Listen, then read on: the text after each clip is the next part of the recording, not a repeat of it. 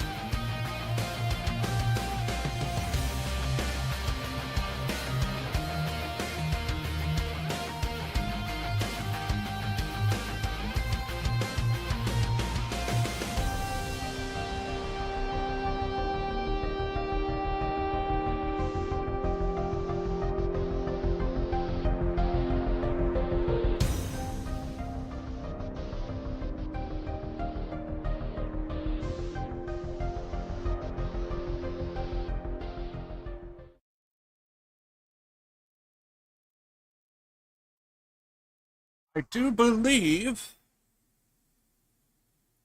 I do believe I got some fucking goddamn homework after the stream. Oh my. X Defiant just started a new season, and I have to put up with that. So. That's the thing I gotta do, and yeah, it's a thing. So, call it what you will. I got stuff I gotta do off stream, apparently. Alright, where did we leave off? No, we're not at the finale.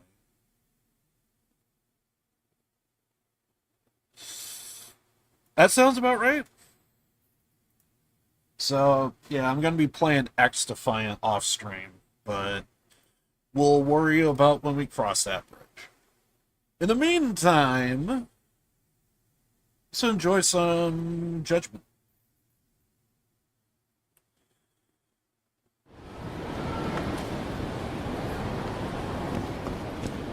Okay. I guess we just constantly just keep doing main story.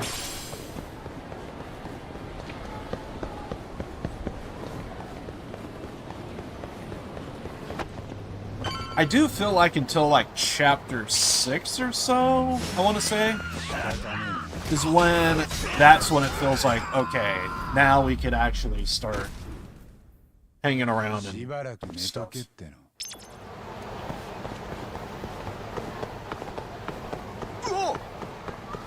Okay, so over here.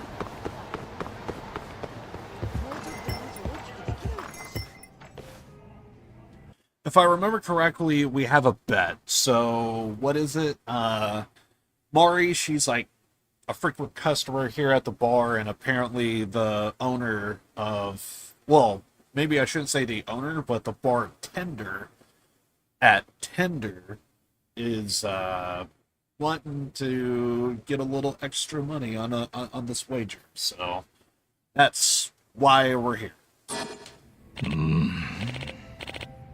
A nurse, right? You think a nurse could go out drinking by herself every night? They are busy and tired. I think I can agree with that. 100%. Depending on how I lean, I think my head is not blocking anything, so I think we're good.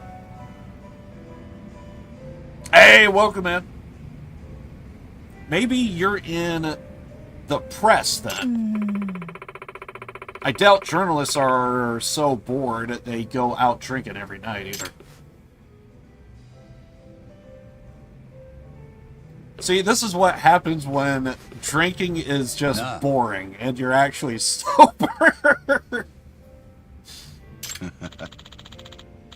A new challenger approaches, and this one's a detective. Watch out, Maury.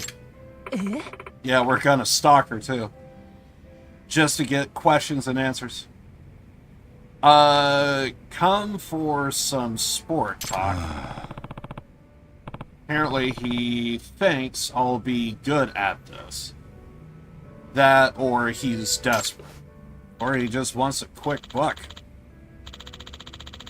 You want in? It's a 1,000 yen ante.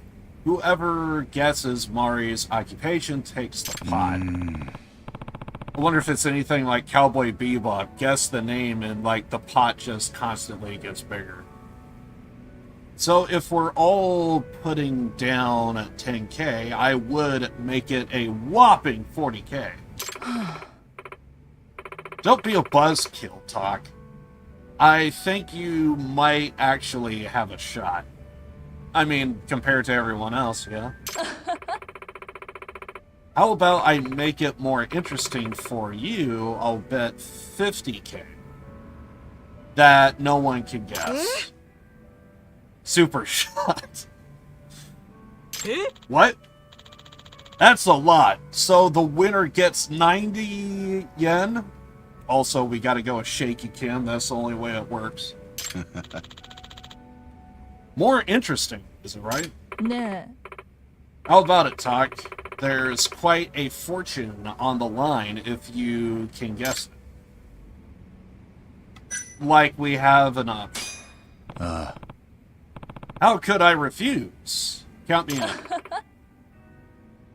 Now we're talking. You're welcome to observe. Take all the time you need. Sure. And we're not going to follow you afterwards, I'm assuming.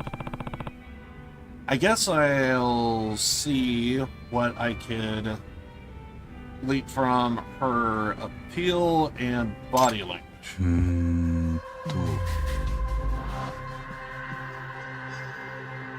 Shoes? Nothing. Skirt? Nothing. Can we walk around? We can. Earrings? Oh, okay, never mind. Let's go for head. Color is a bold choice. I'm not Japanese, so I wouldn't know. But brown hair does not seem like a bold choice. It just seems normal. Challenging detective have a shot at deducting something. I mean, yeah. So, like I say, I think the bartender. To be fair, we don't know if the bartender at Tender is being shooken down by, well, the mob. So,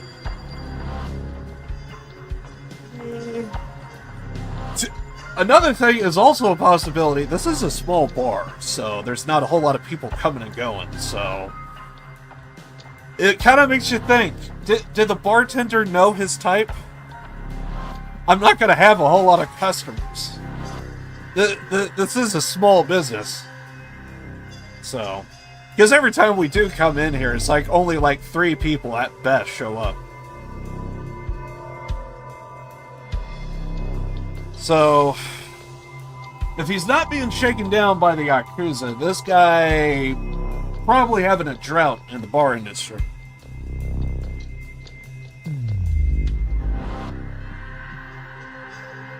Anything other than black hair.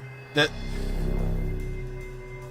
I mean, when I read that statement, that's kind of what I got out of it. Safe to assume everywhere she works isn't super conservative.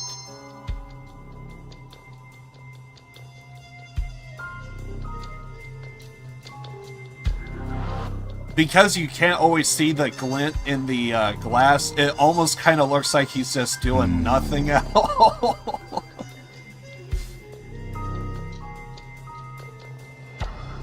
If you don't see the glint, it almost looks like he's just waving his rag around.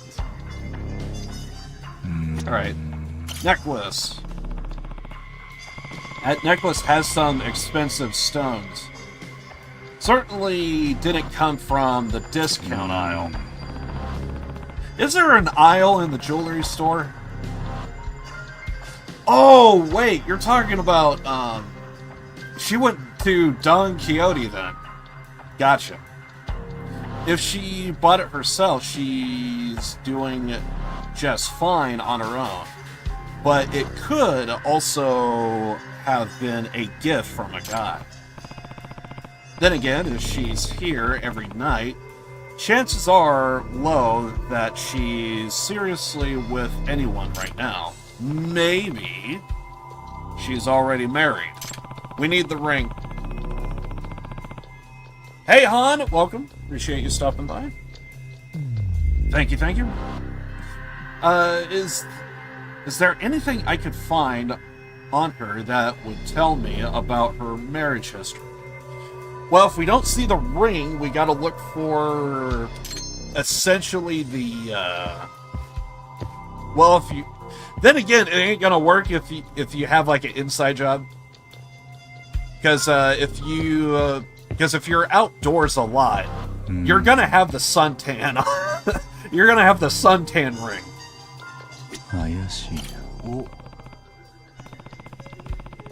No ring on the finger. And apparently we could also rule out she stays indoor a lot. Because there ain't no suntan ring line. No ring on the finger, not even a callus where one would have been. I've gotta assume she's not married. That's what it looks like. It's useful information. Her nails are nicely manicured. Probably means having long nails and nail polish don't interfere with her job. Well, unless she's on her day off, I do notice a lot of people in Japan, at least with women, they like the long fake nails, so yeah. Possible. Maybe. She, like, does that during, her, during work or whatever. Well, I guess it would be after work. Like, put on the fake nails.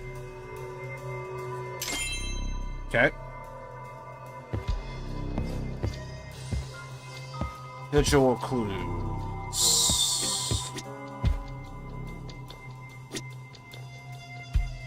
Feel like we need to look for earrings.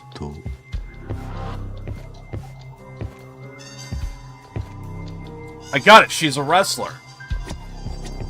I mean...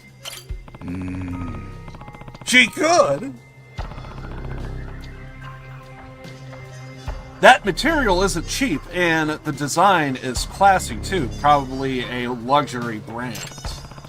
No way she's going through a hassle of dressing up to come drinking. No way she wears that to work either. Although, then again, if she is a wrestler, I gotta look for the bruises. Could she be a freelance of some sort? Wait a second, I can already tell she's not a wrestler. I could easily point this out. Ain't no welts on the chest. Because I know my Japanese wrestling. They are not cheap when it comes to chops. And when it comes to the chopping business, if your chest does not look like hamburger, you're doing it wrong. So I could easily rule out she's not a pro wrestler. But she could be a manager, in which case, I got nothing.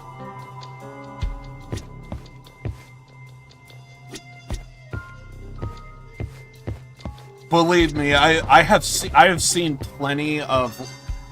For the record, I watch a lot of pro wrestling. I believe there's even like a photo of Bryan Danielson. I want to say it was like his first. So like the guy like retired, he came back, and I think it was his first Royal Rumble back in WWE after being retired. And I think it was Roderick Strong that chopped away at this man. There's a photo I seen backstage of him, Bryan Danielson, with a big smile, and you just see like the hamburger like chest because the welts is insane. Also, there's Walter in WWE, and the man's known for chopping. If anyone is big into pro wrestling, you know exactly what I'm talking about. Like, needs no explanation. I could easily sidebar into it, but only because it's pro wrestling. I know not a whole lot of people are fans, and I gotta pull back my freaking goddamn... I just gotta pull back on the fandom every so often. Maybe I should... I constantly think my head is like blocking stuff, so I'll just put myself over here. Even though I do want to be over there, but screw it, we'll be over here. Your hair is dyed and your nails are done, so you clearly don't have a job that would impose rules on you.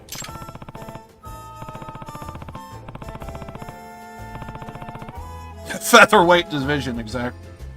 The funny thing is, I actually have no idea. I'm fully aware, like, in, like, MMA, they have, like, their own, like, weight divisions for women. So I actually don't know what the actual class system would be. But I think when I played the video games, I did see, which feels weird. I haven't played, like, a wrestling video game in what feels like a while. But I have been trying out, like, some emulators and stuff, and I think I did play, like, what was it? I want to say it was, like, 2K14 or something like that, and I do remember there is, like, a featherweight division if you mess around with the weight class.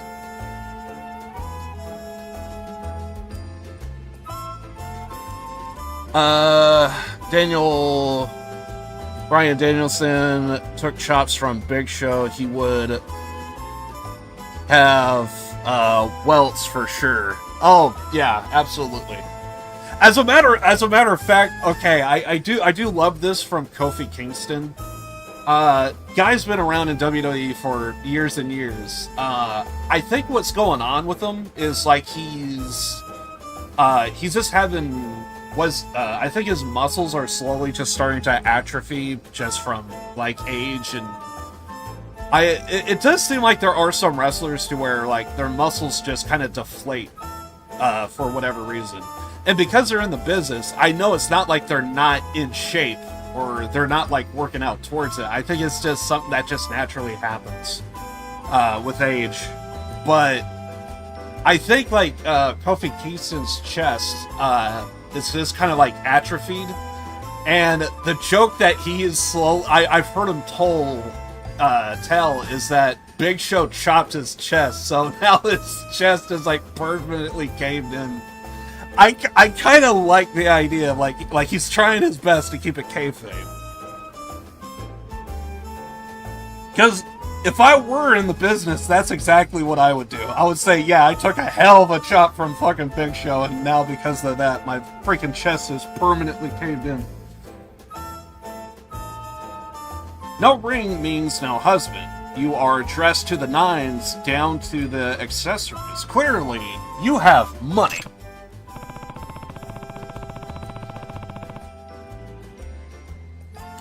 The funny thing is, I've been wanting to play that game for the longest of time. I just never... I don't know. Something about it just... I don't think it's... I think if I did play it, I think I will end up liking it. But the one thing I do see is, like, I don't know. I just heavily think, like, AEW... I just don't like AEW's decision-making right now. I'm gonna try and speed this up, mild sidebar, but I just feel like Tony Khan just needs, like, a fucking booker. They would bring in somebody, they would have, like, a new big signing, they would bring in somebody, they would be there for, like, a couple of weeks, maybe win some matches, they would be booked with somebody, and then if they don't win a pay-per-view, after that, it's just loss. Biggest name that I could think of that in recent memory that they signed that they tried to make a big deal out of was, I think it was Donna Purrazzo. She, in the indie scene, she's been going around calling herself the Virtuosa. I think the character works for her. And it took off in TNA. And it was good all around. I didn't follow it that much, so I don't have much to say, but I have seen her matches. Pretty decent worker overall. I think she's pretty good. I think she works best in TNA, but then she got signed to AEW. I completely forgot she was on the AEW roster, and now they're trying to get her in a match with... They need a new competitor for... Mariah May to kind of win, and so it looks like the virtuoso's got a job out to her. So it's just I think the big thing, unless somebody else comes up, I think the big thing they're trying to get out of it is I think they want to do some shows with Mina Shirakawa and do something with her because they have a history in Stardom. So anyway, I'm just going to kill it off there, but yeah, I could go on this. He did have a Jamaican gimmick, Kofi Kingston. I did kind of like the gimmick a little bit. I thought it was just interesting and just kind of different. Also, I don't know what it is when it comes to Jamaica, but for some reason, I guess if you're from Jamaica, you instantly have brand recognition with Pumas for some reason. So you got to make sure to wear the Puma jumpsuit, you got to wear the Puma sweatpants, you got to wear the Puma shoes. So he had a whole thing with Pumas, man. Like, they were flying off the fucking shelves. And the fact that you are here every night means that you aren't working very demanding hours. Impressive. I know who to call if I ever need a detective.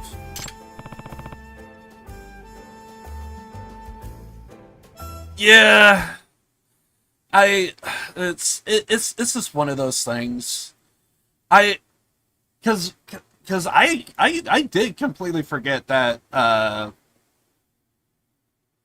Virtuoso was in AEW, and it's just like I think she does work best in TNA, but her stint in AEW, I completely forgot that she was even there. It's just one of those things. Because I think they had like one promo, which by the way, AEW is going to be tonight, and I'm going to be checking that out as I play X Defiant. Yeah. So, I mean, not gonna lie, Mariah May is probably a decent pick for like to do something. It would give Toni Storm a chance to have a break, and maybe if she wants to like change up her character or continue on the character, she could kind of do that. One thing is for damn sure, any wrestler that needs like time off, like make it happen, because I'm sure there's going to be like a Toni Storm Mariah May match in the works. But yeah, I think Mariah May overall is a decent pick to have like as a champion, but I'm also reminded that Mercedes money Sasha Banks is there, and it's like I think having her as TBS champion works, but also I feel like she's just dicking around just getting a paycheck to me. She's like doing stuff, but it seems like her end of things is like very, I don't know, it's just I could easily forget that she's there. Even though she's actually there like every week, cutting a promo, doing something, but what she does is just kind of like, sure. That's probably easily forgettable. And then, of course, Will Ospreay is freaking Will Ospreay. That man is going to be, like, heavyweight champion at some point.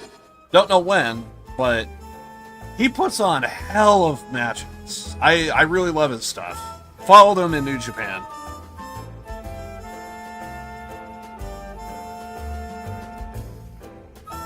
Very by the books.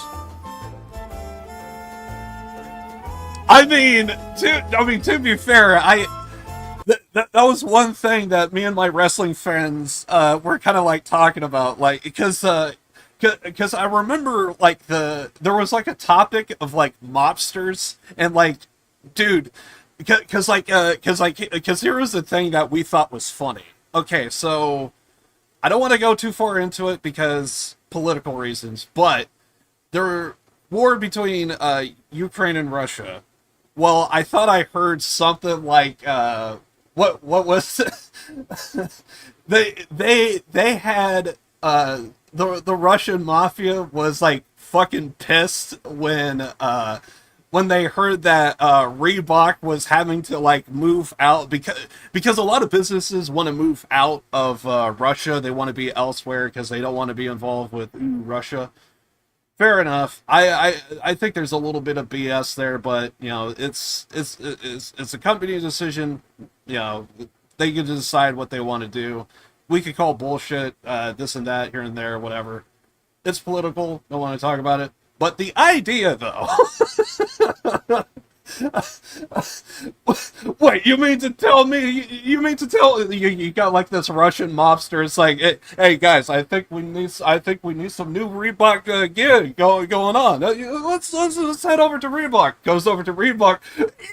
Ew, fucking ew, goddamn Nikes. Oh, Jesus Christ! They're having to look at the Nike memorabilia, and they're just like, oh God, dude, I'm just gonna go ahead and just import my shit online. This ain't worth it. There's like one guy that's just shocked by it all. Just, what happened to my company? It used to be here at the street corner for 20 years. He's like saying this in his head.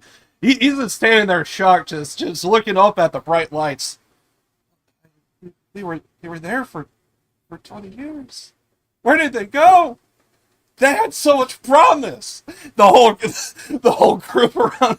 I can't believe this shit. Oh God, Adidas. Oh God. Oh.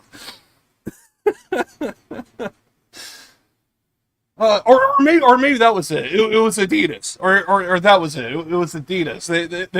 They were wondering, where's my Adidas? Where did my Adidas go? And then it's like, fucking Nike is still here. Fuck these guys. they all wear track suits and shit. It was just one of those things.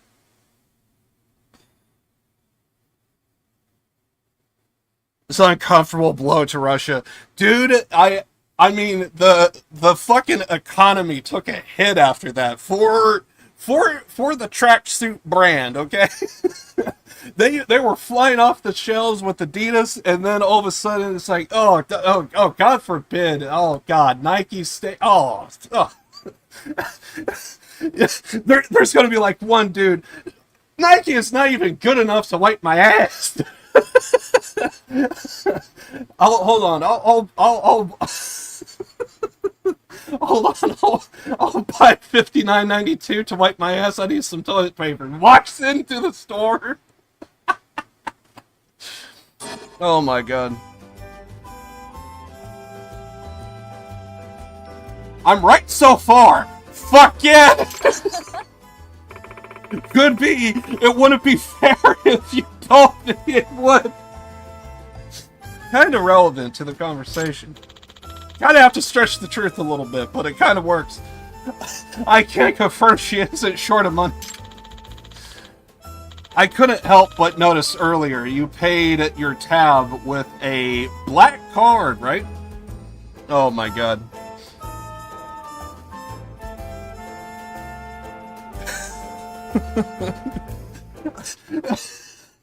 Oh God! If everyone kind of knew, like when that war, like first, which by the way, I do want to point this out. I remember there was like scuffles between Russia and Ukraine, like all the way back in like 2010. So that was like another thing that me and my friends thought was kind of like weird. Like everyone's now talking about it now. Now it's on everyone's radar. But I was like, dude, I remember there was like scuffles and battles that like took place between Russia and Ukraine back in 2010. This, it's just now it's certified. Now we have a document to say that we're going to war. But you know, that was just like a thing. We heard about it like years ago, and it was just like, yeah. Anyway, oh God, I digress. But it's just like, it would not surprise me one bit when that war was official. And it's like, okay, guys, we make a killing from the rubles. Okay? Our tracksuits are flying off the shelves in Russia. I think we have to pull out. No, we can't. There's still a market. I know, but I'm afraid we're in some bad times. No, we're not. We're perfectly fine. No, we're. I think this war's getting out of hand. I think we should pull about. Let's wait for Reebok's decision. Ew, Reebok! There's always that one guy in the back that just hears the name and is like, oh, Jesus Christ. I know. Plus, can you do it in the spit bucket? This is... The whole fucking business meeting, and it's just like, hold on. What is Reebok's decision on this? They pulled out. And you know, there's like that. There's that one fucking owner. There's like that. There's that one business guy at the table. It's like, oh my heart, because he sees the figures of like the amount of money that the company makes, and it's just slowly dropping. And it's like, guys, I'm gonna have a heart attack. Stop talking about this. Oh my god.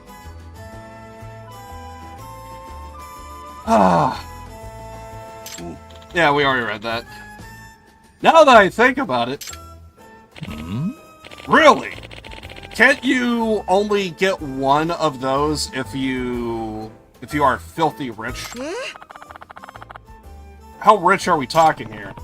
She clearly has both money and luxury of time. Then Mari's occupation must be...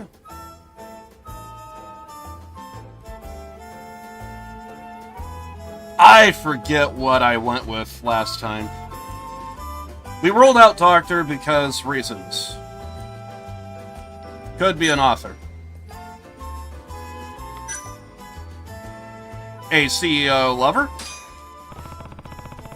If you're spending money however you want, I'm going to say you are romantically involved with the CEO. And the reason you are here alone is because he doesn't make time for you. Oh, really? That one certainly came out of nowhere. Makes sense to me, so you are betting on her being a CEO's lover, Talk. Yup. Is that CEO having a heart attack? Guys, we gotta stop talking about this. We're pulling out of Russia. I'm getting a heart attack.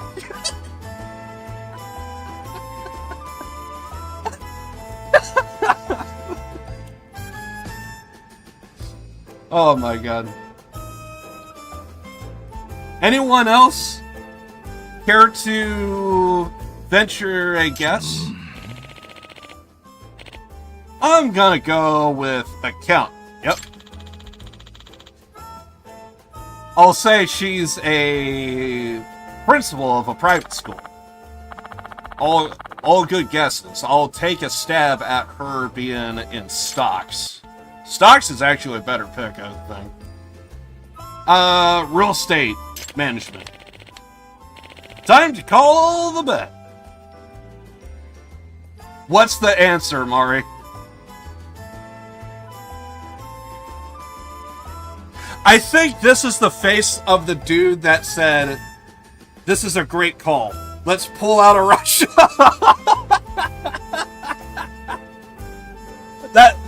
That's my guess when I see this. We need to pull out of Russia.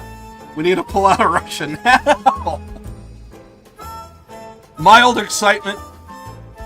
Trying to get like a good read of the room.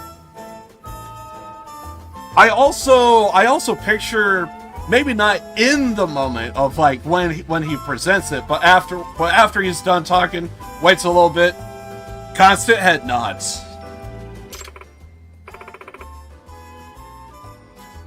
my country pulls out of a freaking country, now my wife will pull out of her freaking marriage.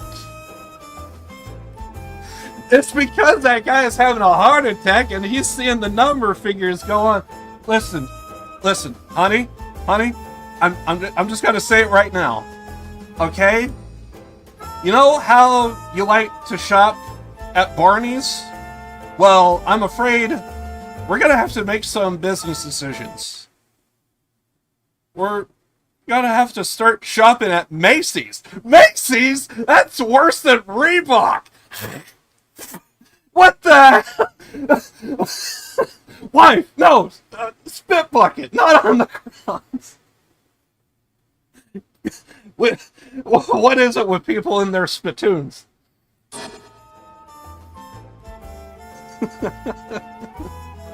You're all wrong. What?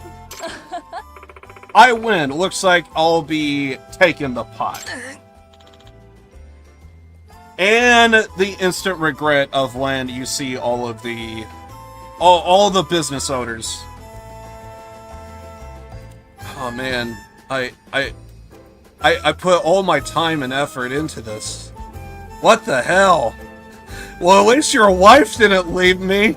I am the wife! Hi.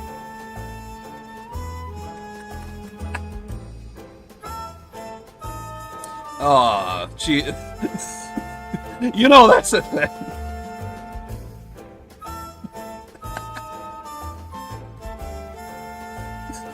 Who decided to bring their wife into work? It was her decision. You brought me, you asshole! Sorry. I'll try better next time. Take out the fucking trash! I am! He's fired! I'm ruined! I could go on all day like this.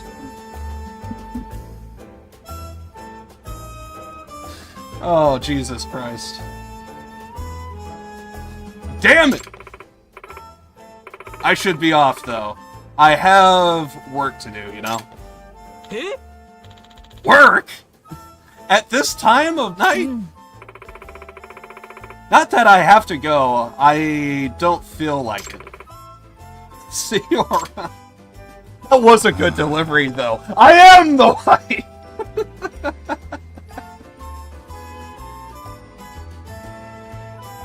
That went poorly. I doubt we were even close. Yep.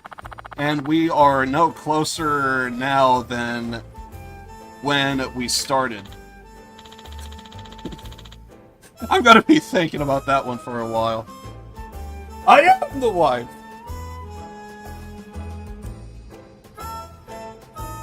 Excuse me.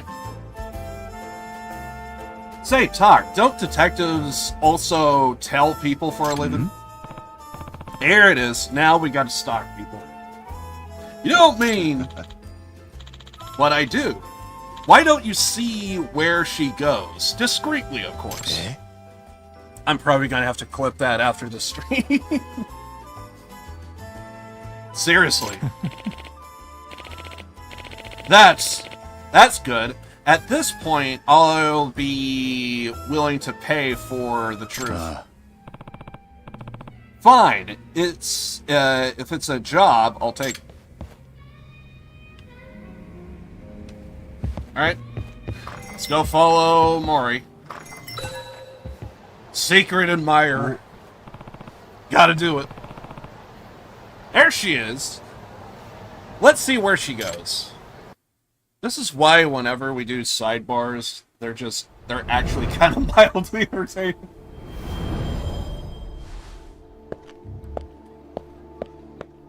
Sometimes there's just jokes that I feel like they almost just kind of write themselves. I just don't need to do anything. I just need to just sit here and just be an idiot.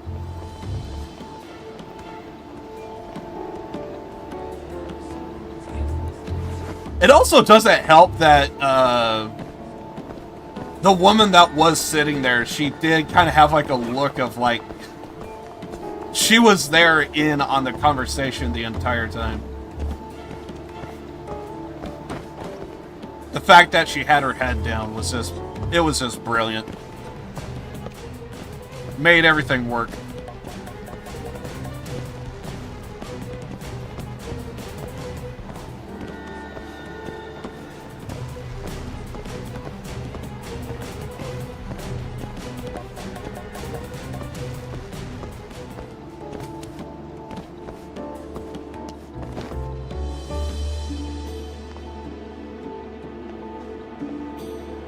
I will stalk, says the detective.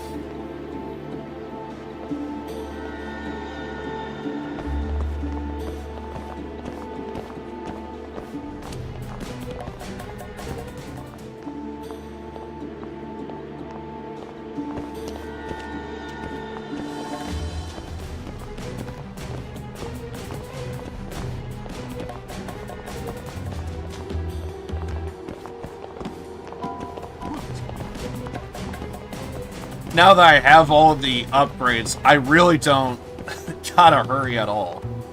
I thought even just the 20 seconds was good enough. Well, at least with me. There's probably like one mission in this entire game to where I thought, God, you gotta be right on the money with that 20 seconds. But that's like later on, though.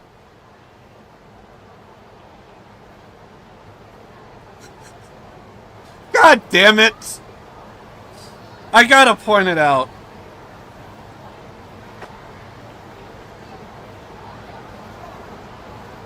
Fuck, I hate myself.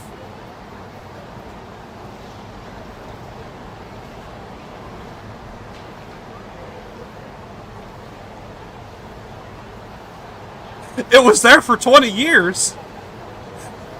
It had hope, dreams. It had purpose. It clothed my back. It kept the... I'm telling you. Oh, God. It even kept my buttocks dry. But I'm telling you right... Sorry.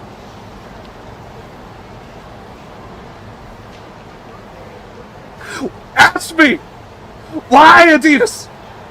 Why? How could this happen? I was right there! And this is what you do to me? Me? I was a customer for 5 years! I did that! No one else! Why, Adidas? Ask me why!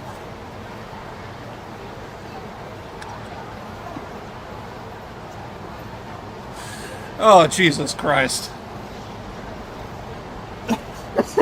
and he's just looking. He's just constantly looking. You ruined my life, Adidas.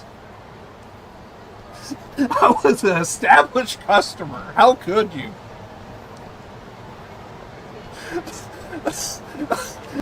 Fucking Nike?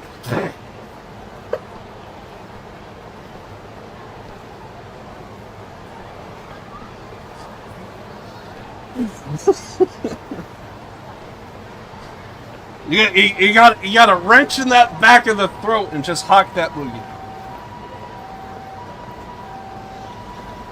Mari, no way.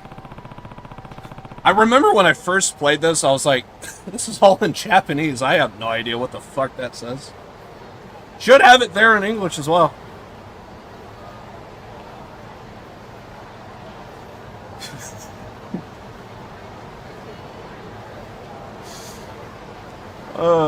It put the cheeks in my break. Random Slav in Russia, exactly. I guess you would make a pretty good money at a high-end soap plant. Ooh. Interesting concept, if true. We all know it's Nike.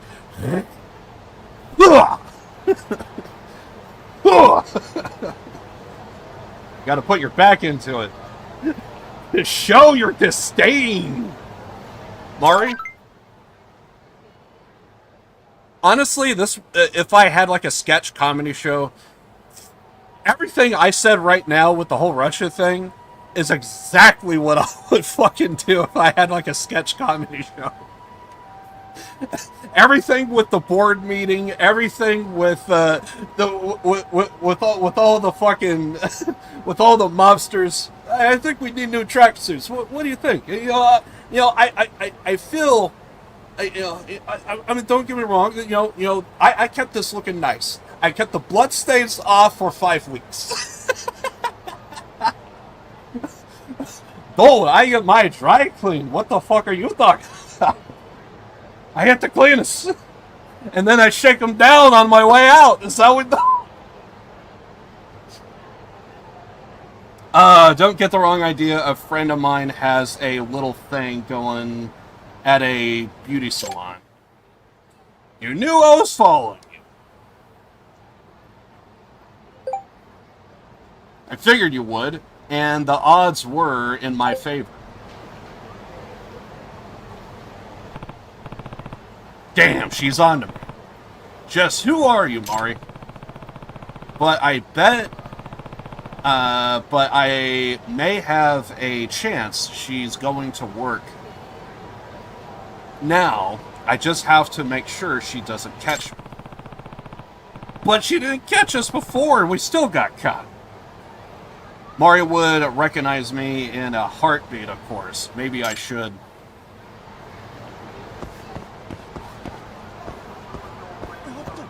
Find Mari's secrets. Find the secrets. We have our purpose. We have our reason.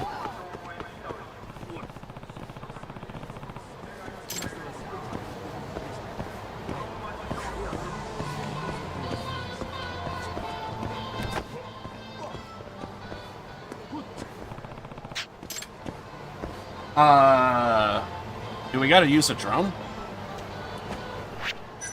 I doubt we're using a drone. We're not using a drone. So we can't leave the area.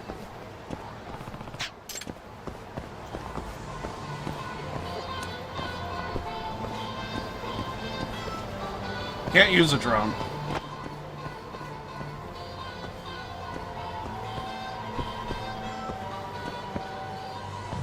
I've been fucking around way too goddamn much. I haven't... Now I actually need to pay attention. Let's see. Wait. Fuck. Yeah.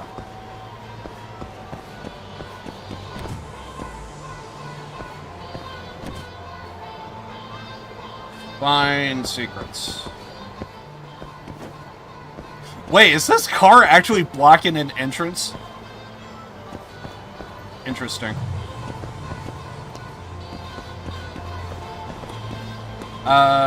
Can't use a drone, right?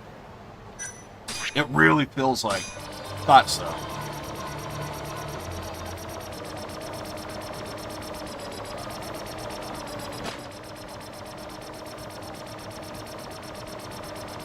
I'm assuming we gotta look for something.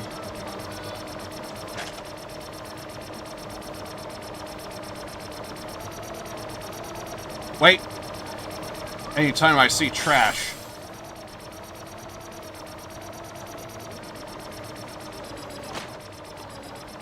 Let's take a look at the signs, maybe?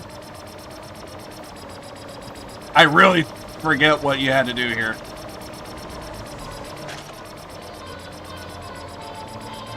Hold on, I gotta see. Ah, god damn it. Wait, why is there sunlight here? That makes zero... What the hell? It's nighttime. I mean, technically, you're not supposed to be down there, but still.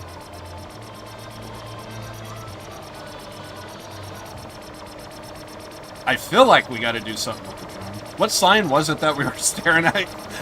Which one of you was Nikes and Adidas?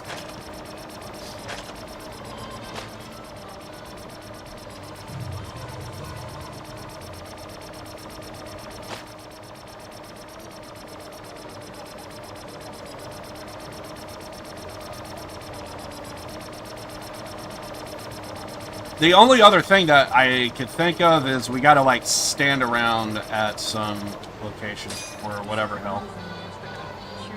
Because I think she went in here, right? So... I would think, like, she'll here.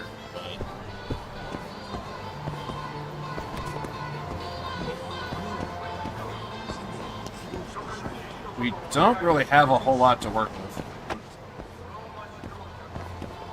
My mind is just completely brain dead right now. It's broken up into two parts. I want to talk about more about Russian mafia and just be completely done. Well, I guess in here would be the best spot if we had to, like, wait it out. But looks like a whole lot of nothing. Maybe for the higher window. Maybe.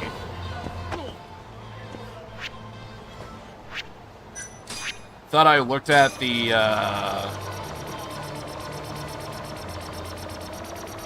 should be one of the windows, I would think. I don't know why, but I thought that was almost a code for whatever reason, but it's way too distorted. Too low res.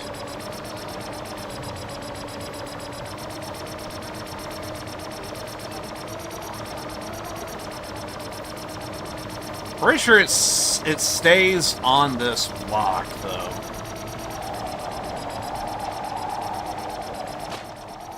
Second there, I thought I saw a detail. Oh, it's the reflection.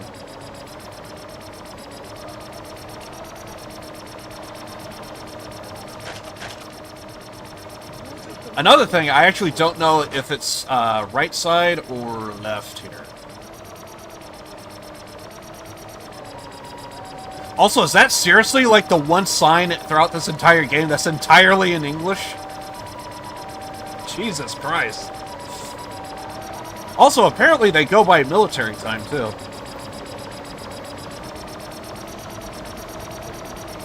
The couple of times I actually had to do military time, I did notice that I was just, like, freaking terrible at it. I feel like I gotten used to it a little bit, but I'm so used to just going with 12-hour time. Not the 24.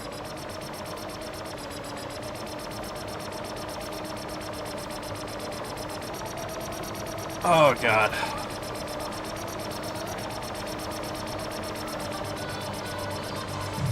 Yeah, it's... Oh, yeah, that one's in English, too. Yeah. Forgot.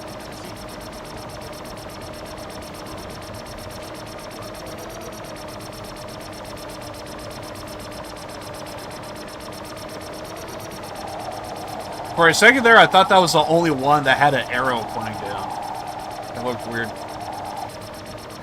Okay. Feels like we need to stay in the alley, but I could be wrong.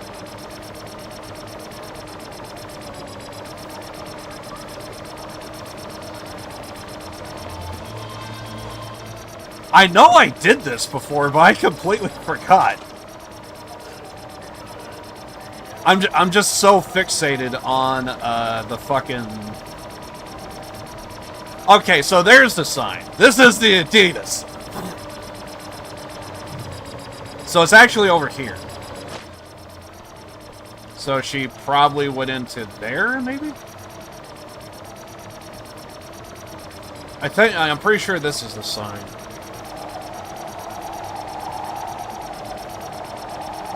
So it probably is on this side. I just don't know if it's a window. God damn, this alley is just so small. I'm trying to get like a good view of something. Okay, so I think it is this building.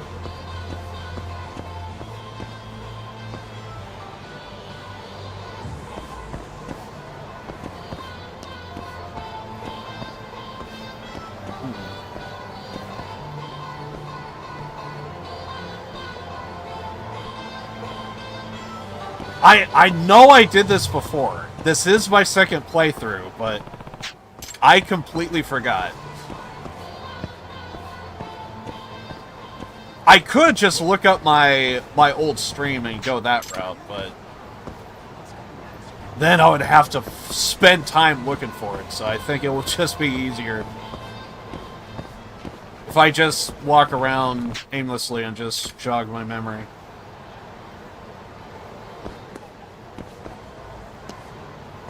Feels like we gotta, like, look at a sign or something. Oh, that's right, yeah, there should be side case information on it, right? I mean, this is main story, so it feels like it should be that category, but it's probably not. Really? Is that it? They're not even gonna count it? Oh, come on, game. Come on, game.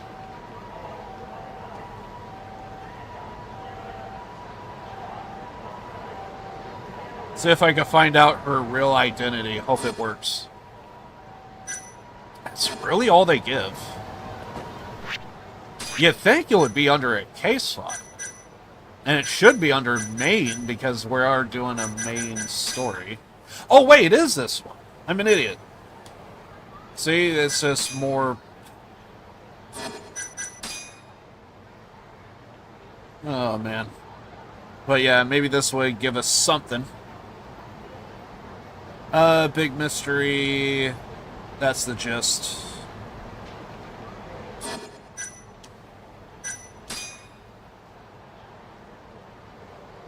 Looks like it's just giving us information on just the overall gist of what we're doing here.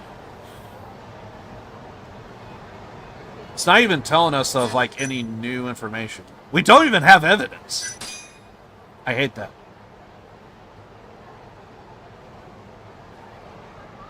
Betting on who could guess. Occupation, yep.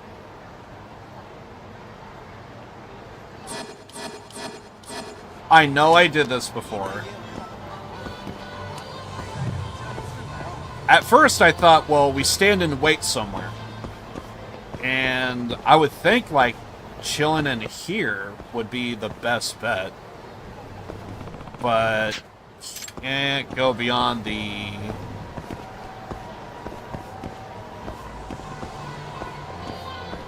Can't go beyond this alley, which tells me I gotta drone something.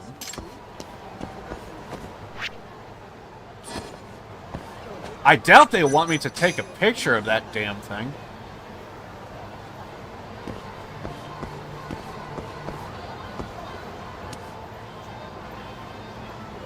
Because if we had to take a picture, it would be that right there.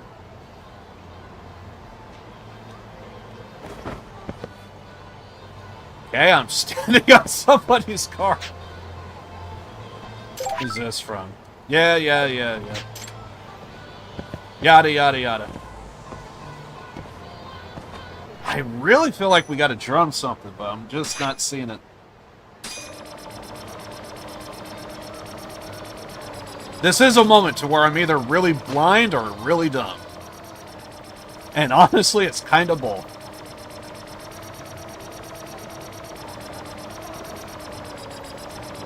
You would think it would probably be like a window, gotta look in. Take a photo of the sign, which this is it.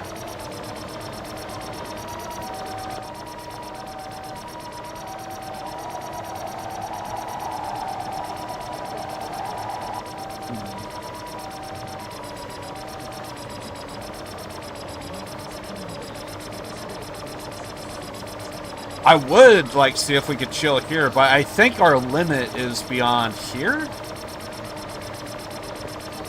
So, again. This feels weird because I know I did this. I'm just having like a real boomer moment right now.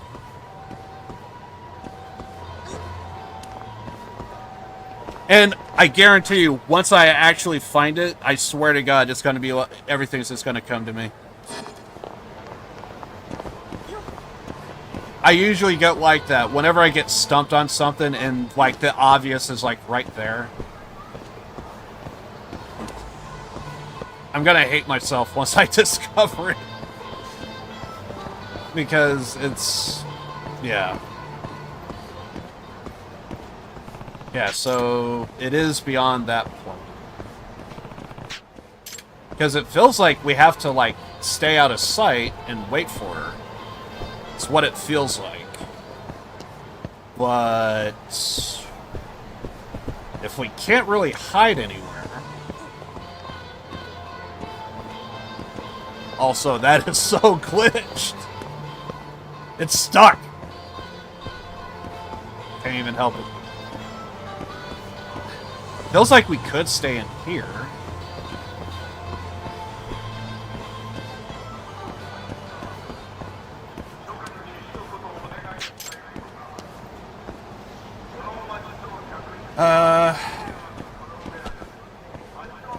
I almost want to break the glass and go in there. Let's see. Pretty sure this is the area she went to.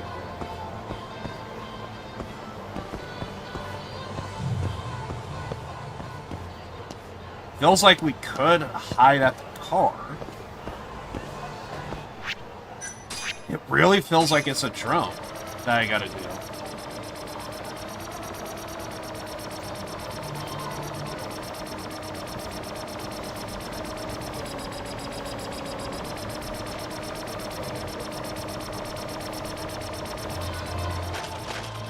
There's an invisible wall? Come on.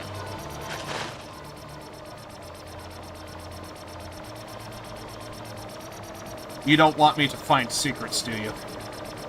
Do you?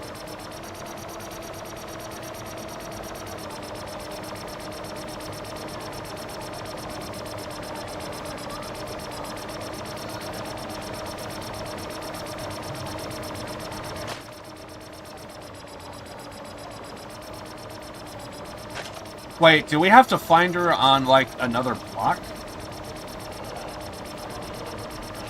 I doubt that's the case. That don't seem right.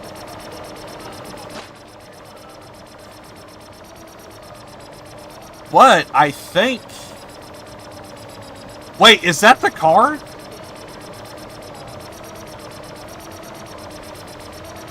Invisible wall, my ass.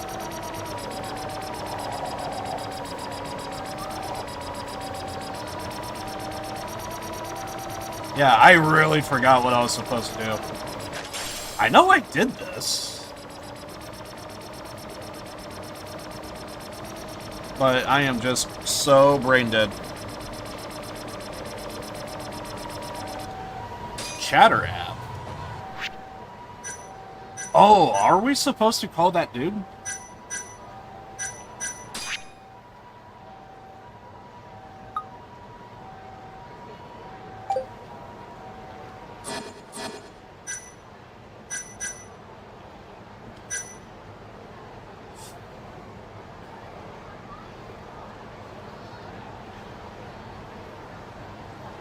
I'm just gonna go ahead and look it up, I think. It just feels weird, because, like, I know I did this before. But I'm just having a really hard boomer moment right now. And I know I didn't do this in my first playthrough. Well, look it up in my first playthrough. I'm gonna hate myself when I find out. Because it's going to be so obvious, and I'm just so... I want to use an R word right now, but people are going to be offended if I use that, so I'm going to not. But, yeah, I'm just being completely stupid right now.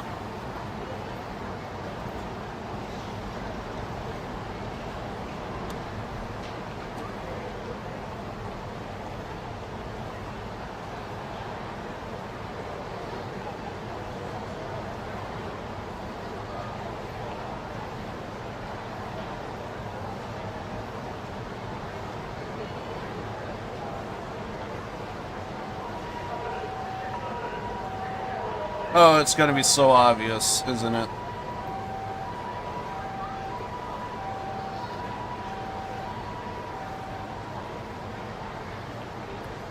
And we're at the end of it, too.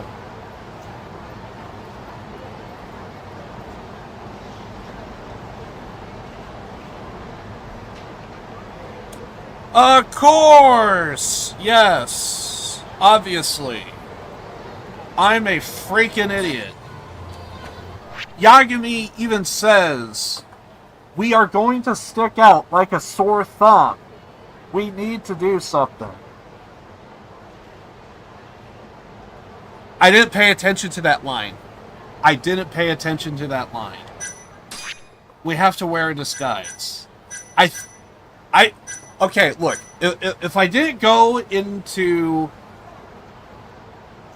the mafia thing and start laughing about jumpsuits and tracksuits, I think that's what happened. When I originally played the game, I remembered that tagline, and so it reminded me, okay, use an outfit.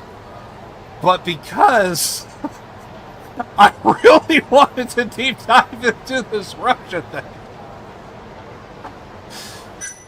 this is the reason why. If I just looked homeless, all of this would be fine. God damn it.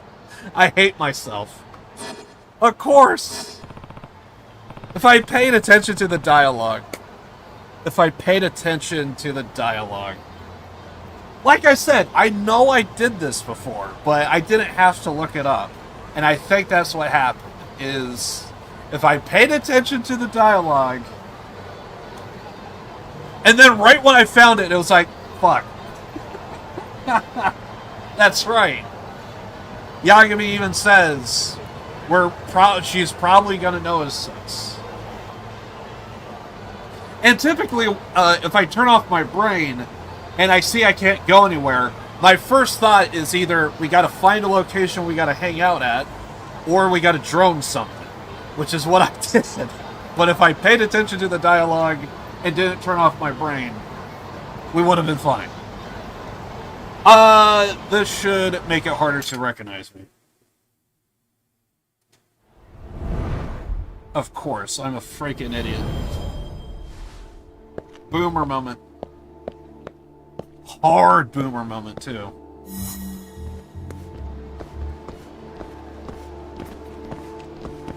Theoretically, like, we should be able to walk in front of her now, because she shouldn't recognize us. Can we go in here? Aw, you closed the door.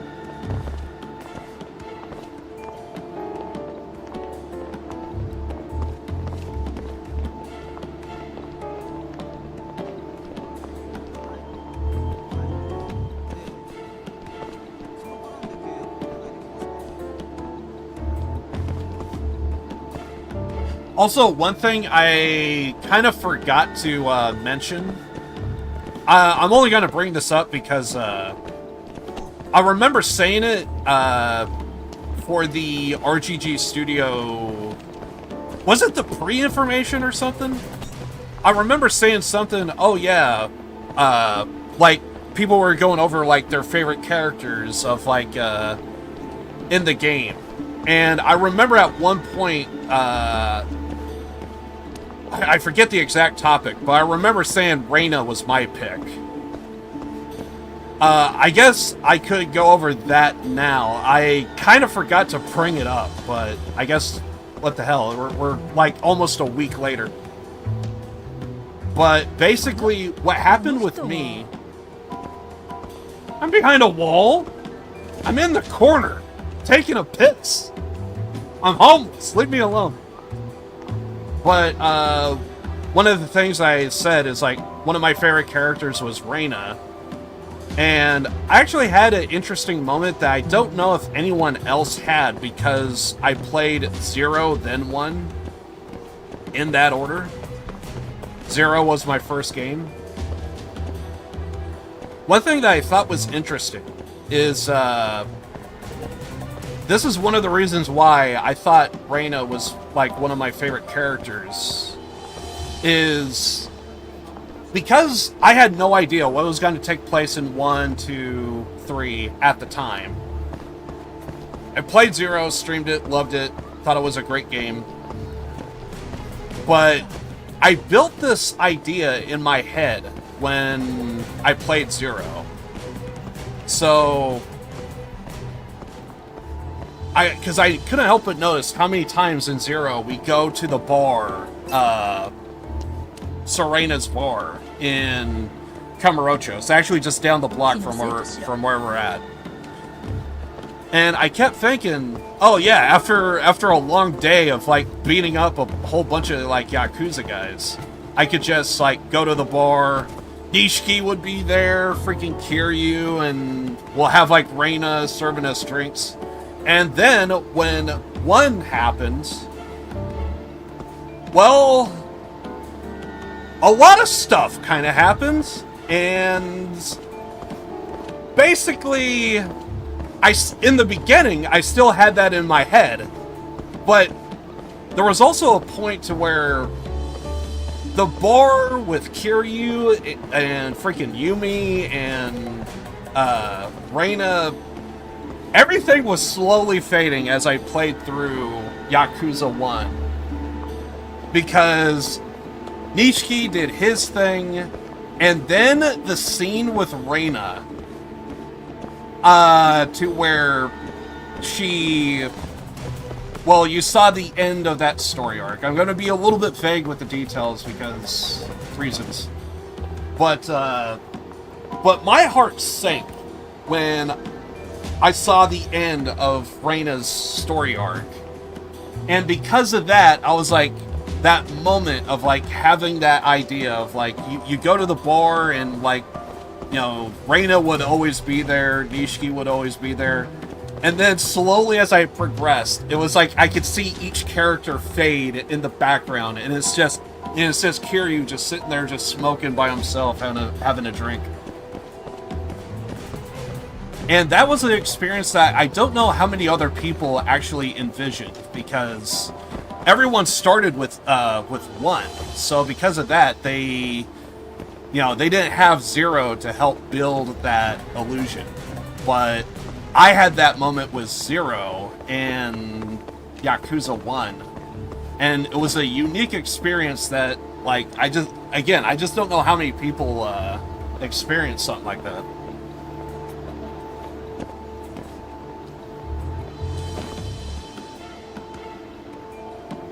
But that was, like, definitely a moment that kind of, like, stood out to me.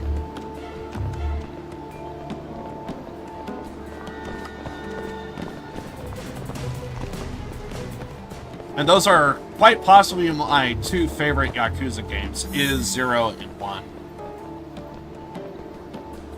They were just so well written. Hmm? Wait, don't tell me.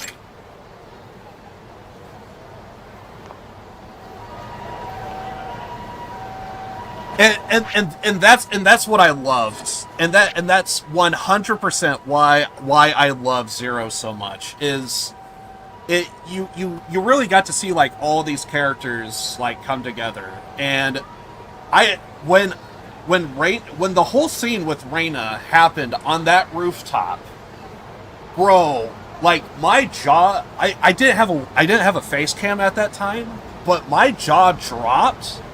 And I just wanted to cry, dude. It was an amazing moment. And I fought that boss with purpose. And there's been very few times streaming to where I felt I had emotion going into something. I had it with Persona 4, and I had it with Yakuza 1, to where I had a very emotional reaction, and I went through a fight with that in the back of my head, and it was like, dear God, I wanted to go through that fight and just like whip this guy's ass, because she did not deserve that. And just in general, I just liked Reina. She was just so good.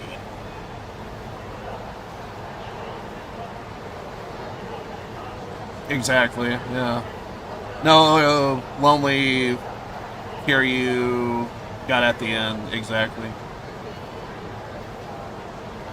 No, he really didn't.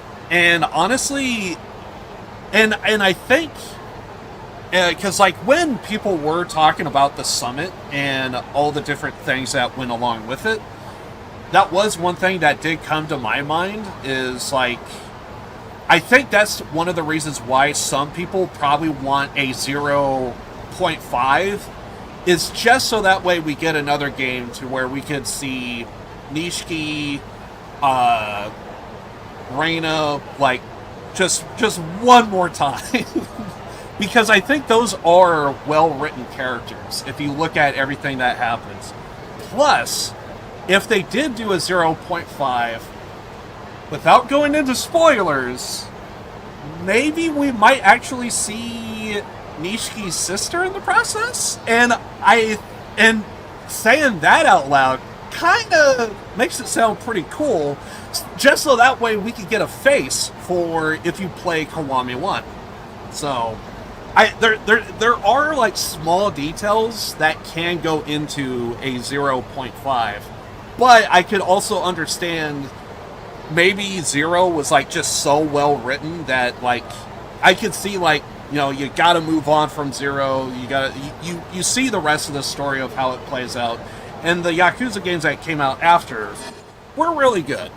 So, but I can see how some people would say like 0 gets way too much attention.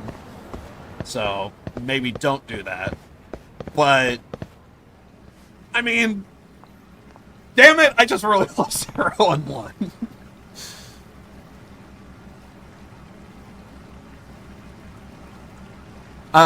Doesn't use guns, which made it even more annoying fight. Yeah, that is true. There was, and don't get me started on annoying fights in a freaking Yakuza game. I think what was that guy's name? I think I'm thinking of the final boss. Story-wise, I probably. It depends on how you want to use the term final boss, because Amon would always be the final boss, but he's also kind of a secret boss. But you get what I'm saying. But like in story-wise, final boss, I think his name was like Jingu or something like that. That fight, when I went into it, oh god, that was so annoying. You have all these freaking ninjas with guns, and then it's like, and then you have the boss. So I get these. I remember playing. I only kind of bring this up because, you know, I got the Payday 2 logo in my thing. So like, yeah. So whenever I get a chance to like talk about like certain stuff, if I could talk about something, I would bring it up. But only because I played Payday 2 a lot. I took on bulldozers so many times, and I remember when I got the formula down, like, oh, you got to shoot a dozer in the face. So, like, I would go to town on the dozer's face. I remember so many times, the dozer isn't always the main problematic side. It's his minions that are around him constantly that do me in. The dozer himself is perfectly fine. I can take him out every day of the week, but it's like the minions that always seem to get me. And when I went through that Jingu fight, I swear to God, I felt like I was going up against a dozer, because like, I could take this guy out with ease, but it's because he's got like these freaking ninjas with guns. That's what made it so aggravating. Anyway. And then, of course, there's also, like, the fucking, if you play on the hardest difficulty, I think that was also one as well, but it could have been 2, is the, I remember one of the chasing, shooting moments in the game, the chase shooting. I remember that being very annoying on the hardest difficulty. It was so bad to where it's like, and I'm not gonna lie, to some degree, part of me does kind of want to fire that back up again and maybe see if I can actually do it on the hardest difficulty, but I remember I was getting carpal tunnel when I was doing that. It was bad. I forget if...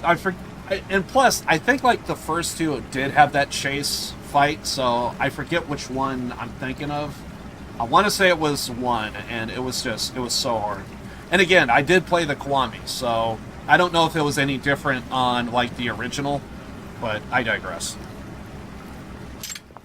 That's the dude that's always tired all the time. The empathetic cashier. Gotta love him.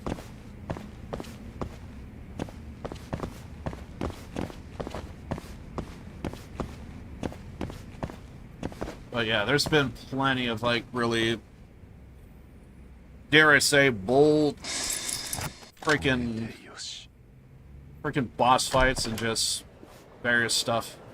Double. Is that you, Talk? Try as you might, you can't hide it. Besides, I had a hunch you might follow me. You shouldn't be so shocked, but we are homeless. But how? Also, how did we grow a beard? I guess I knew you'd be the type to call my bluff. Also, we don't need shaky cam. Why are you shaking the cam? You're a bluff. No. Don't you get it? Welcome to what I do for a living. You're a gambler. Makes sense. That's right, and a gambler only works when she feels lucky. And quite possibly why she could hold her liquor. She basically works when she works and when she goes to a bar, just constant drinks. I see. Makes sense why the idea of a betting pool excited too. I only did it for fun at first, you know, but then I kept winning. I guess I have a talent for it. And when I made enough money, I left office work behind. And now you have a black card. Pretty impressive. But the others are chomping at the bit to find out, I assume. Tell you what, if I pay you, will you keep it a secret? Can't exactly have rumors spreading that I make my fortunes in illegal casinos, can I? It is illegal in Japan. Although I did hear of, like, the scummy way how some people, like, get around it. Kind of funny how, like, you could have, funny in the sense of, like, every pachinko parlor seems to always, I think the rule is they have to give away, like, stuffed animals or something. You can't win it for cash money. But if you go to a pachinko parlor or a pachinko machine, there seems to always be a convenient pawn shop just down the block. Gotta go down the alley, but it's right down that way. You can turn in all your stuffed animals for cash. I wouldn't want that betting out either. I'll tell them I lost you in a crowd. But I must say, you are a real good detective. Your logic was on point. What do you say? I want to see how you fare in my line of work. You might do better than you think. I mean, we could also save Scummit. I've done that plenty of times before. Hell, I did that to get a golden gun in Ishin. Took me forever, but I finally did. I meant to... I was actually going to post that on, like, Twitter and stuff. And then I just kind of forgot and just kind of moved on. But I digress. But yeah, we have a golden gun now in Ishin. All because I just saved Scum the gambling hall. I also do worse than you think. And now we're not in homeless clothes. Oh, where did Mari go? I thought we were going to do some betting.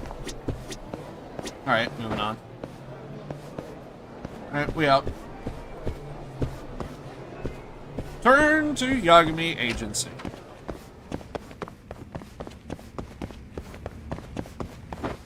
It's prone to censorship, exactly.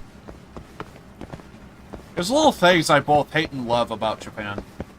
One thing is the censorship could calm down a little bit. Just a little. And then, of course, yeah. I get why you don't want any gambling, but if people want to gamble, they're going to have their way at some point or another. That's actually one of the reasons why I thought I heard Vegas is actually one of the most highly sought out worldwide, globally. It's just one of the prime locations to go for foreigners. Because they may not have legal gambling in their country. So if they come here, they could go to Vegas, do their gambling all they want, and then go back home.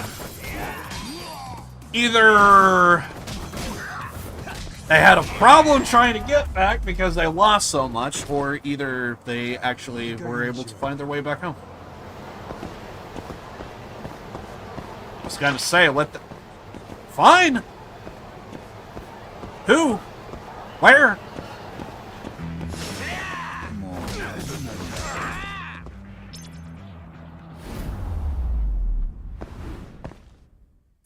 Oh yeah, don't get me started.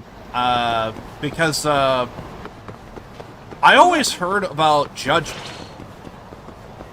Sure. Let's go.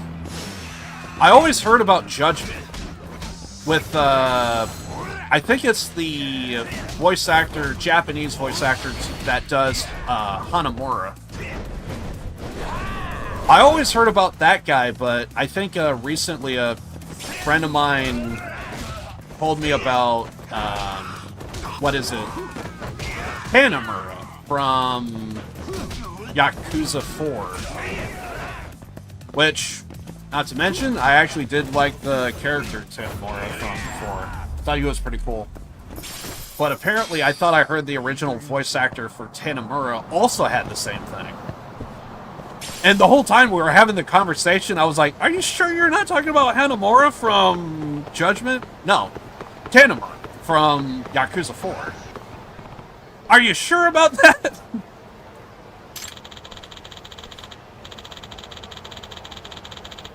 Oh, this is the bombing incident. Here we go to the bombing incident in Kamurocho, where it seems we have an update on the device found at the scene. We are still looking into that bombing. According to newly released police reports, the bomb was handcrafted and included a remote-controlled timer. Police are continuing to search for any evidence that may lead to the culprit. Citizens are encouraged to call the police should they see any suspicious persons or unattended bags. In other news, the baby panda born last month turns out is gay, and everyone is in applaud. Continues to show healthy growth, and everyone doesn't care one way or another. This is just more baseless accusations. So basically, they are still hoping to find a lead. Did you hear about the gay panda? Man, really serious about that panda. I'm hearing all the news. Jesus Christ, why do they keep fucking calling me? I'm just a regular citizen, bro. A blocked number. Could it be from the bomber? Answering this could lead to trouble. Should I? When I really don't care, I can just keep going with this. もしもし。 Hello? The police are useless. Wouldn't you agree, Yagami-san? This man. But yeah, there.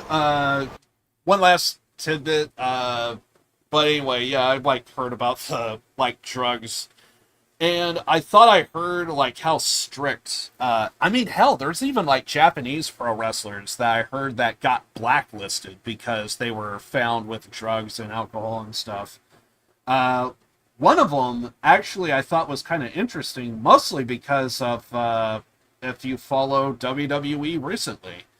And I almost want to say she's kind of having, a renaissance, almost, to some degree.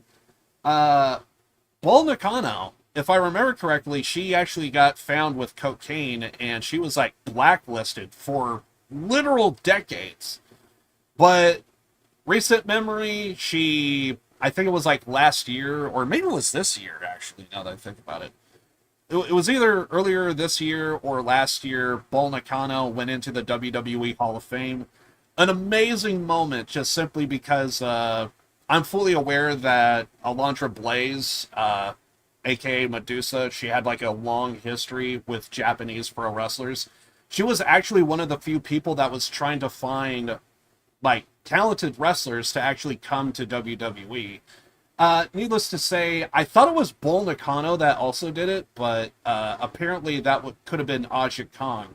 I think she did a back fist to one of the Japanese pro wrestlers. She ended up breaking, I forget if she broke her nose or not, but she was bleeding profusely from the nose. And at the time, there was a no blading, no blood policy. And that may have accidentally kind of diminished the women's division for a bit because of that incident with Aja Kong.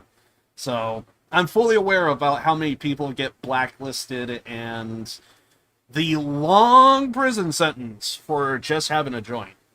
It's ridiculous if you follow it, but at the same time, it's I get they want to do zero tolerance, but all I'm just saying is you could have those laws, but I don't think people need to be life in prison for a joint. You know what I mean? Are you the bummer? Why do you know my name? I've done my homework. You're private eye, aren't you? That's none of your business. Bro, we have fucking goddamn, business cards. You can't really say it's none of your business. He could be a paying customer.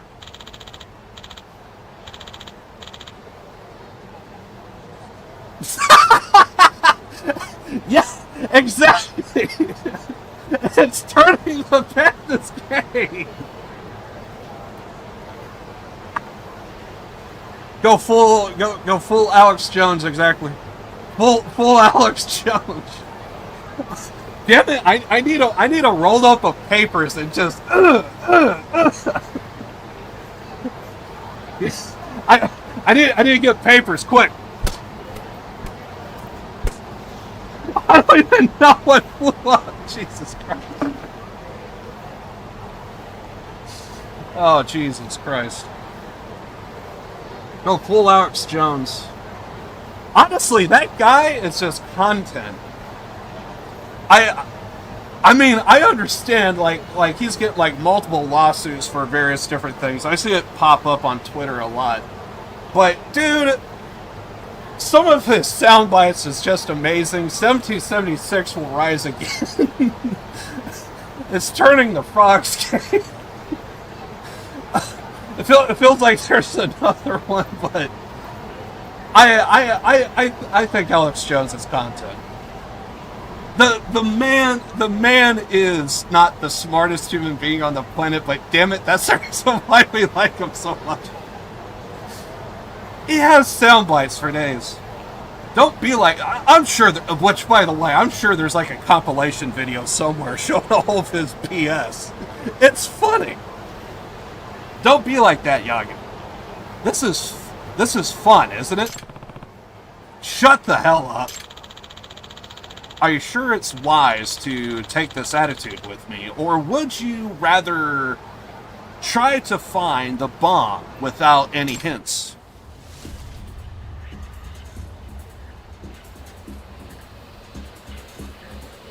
Got into kayfabe with the back fist. Pretty much, yeah. To my understanding, she just, I actually think that's, like, supposed to be Aja Kong's, like, finishing move, that she does, like, a spinning back fist. And it is kind of dangerous, in reality spec, because you kind of don't have, like, a gauge on, like, how close and how far you are, so it's kind of...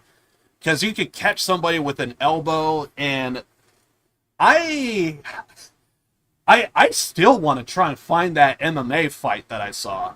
That was like one thing that me and my wrestling fans were kind of like talking about is we remember how like MMA used to be before it went corporate. And one of the examples I was trying to give, because I was hearing like what everyone else was saying, and then there was like what I was saying, and what I was saying is like, there was one particular fight. First of all, both competitors looked like they were out of shape. Second of all, the guy that won looked like the dude came out of a trailer park. Dude was actually wearing like actual like cotton sweatpants. He had like a life beater on. And dude rocking a mullet. And the opponent he was going up against was he looked like somebody that was like something like that of like Tommy Dreamer, to where he was just like a t-shirt, but he had like he had sweatpants too, but he had like he basically was like wearing Adidas. No, dude probably had money. And I remember seeing this wicked fight. The bell rings. I don't know what round this is. I just assume it's the first round. The guy that looks like he's from the trailer park goes in, he tackles him, and he just started doing this, and he just started wailing on the guy's face. And it was just a sight to behold, because like he messed the guy up. Like there was blood everywhere.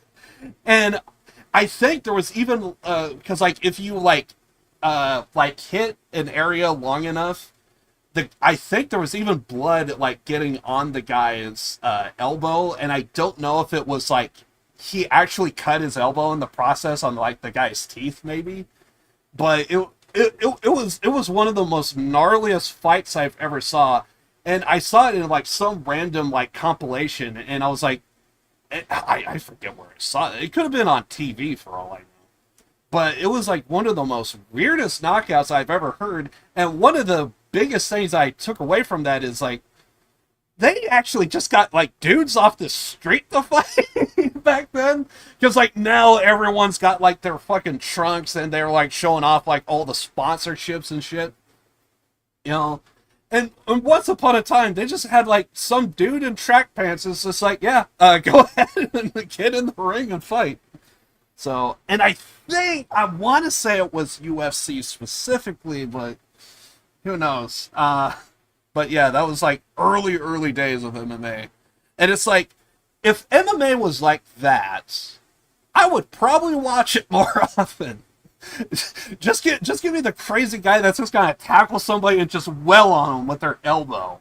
To the point to where you just see like the blood just kind of like stick, and it like drips. Every time when he pulls his elbow up, you just see the drip of blood. It's just, I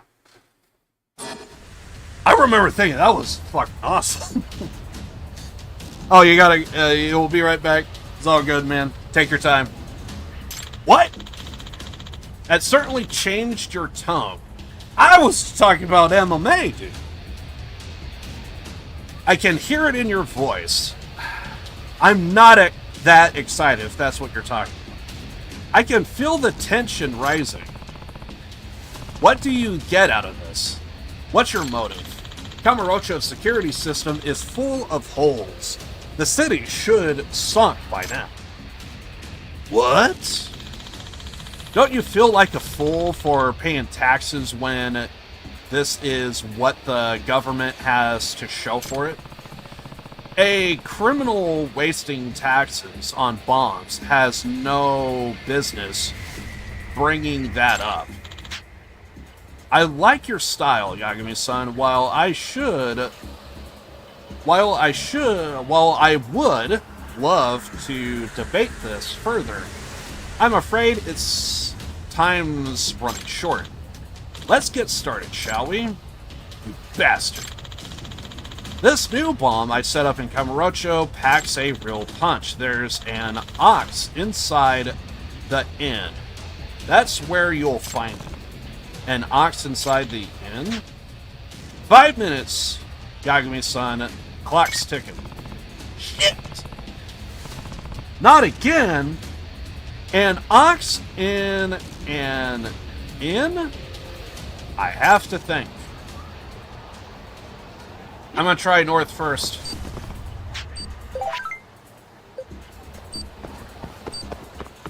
Let's go north.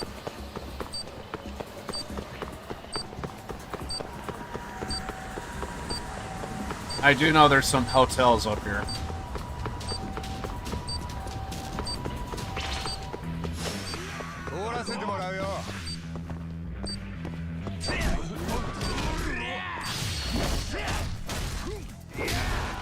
Okay, so that does stop the timer when you do a heat move. One of the few times you could stop the timer.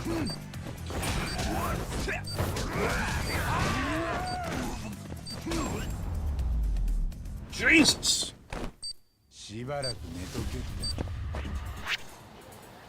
Hold on, I want to do something real fast.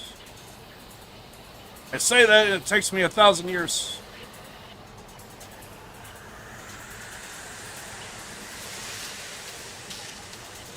Okay.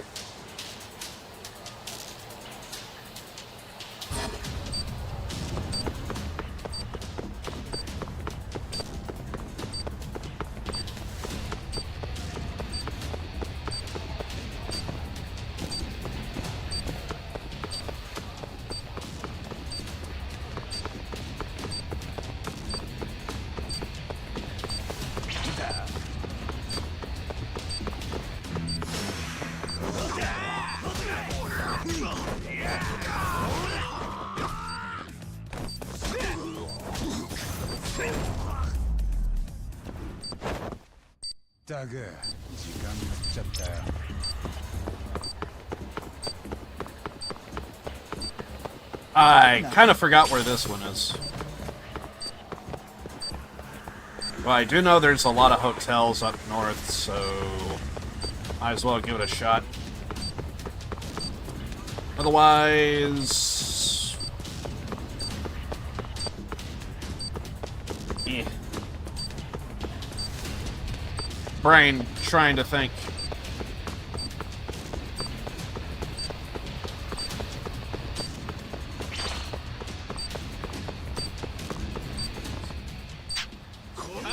Three minutes left only. What does he mean by ops?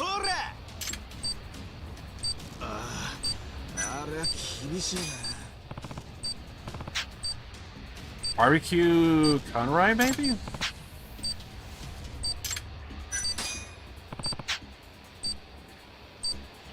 But there are two more locations in Kamurocho. This must be where the inn comes into play. Hotel?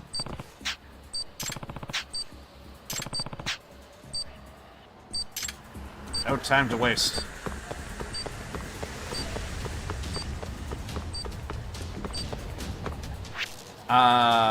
Can we look at our... this?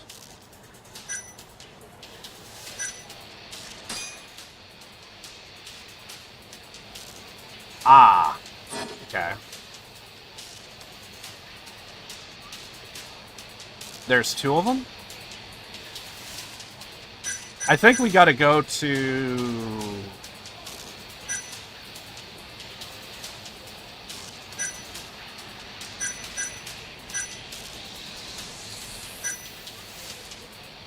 Damn, I don't see the other one.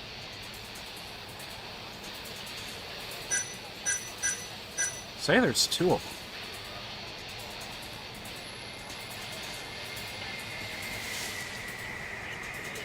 think I know where the other location is, but they don't show it on the thing.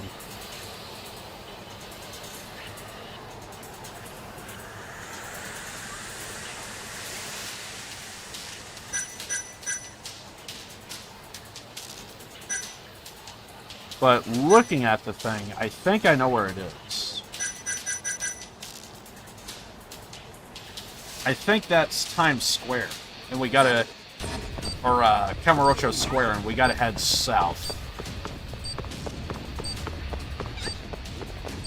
We actually might pass by the other, location. So I think there's another one by Tender.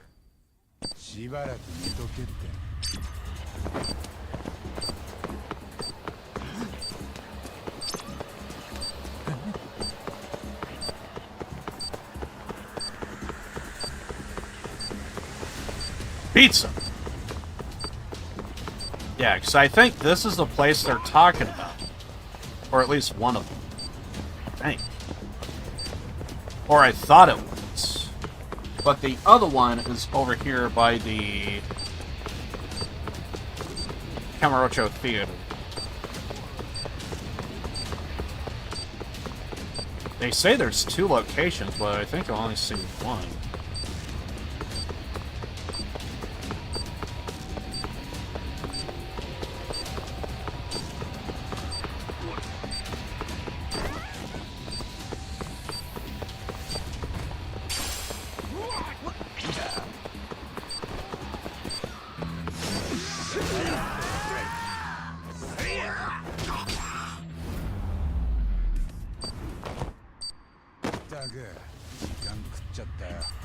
Okay, that's the bitch. Come on, dude.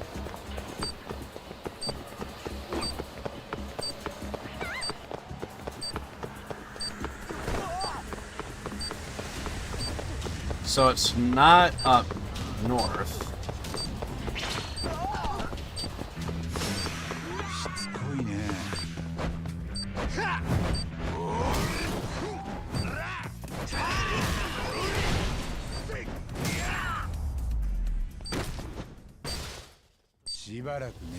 I kind of forgot where this one is.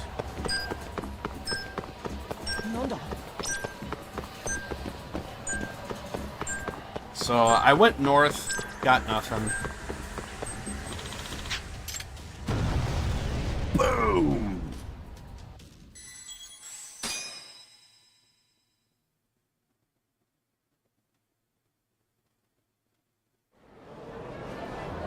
Ah, all the way back here.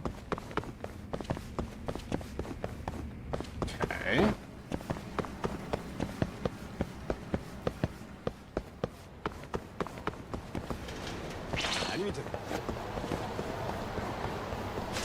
No, I'm doing the thing.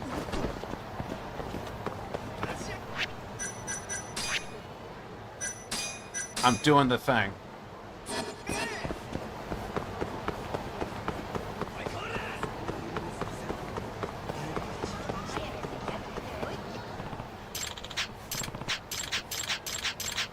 Let's try heading south this time.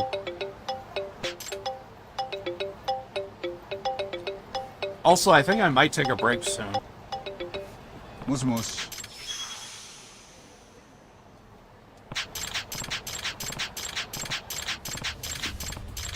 Unfortunately, I actually really don't know where the hotel district is. I thought the hotel district was up north.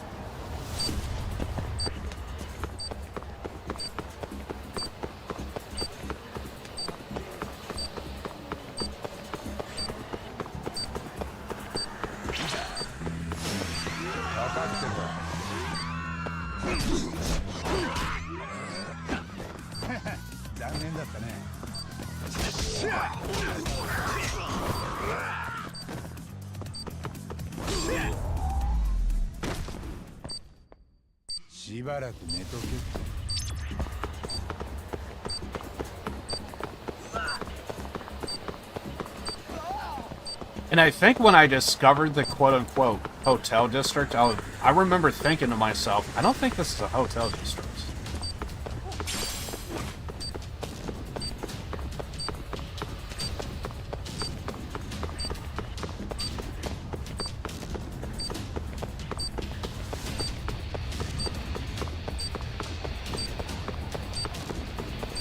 Can't be there because that's where we were last time.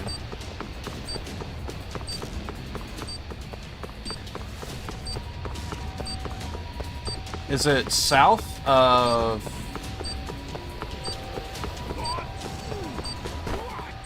Champion? It's not south of Champion, is it?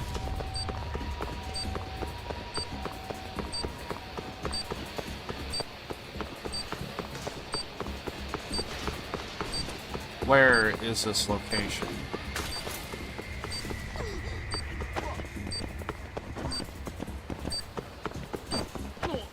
Maybe it is north, but maybe I was too far north.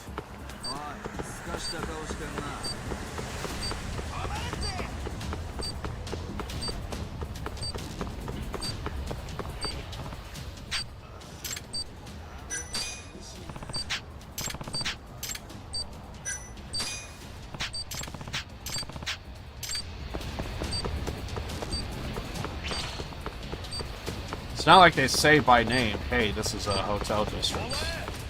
Or do they?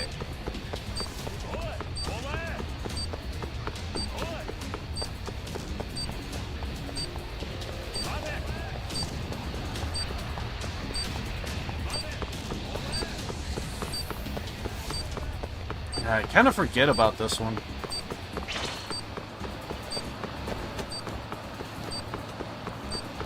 And I think I struggled with this one in my original playthrough as well. I remember one of the bombs I struggled because I didn't know what the hint was.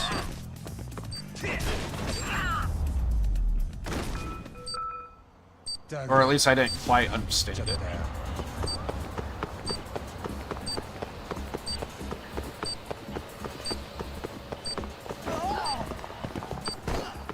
I will say, it does kind of feel like I went in a big circle.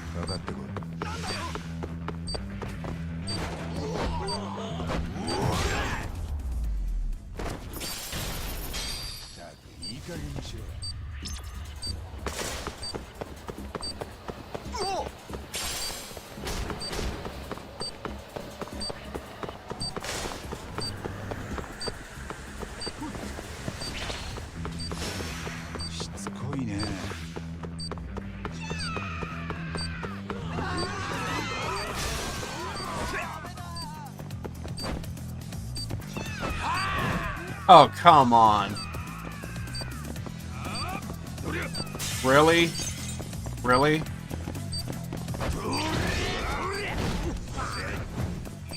Really? You guys wanted a fight. Oh, God. You guys wanted a fight and you get stuck. That's offensive.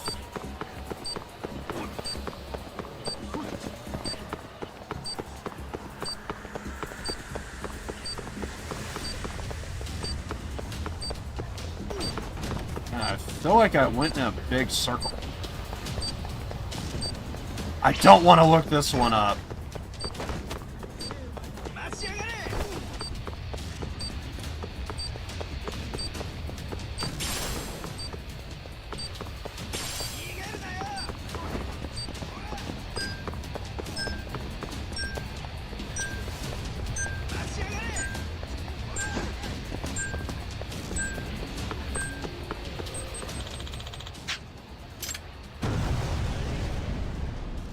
Oh God, where's the hotel district?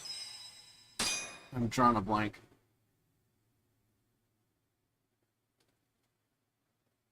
I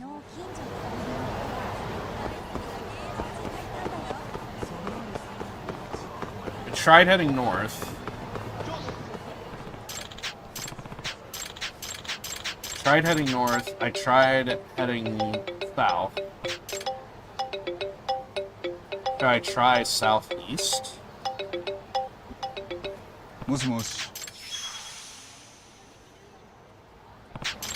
And I don't think the game will let me save in-game.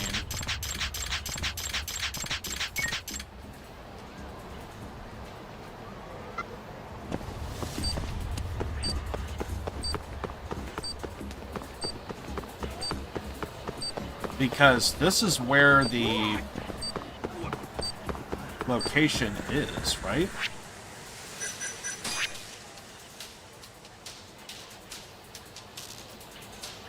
Yeah.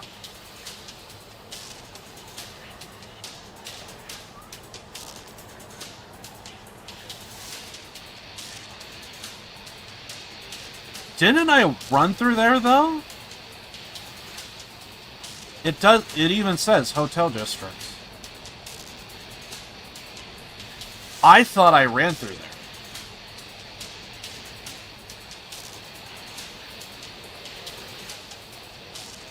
Oh my god.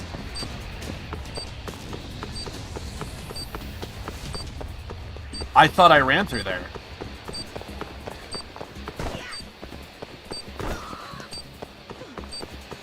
Bullshit. Oh my god. Don't tell me. Don't fucking tell me. Yeah, it even says hotel districts.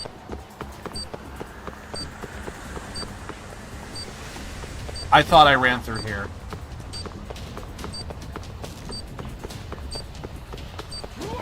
Hold on.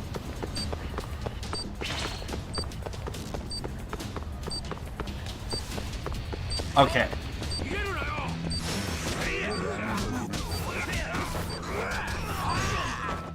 Wait. Oh, this is the other location. Okay, so this is it. This is the area. So this is the area. Do we need to go in? An Occident Inn. He must have meant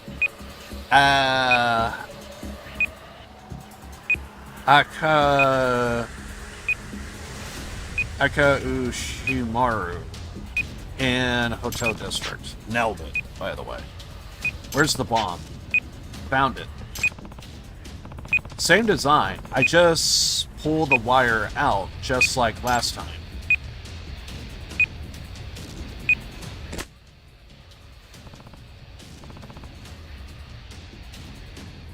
Did it stop? Countdown stopped.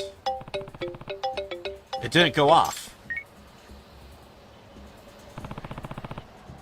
You need to stop this. Wonderful. You've done wonderful, Yagu-san. Listen, you son of a... Hold your tongue.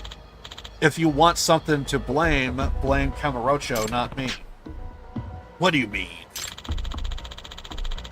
This couldn't happen if Kamurocho had invested properly in its security system. The automation of our lives, the citizens who accept it, the whole country is at fault. Is that anger I detect? What's wrong? You mad that nothing exploded? Save your taunts, you'll eat those words when you fail next time. Next time. He's still not done with this. What's his goal here? Damn it. I really thought I ran through here.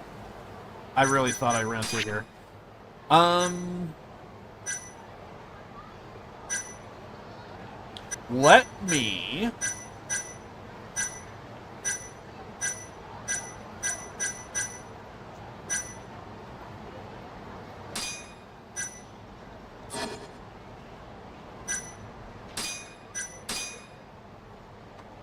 I'm going to save it here.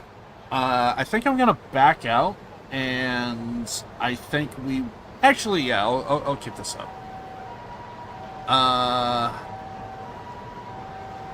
There we go. Give me that. Well, actually, I'm going to use that, I guess.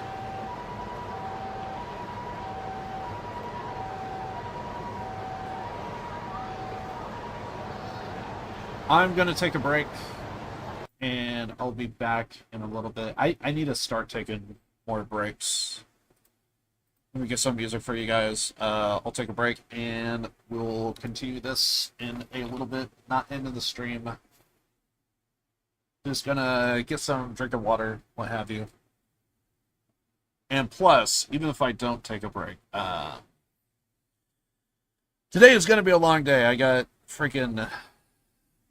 Today is gonna be Dynamite. Today is gonna be X Defiant. I'm gonna be playing the hell out of that.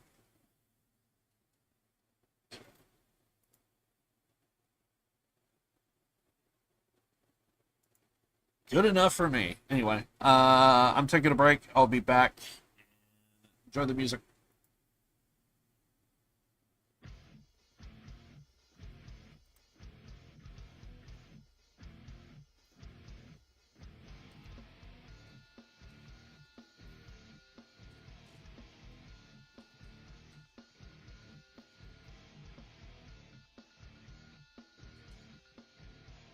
Anyway, I'll be back. I'll be back. BRB, I will be back.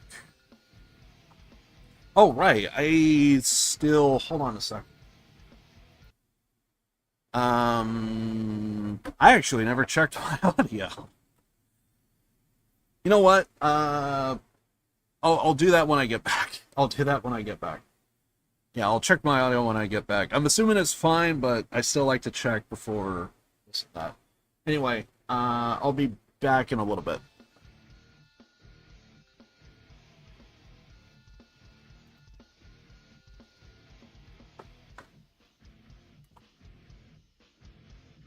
Anyway, I'll be back.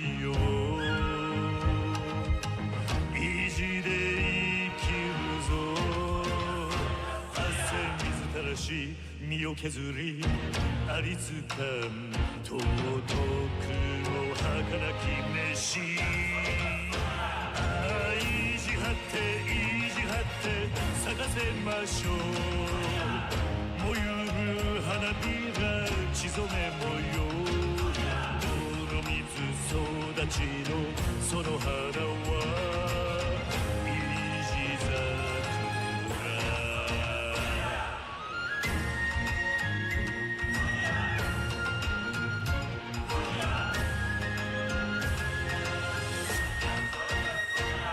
意地だ意地だぞこらえろ涙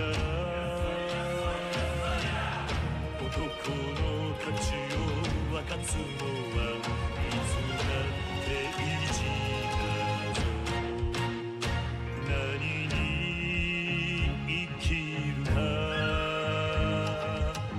何を守る答えが出たらやることはわかるだろうかけ捨ての命ならば歯を食いしばって食いしばって立ち向かえこんな馬鹿げた宿命に枯れても根付くはたくましき男さ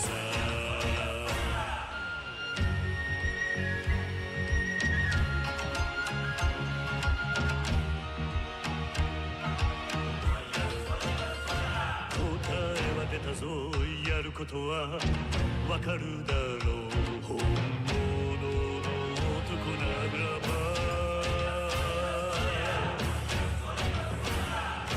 意地張って意地張って咲かせましょう燃ゆる花びら血染め模様泥水育ちのこの俺は意地食いしばって食いしばって立ち向かえこんな馬鹿げた宿命にド派手に咲かすさ満開の意地桜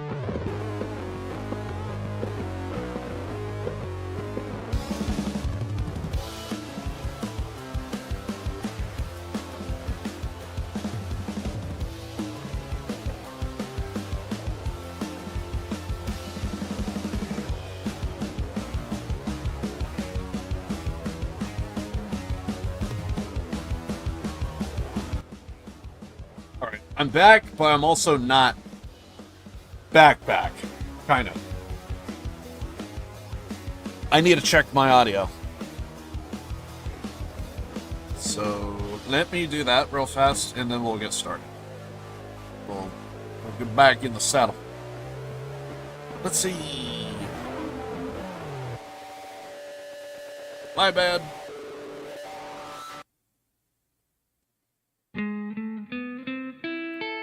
I'm sure everything's fine, but I just want to...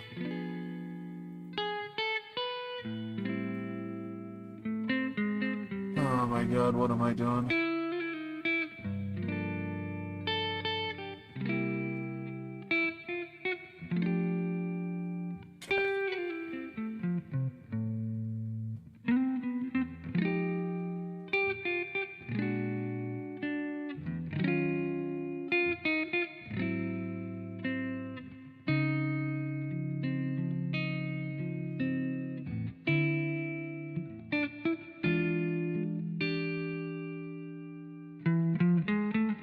I think we're good.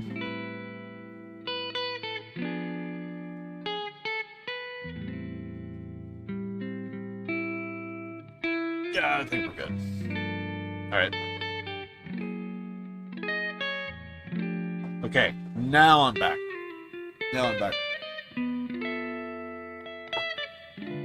Okay, so we did the bomb.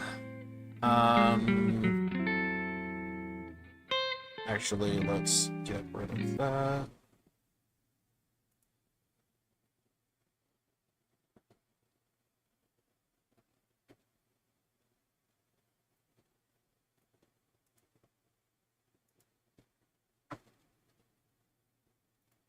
Need the audio back. Perfect.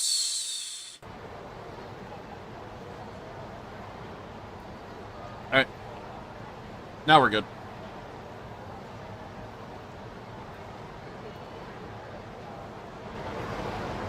Too loud! There we go.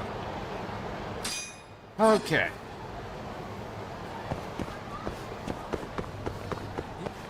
And this whole time, I'm pretty sure I was just trying to do main story.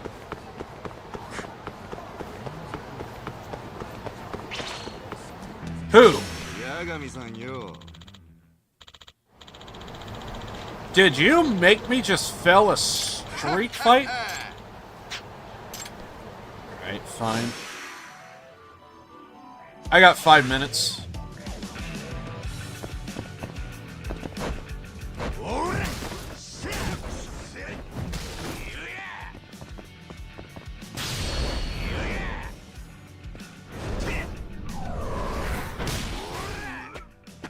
I mean, if you wanted to, dude. Plus, I didn't know that Kim called us.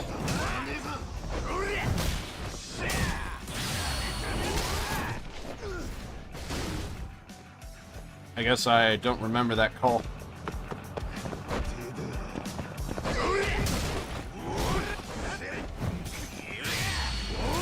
And there it is. You good? Got it out of your system?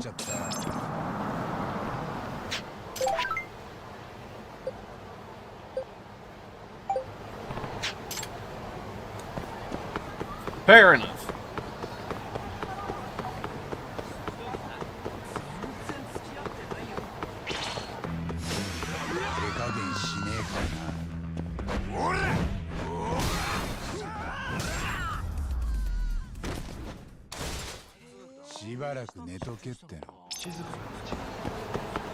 I really need to get closer to in-game just simply because New Game Plus. This is all a cakewalk. Well, at least the fight's on the stream.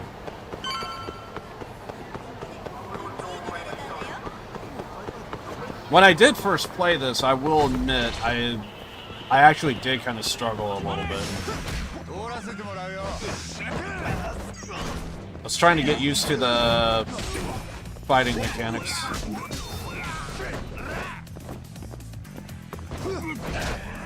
And you don't realize how much you need a lot of the skills. I don't even know what skills I have left. 時間食っちゃったよ。 So I feel like I bought them all. 22. Okay, so we have everything in ability.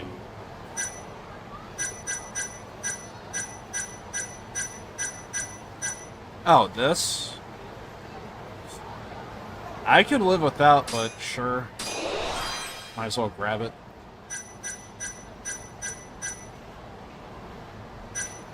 And I guess we gotta find stuff to get that.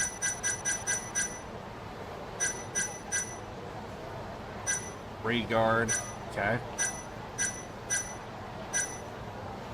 Also, I just now realized I think my head is blocking a lot of stuff.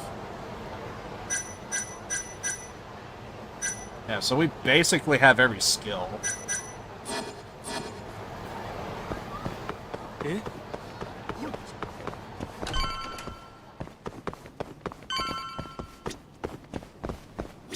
Alright, Kim, I'll take your crap. Thanks.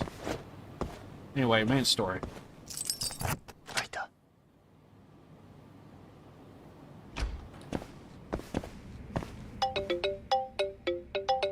何？もしもし。八神さん、白崎です。珍しいな、沙織さん。どうかした？新谷先生がずっと電話に出ないんです。今日八神さんと話して事務所を出たきり。それで？強霊会に狙われてるかもしれないんですよね。いや、大丈夫。少し脅かしすぎたかもな。八神さんからも電話してみてもらえませんか？新谷先生、私からだと出てくれなくて。俺の電話なら出るって人でもないけど、まあでも分かった。電話してみるよ。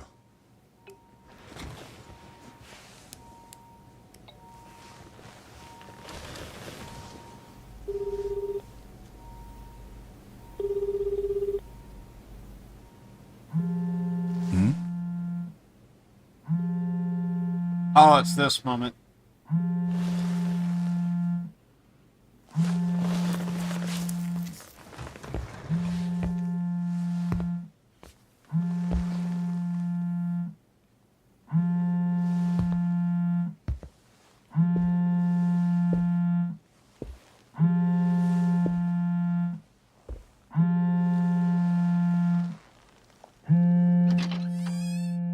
Oi, 新谷です。あ、新谷先生、今どこにいる？ Why is there homeless people in the closet? 現在法律事務所のエースとして法律に関するご相談はこの新谷正道にお任せを。新谷。ではメッセージをどうぞ。 Yeah, when I first saw that, I remember thinking that was kind of... It's weird that it was Shintani.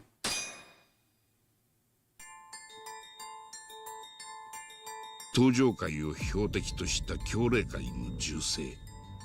カムロ町は混迷の度合いを深めていく。誰の目にも見えていたのはヤクザの島争いという単純な図式だが、その陰に大手ゼネコンや政治家たちの存在が垣間見える。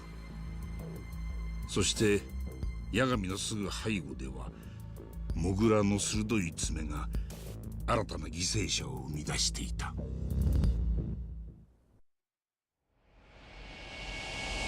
Chapter 5, right? Day is gone. Why? Oh, you tried to do the game, but... Yeah, probably had to put by just to... どういうことです？新谷先生が。でも八神さん、さっきは大丈夫だって。なあ、沙織さん。俺もまだよく飲み込めてないんだ。ただ、犯人はモグラだと思う。警察に通報は？いや、これから。じゃあ、まず通報した方がいいです。それから。通報は沙織さんの方で頼める。え？俺は警察が来るまでにできるだけ現場を調べておきたい。頼むよ。わかりました。よろしく。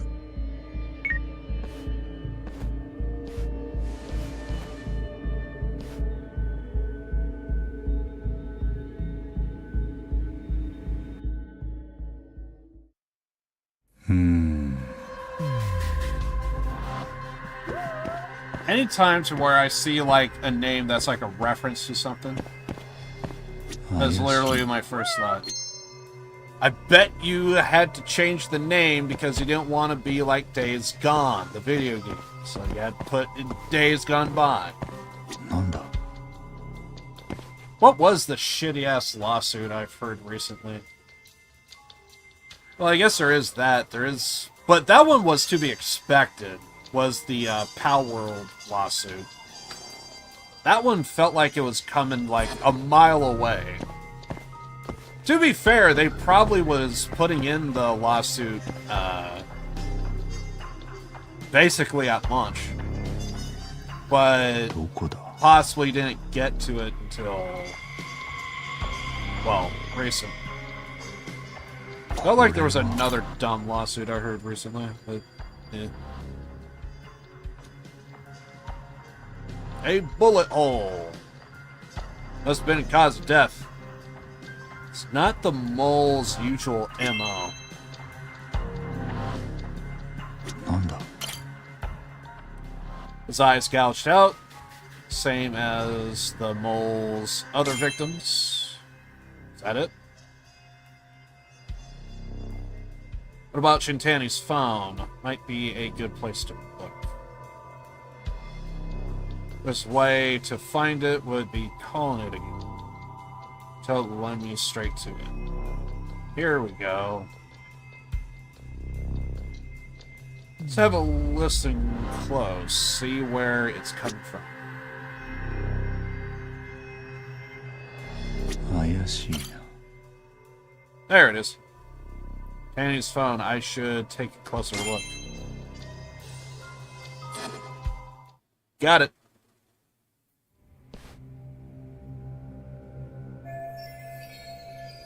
Skull history should tell me everything I need to know.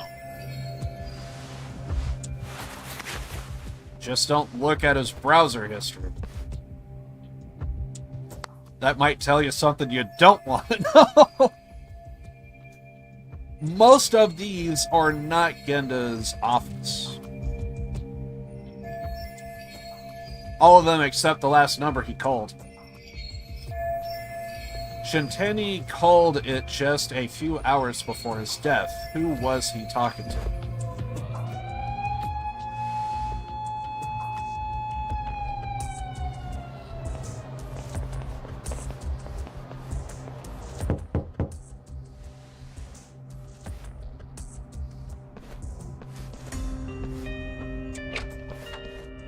源田法律事務所から通報を受けてきた。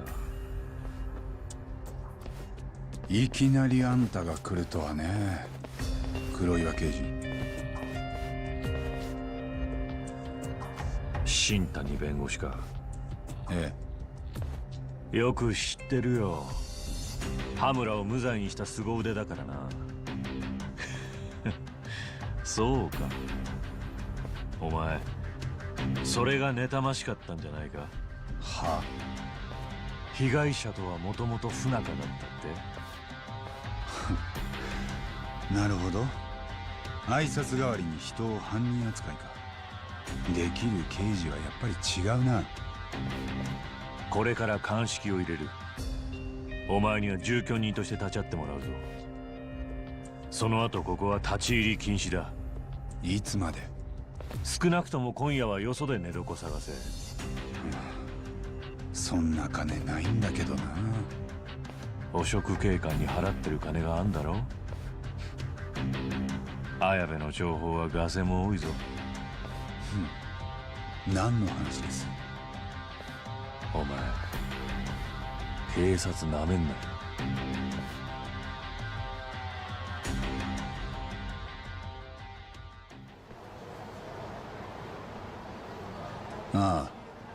さっきまで警察の捜査に立ち会ってて、源田先生はまだ事務所に？ええ、八神さんから新谷先生の話を聞きたいって。私も同じです。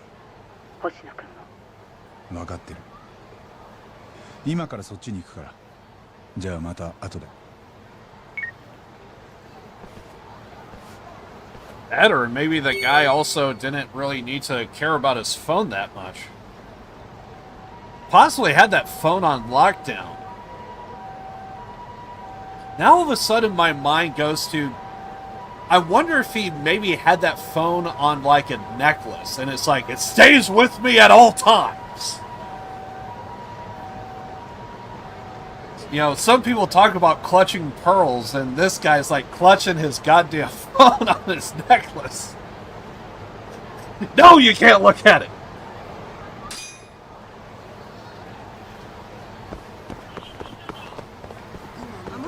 You don't really need a password if it never leaves your possession.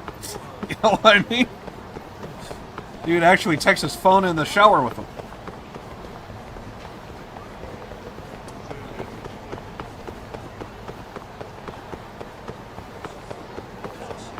That would be a weird-ass way to live, I'm not gonna lie.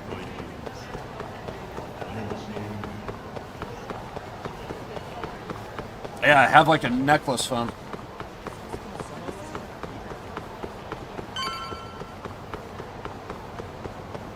That would actually be weird, really weird, at least to me.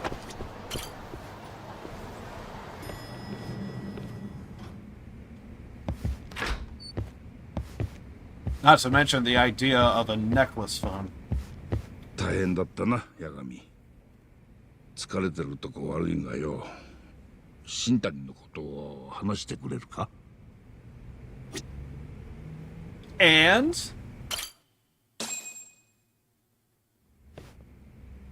新谷先生と連絡が取れないって、沙織さんからそう聞いたんで、電話をかけてみました。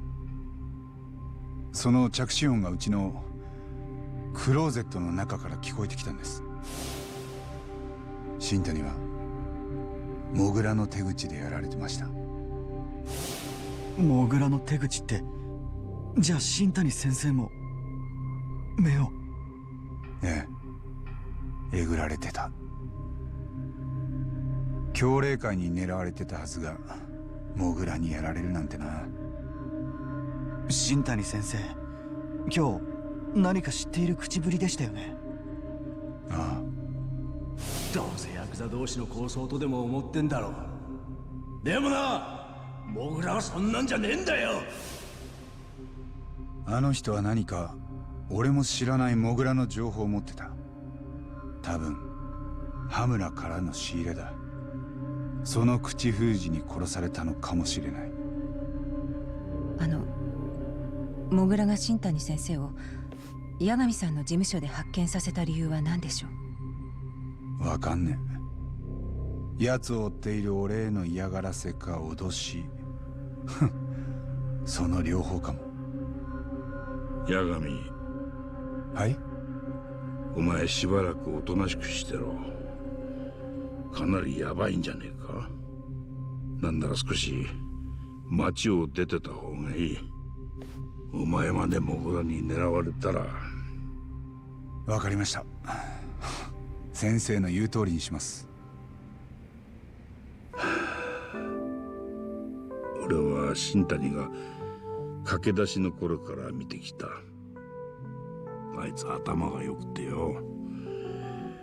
俺なんかより何でも要領が良かった。ただいざって時の育児はねえし、弁護士としちゃ粘りも弱い。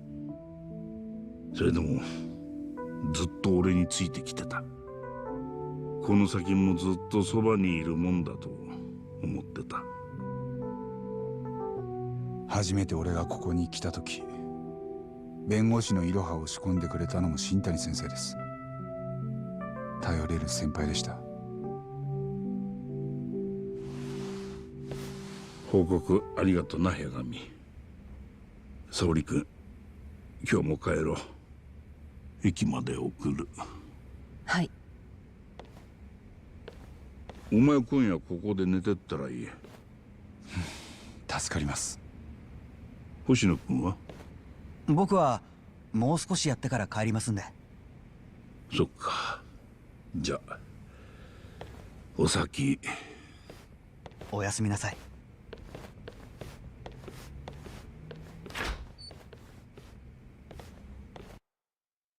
I never noticed before, but I actually think he actually wears slippers. I thought those were like shoes, but I could have swore I saw socks on the guy. Interesting. I mean, to be fair, Genda's a real rebel.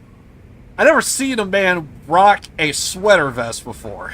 この事務所、八神さんの自由に使っていいですから。もともと僕の方が新参者ですし、鍵も渡しておきますね。Well, then again, maybe not in 2024. Wait. ちょっとだけ話させてもらっていいですか？ Can you just straight up just tell me everything and, like, I have a break and a pause and... Sure! ああ、話って？ええ。新谷先生の件なんですけど。八神さん、さっき言ってましたよね。Judged all 源 over 田 the 先生 place. にしばらくおとなしくしてるって。でも、本当はモグラを大木でいるんじゃ。もしそうだとしたら？源田先生には黙ってます。ただその代わり。ん？僕もいいですか？一緒にモグラを追いかけても八神さんたちの足は引っ張りません。だから。もしかして新谷の敵討つため？あの人はいつも自分に自信がないのを虚勢で隠して分かりやすい人でした。見た目や態度よりずっと弱かったはずです。羽村の頭とだって好きで付き合ってたわけじゃない。ヤクザなんて怖いに決まってますよ。その結果が今回の事件です。僕はいつも新谷先生のすぐそばにいたのに何の力にもなれなかったんですよね。本当に僕は若造で自分でもまだどんな弁護士になりたいのかさえ分かってません。刑事弁護なのかそれとも民事でやっていきたいのかすら。でも仲間が殺されても知らん顔なんてそんな弁護士になるのだけはごめんです。ですから。いいのか？源田先生はおとなしくしろって言ったんだ。なのに君が俺と動いたら。気にしないでください。自分の弁護は自分でできますから。だから八神さんいいですか？僕も一緒に。オッケーしないと源田先生にチクるんだろ。ええ、申し訳ないですけど。よし、分かった。じゃあ早速一つ頼まれてくれ。喜んで。まず殺される前の新谷が何をしようとしていたか知りたい。でそいつが分かるかもしれない証拠があるんだ。Could have something that hints at Shantani was doing before he died. Basically, the gist of all of this is we're just reporting back to Genda because they have a history, and basically now Hoshino is wanting to get involved and help avenge the death of Shantani. Yada yada yada.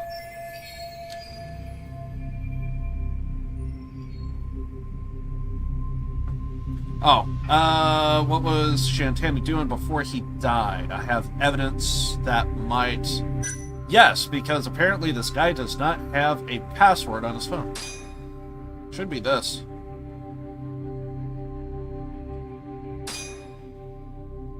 Today, 新谷がスマホからかけてた電話番号。これがどこのものなのか知りたい。なるほど、了解です。でも運が良かったですね。犯人がスマホを残すなんてミスしてくれて、こうやって通話履歴も見れるし。いや、ミスじゃない。スマホの端末をどうしようが通話履歴が残るんだよ。そうなんですか。ひょっとしたらモグラは早く俺に死体を見つけさせたかったのかもな。わざわざうちの事務所なんてとこに死体を隠したんだ。どんな騒ぎになるかすぐ見たかったとか。さっきの電話番号ネットにありました。先端創薬開発センター、そこの代表番号ですね。なんだって？知ってる場所ですか？3年前その創薬センターで殺人があった。入院中の患者がそこで殺されて山に捨てられたんだ。そして捕まった犯人が大久保新平。大久保って、八神さんが弁護した大久保新平は創薬センターに出入りする理念業者で、タオルやシーツを 2,3 日おきにクリーニングしてた。で回収したシーツごと死体を運び出したとされてた。そうでしたね。その裁判で八神さんは大久保を無罪にして、でも彼はすぐに次の事件を。もうそこまででいいよ。新谷先生はなんでまた創薬センターに連絡を？誰と話そうとしたんです？それはセンターに問い合わせれば多分わかる。ただ今日はもう遅いか。星野君も帰りな。お互い少し休んだ方がいい。じゃあ明日から仕切り直しですね。どんな風に進めます？そうだなここだと源田先生の目があるし、カムロ町のシャルルってゲーセンがある。まずはそこをアジトにしよう。わかりました。海藤さんには僕から連絡しときます。ああ、助かるよ。じゃあ明日またシャルルで。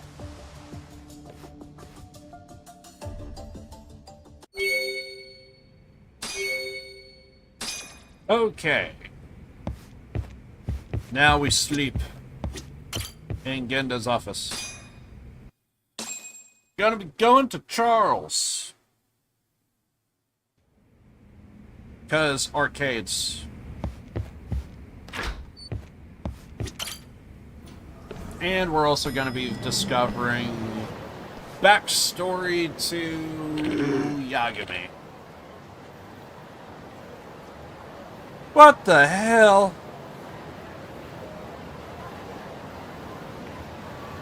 Hold on. That kinda looked funny to me. I want to see if what I saw happens. Okay. Why does this look funny to me? Yeah, I'm just gonna show up to work around 7:30. I'm just gonna be there any minute. But oh, sorry. There's a homeless man on the ground. I think he might be dead. I gotta go.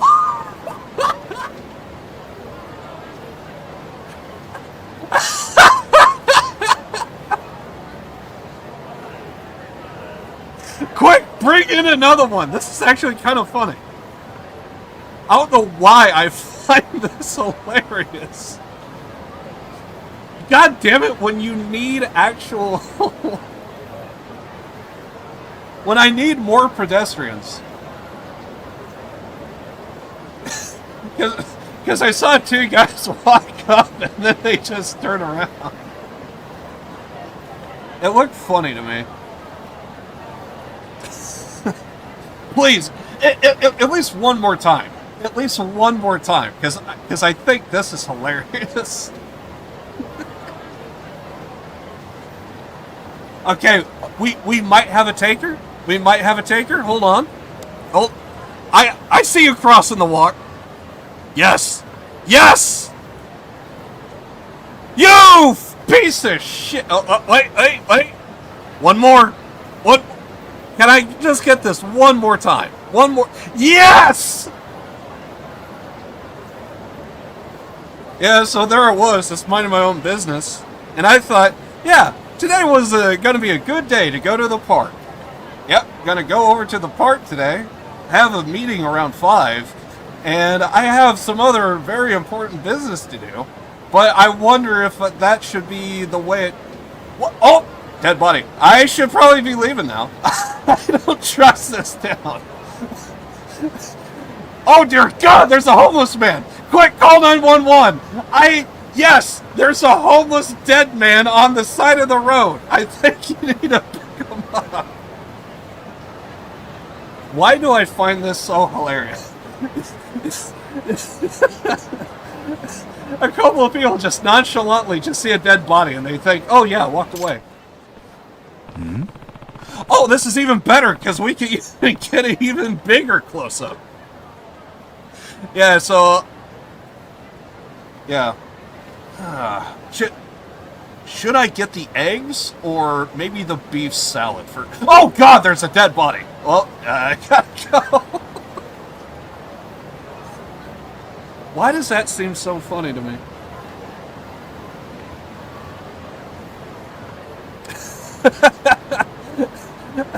Average event in the Bronx, exactly.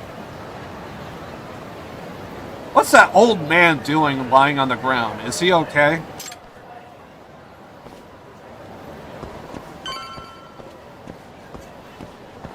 Yes, I dare you to walk away. Do you see what I see? Huh? Huh? Oh, dead body. Oh, God!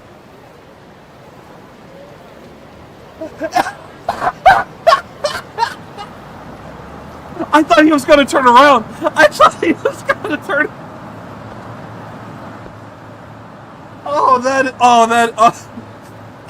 I thought he was going to walk on the dude.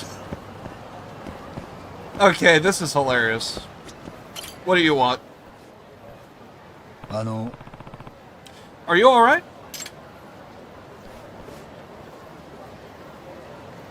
Oh, is this the extract, dude? Need mugwort. Hmm? Mugwort? There should be some growing just behind the fence. Sorry, but could you grab some for me? Mugwort. Okay. And he just goes back to lying down. Gotta respect the man. You'd think you would be finding this crap in grass or something. You mean this? Yes. Now, could you place that mugwort into the gold right there? I'm sure I pronounced that wrong. Just stuff it in. Close the lid and shake it. Because nothing works until you shake it. Alright?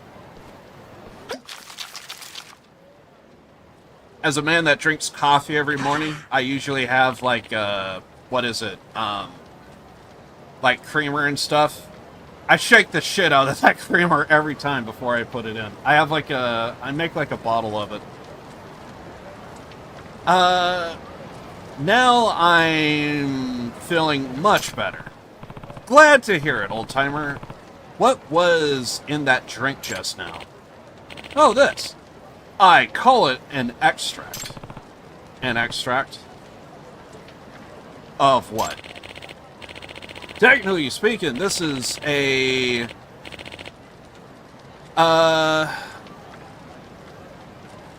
medicinal concoction. But extract rolls much easier off the tongue. Does it not? But forgive me for not introducing myself. I'm Iyama. I make and market my own extracts right here in Kamurocho.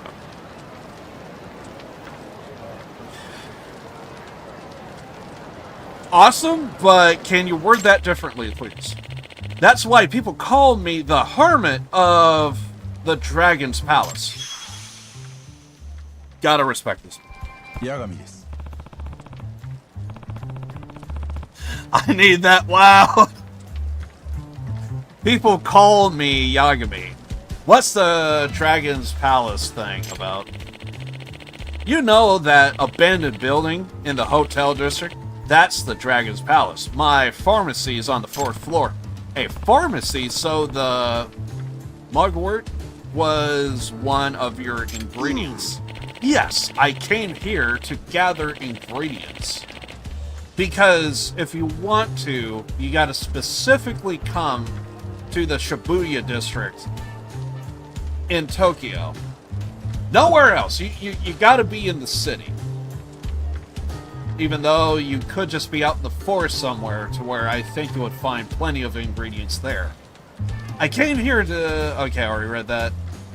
I'm making, and I got winded and ended up taking a nasty fall. I'm glad you were around, otherwise I might not have made it. I just met a man who apparently is a hermit that makes drugs in an abandoned building. That's not strange at all. Sounds perfectly normal if it's from the Bronx. Oh shit, we have a buyer.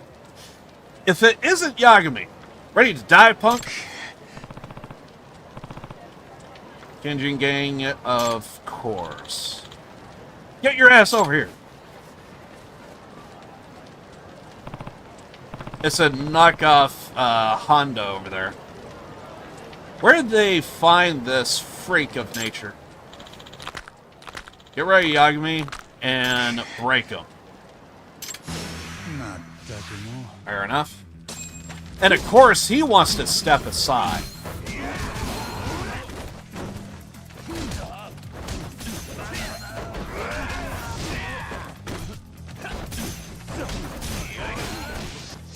I think it's because that guy wears camouflage. I swear to God, I think I made a character look like that in GTA 5 online.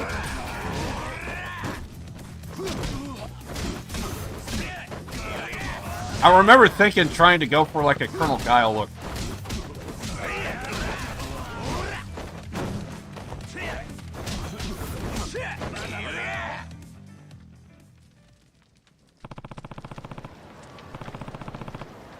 I'm sorry, what?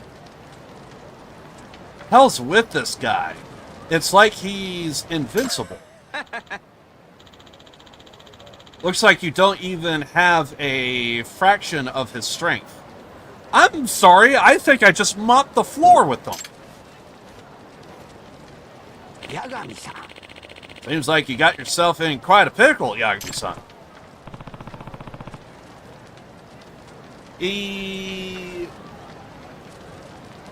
Iyama-san, you shouldn't be here right now. Now hold your horses. I want to at least pay you back for your help earlier. So I bought you I brought you a little something. It's kind of funny to have this fight and this guy just instantly, hold on. I want to give you this and thank you for what you did today. What is it? One of my miraculous home-brewed extracts. Of course, once you drink it, well, you'll find out soon enough. You done enough chit-chatting, says the guy who's not even involved in the fight, with your hobo friend over there. Hurry up and fight me, asshole, says the guy that is standing on the side of the fucking thing.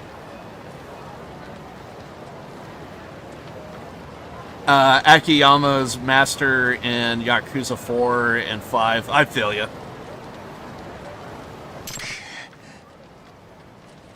Yeah, for me, it's only because, like, I played a lot of Street Fighter when I was, like, younger. I know some people are probably not into fighting games. Myself included is not really that into fighting games, but for me, it's not like a hard no. It's just something that to where it's like, I felt like I got what I wanted out of it when I was younger, so I don't feel like I need to play it. But if I have like a friend that's like really into Street Fighter or Mortal Kombat, I'll play those games. So, not to mention like fucking Chun-Li is like just an iconic looking character, and every so often on Twitter I see someone like cosplay as her. It's just one of those things. And I remember playing GTA 5, and it's like, I think I remember thinking, well, I probably can't do the hair, but I could probably get, like, the pants and, like, maybe the shirt of, like, Colonel Guile. Damn it! But usually when people see camouflage, they could probably... I wouldn't be surprised if they think of something else. We need to take the extract, don't we? Where is it? I forget the name. And we have so many other extracts, too.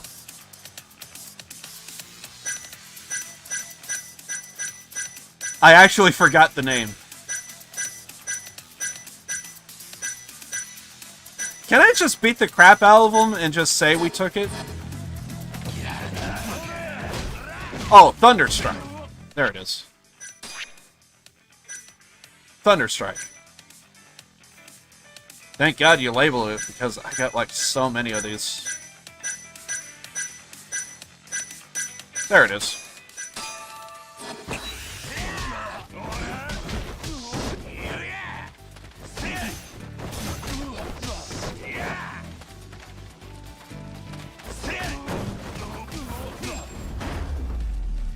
Yeah, I really didn't need it.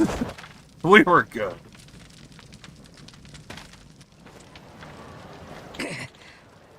What the shit?!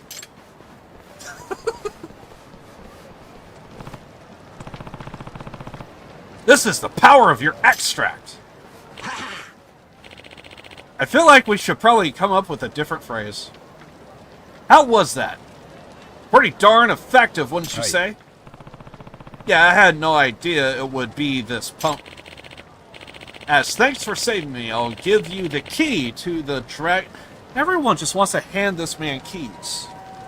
Honestly, by the end of the game, we become a janitor, for the God's sake. Dragon's Palace, so feel free to come by when you want. Yes, because we gotta continue that particular story arc with the extracts. Dragon's Palace is a nice casino, gambling hall, so swing by if you are looking to get away for a while. Sounds like there's all kind of type of stuff over there.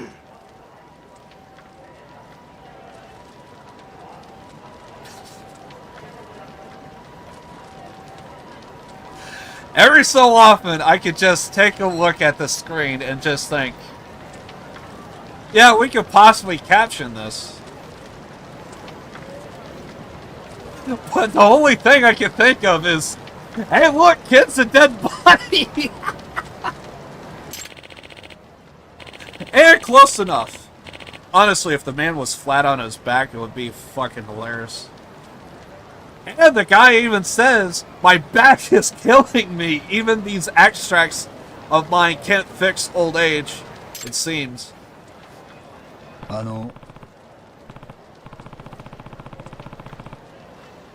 You would think this man would be, like, somewhat rich or something, because if he's... Well, then again, he could be the frugal type, to where it's like, you know, dude's probably a millionaire because he's, like, made so many extracts. Dude's, like, practically a fucking kingpin. But because he never spends a dime. Dude's wearing the same clothes when he was 20. Never gained a pound, either. And being homeless also really kind of helped out a lot, I guess, in the weight department. You think you will be okay? If not, I can always give you a lift back to the Dragon's Palace. Isn't this like the second time that happened? No thanks. I wouldn't want you to go out of your way like that. It's fine. I actually am planning on going that way. No, we weren't. No, we weren't.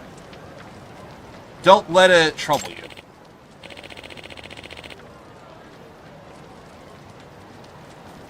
Just like Jeff Bezos. Feels like that guy's just spending money in other fashions. Dead projects. And bullshit TV shows no one wants to watch.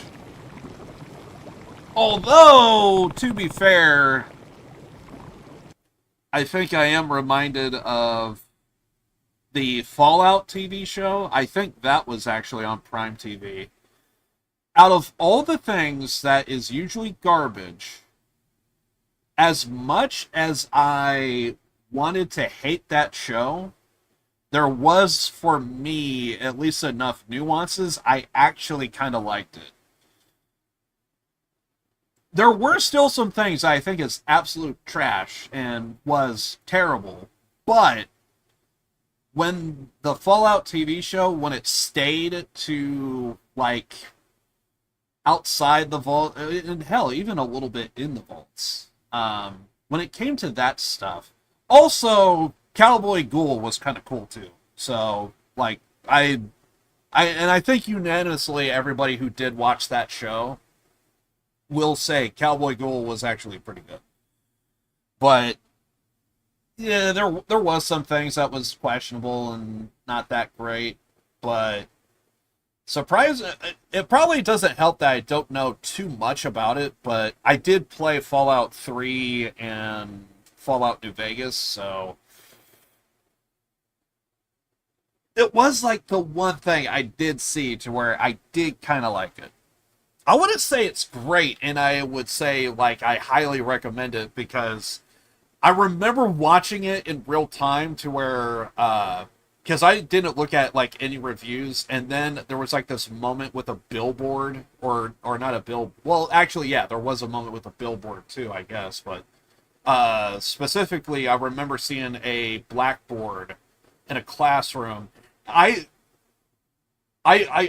continued on watching, but in my head, I wanted to, like, pause the video, and it's like, I bet someone's gonna hate this. And sure enough, online, everyone was talking about, hey, did you see the blackboard that showed, like, the timeline of everything? And apparently that was the thing that everybody was talking about. It's like the timeline's off, all this other stuff, and sure enough, yeah, I could easily admit that maybe there was it's bound to happen that there's going to be, like, timeline miscommunication or what have you, so. But I know not everyone's not into Fallout. I feel like I shouldn't be into Fallout, but I don't know. Something about it. I actually thought it was okay. Again, I don't recommend it because I think you actually need to play the games to actually like it, but yeah, I digress. This is all... What is all this? Oh, God. Yeah, we don't want to skip. Why don't you have a seat? Is this some kind of stew? It totally reeks. What the hell did he put in here? Curious about my hot pot, are you? I actually make a lot of hot pot myself.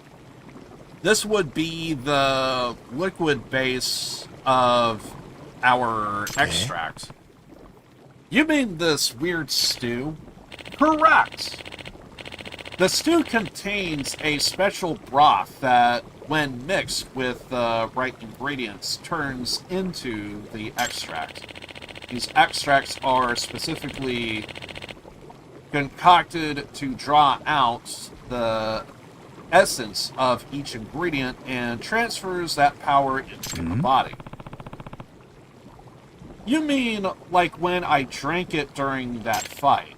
Indeed. Now listen close. Extracts can have a variety of different effects depending on the one you make. You see, there are many types of extracts. Each one requires a different set of ingredients. You can find all ingredients. Dear God, I hope to God New Game Plus kept all my trash findings. You can find all the ingredients you need around the city. I'm fully aware. All you need to do is add them to the broth. You're done. Doesn't sound too hard. Nope, in fact, I have enough ingredients to make another extract. Why not try it out for yourself? It never hurts to try. Let's do this.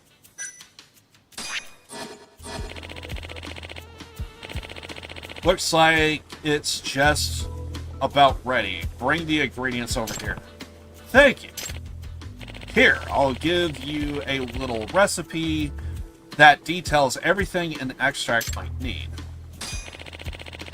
If you want to try your hand at brewing extracts, I guess we don't really need to read this because he's just going over the extract stuff, which honestly, I think I didn't even really need it in my first playthrough. I suppose if you are taking on a boss fight or something to where you probably really need it, might help, but yeah. I think we'll speed through this a little bit. Kinda goes nowhere.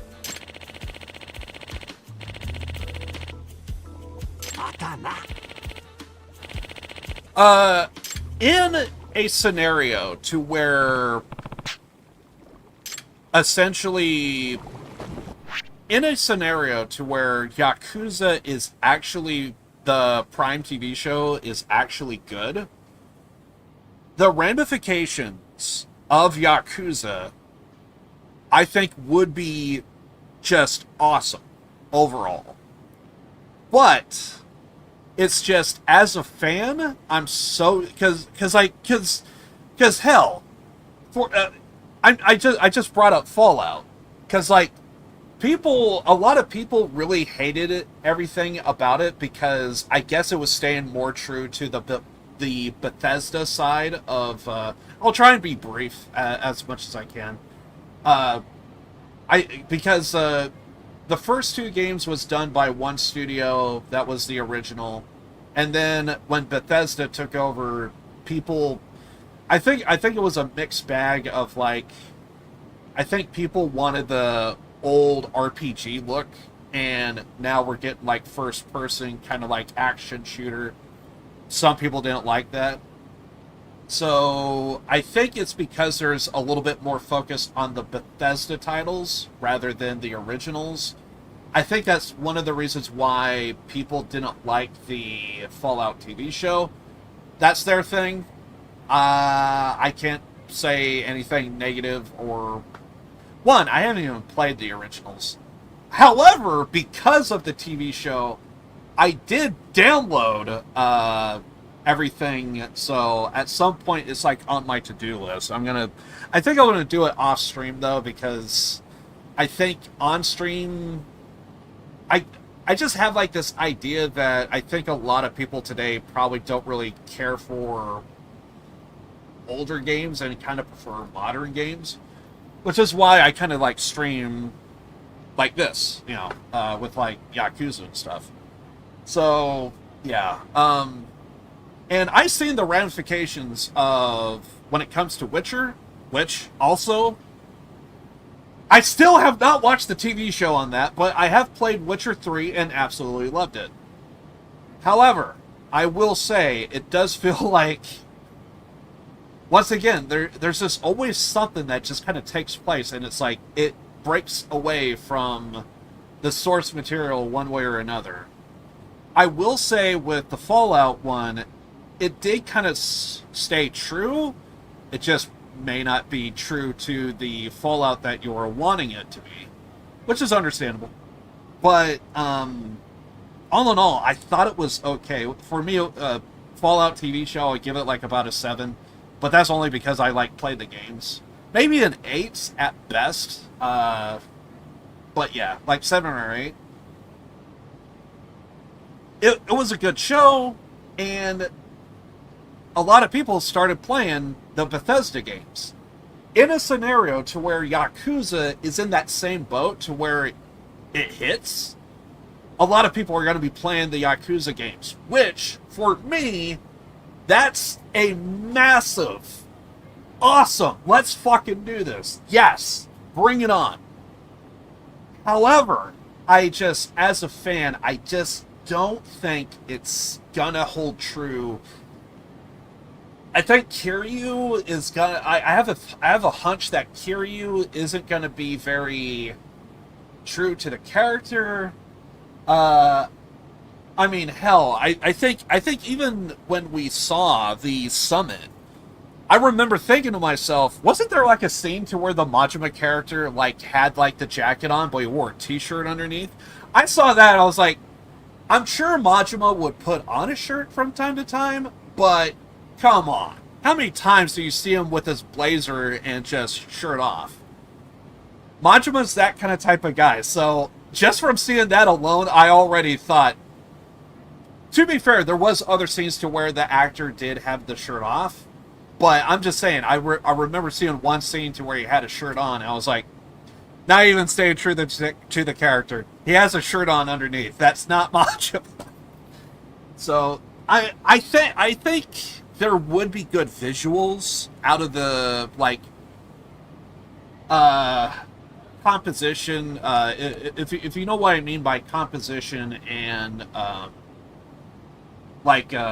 the cinematics of how you like frame a cutscene and stuff, how you frame a scene, I think that is going to be really good. But it's just, I think I'm not.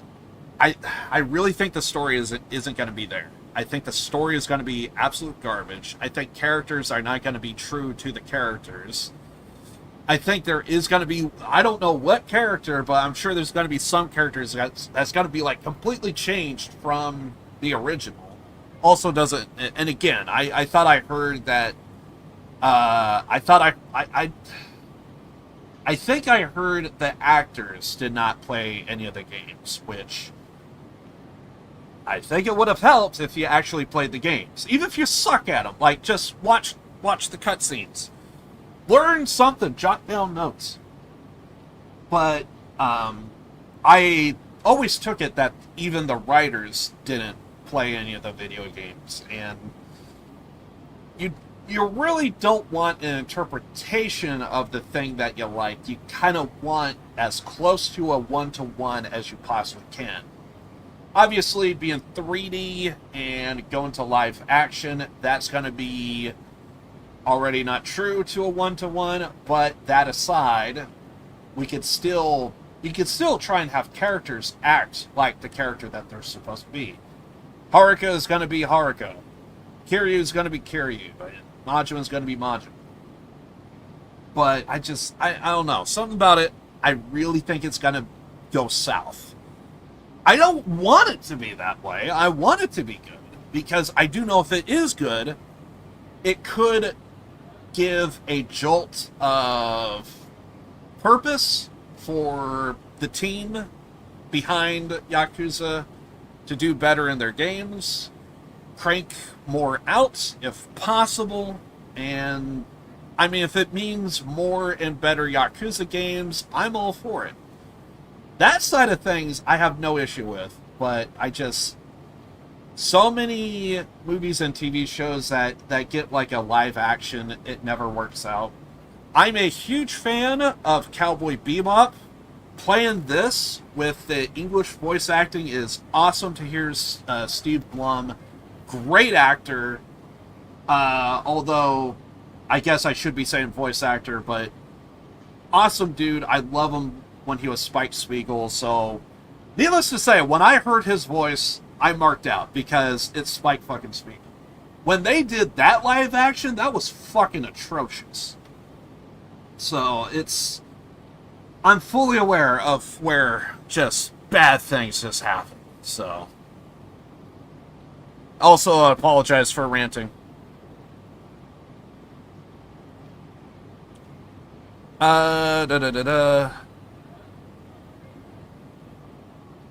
Besides Bezos, the crowd, he funds Surefire Hit.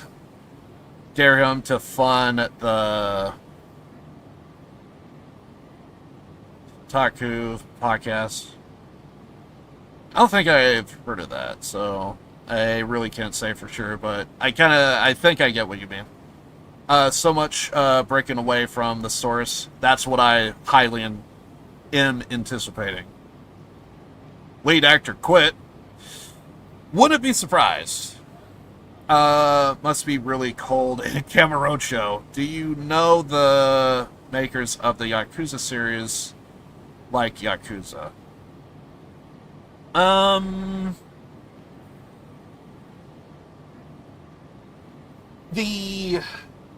Yakuza, the writers for the TV series, I haven't heard anything on that sense, but like I said, the only thing that I did hear is I think the actors didn't play the video games. And when I heard that, I anticipated that the writers was in that same boat. Whether or not they like it is kind of a different question. So, and I'm assuming that's what we're talking about, by the way. So yeah, I don't know.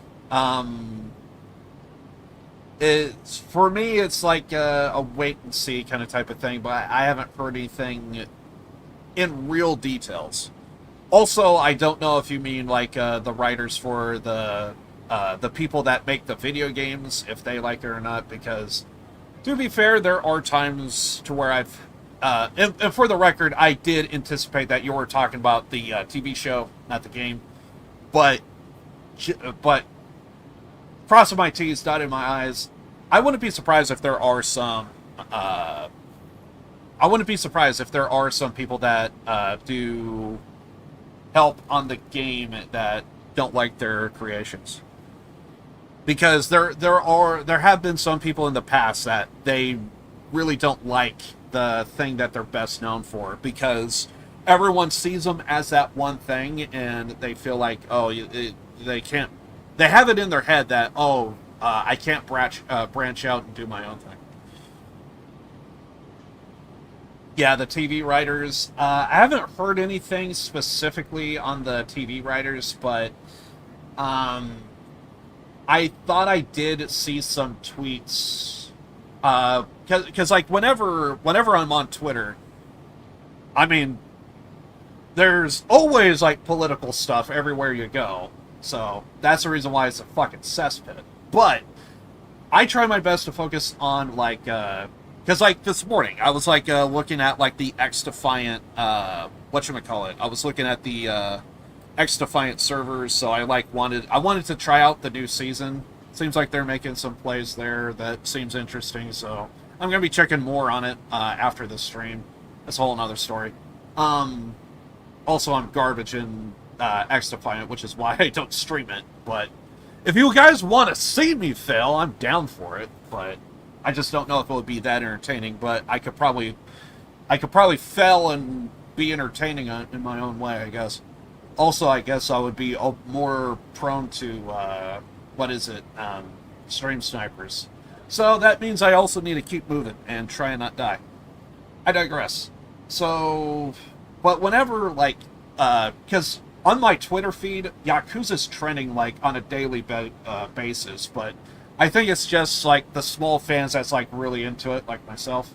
So, but whenever it does trend, I always take a look, and I do remember one time, specifically hearing that the actors to the TV show never played the games.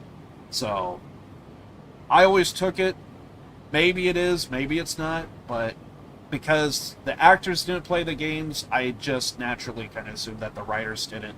That's the only information that I have in detail, or as close to in detail as possible. I actually don't know any of the... And that's another thing, too. I don't even know if any of the people that worked on the game are even there as consultants. Because you kind of need to have somebody, something, somewhere that are consulting to make sure everything stays accurate. But I could also understand to where some people, when you have a project, and I hate that this is how Hollywood thinks these days, but they come up with the idea of like, well, if we direct away from the source material, we could do our own stories. But it only really works if you understand the dynamic to which the original was made. If you break... Now, I can see it to where someone is like a huge fan and they could stay in that realm of possibility. But how many times does that happen? It's rare. And it's far and few, I kind of feel. So, I'm anticipating it to be an absolute failure. I'm probably going to forget that it launched when the TV show goes live. I think it's going to be absolute garbage. I am going to be watching it. We could, it is a possibility, we could watch it on stream and I could kind of give my live reaction. However, the only downside to that is I hate the fact that I would be like sitting here doing nothing. I'm just looking at my screen and you're just having to look at me just watching it. Like, that is going to be the way I'm going to have to do it. But I digress. Also, I kind of don't know why my internet's kind of been kind of fucked up. So when I streamed Ishin yesterday, or not yesterday, on Sunday, the other day, apparently close to the end of the stream, like, it was, and I even caught it for a second, but apparently it was, the entire end of Ishin from last stream was really, really bad. And I did so many side quests, it was like, oh yeah, let's do main story. And of course, I have issues when I start doing the main story and not the side quests, but whatever. So, yeah, that was like choppy as hell. And I'm also thinking back to when I did try to stream the summit and my stream just hard crashed. Looks over at OBS to see if it's gonna do it again.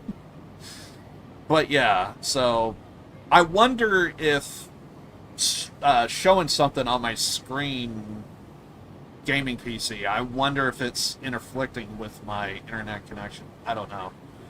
So my mind is going to, if I do like watch it and give my live reaction, the one downside is I wonder if it's going to fuck up my internet. Yeah, unfortunately, I only played, so there's a streamer friend that I did a podcast with. It's a terrible podcast. I don't recommend it, but I had a lot of fun doing it. 100% would do it all over again. Although I really don't, honestly, I think if I were to do that podcast again, I think I would just be going ham into like fucking Dustborn and like fucking Concord of like just ridiculously how bad some games are just coming out. So maybe it's actually for the better that we didn't do the podcast. But yeah. So, but there was a guy that I did a podcast with. Apparently he was really into Halo.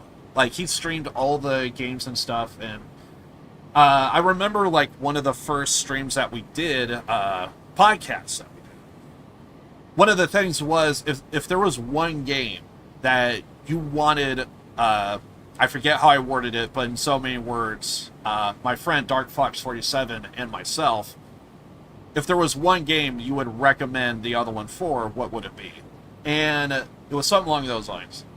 And yeah, his thing was Halo. So unfortunately apparently I need to have, and you gotta have like an actual working phone. I tried finding like workarounds to it. I can't get it to work for whatever reason. But when I log into my account, you gotta have a Microsoft account. And for some reason you still need to do that even for single player. Even though everywhere on Steam, it doesn't mention anything about needing an additional account. So because of that, I was only able to stream the first game. I thought it was okay. I didn't think it was great. But be that as it may, I did do that. I am hearing that some people really don't like the Ghost of Tsushima and God of War stuff to where you have to link your PlayStation account. And I thought I heard there's already a mod out to get rid of the PlayStation link. So I guess it's like a script, and it just tells you, hey, do you want to link the account? You say no, and then you just gain access to the game, completely bypassing it. Which is the way it ought to be to every fucking game. If you're just doing the single-player campaign, you should be able to download the game, play it, done, end of story. But, yeah, anyway.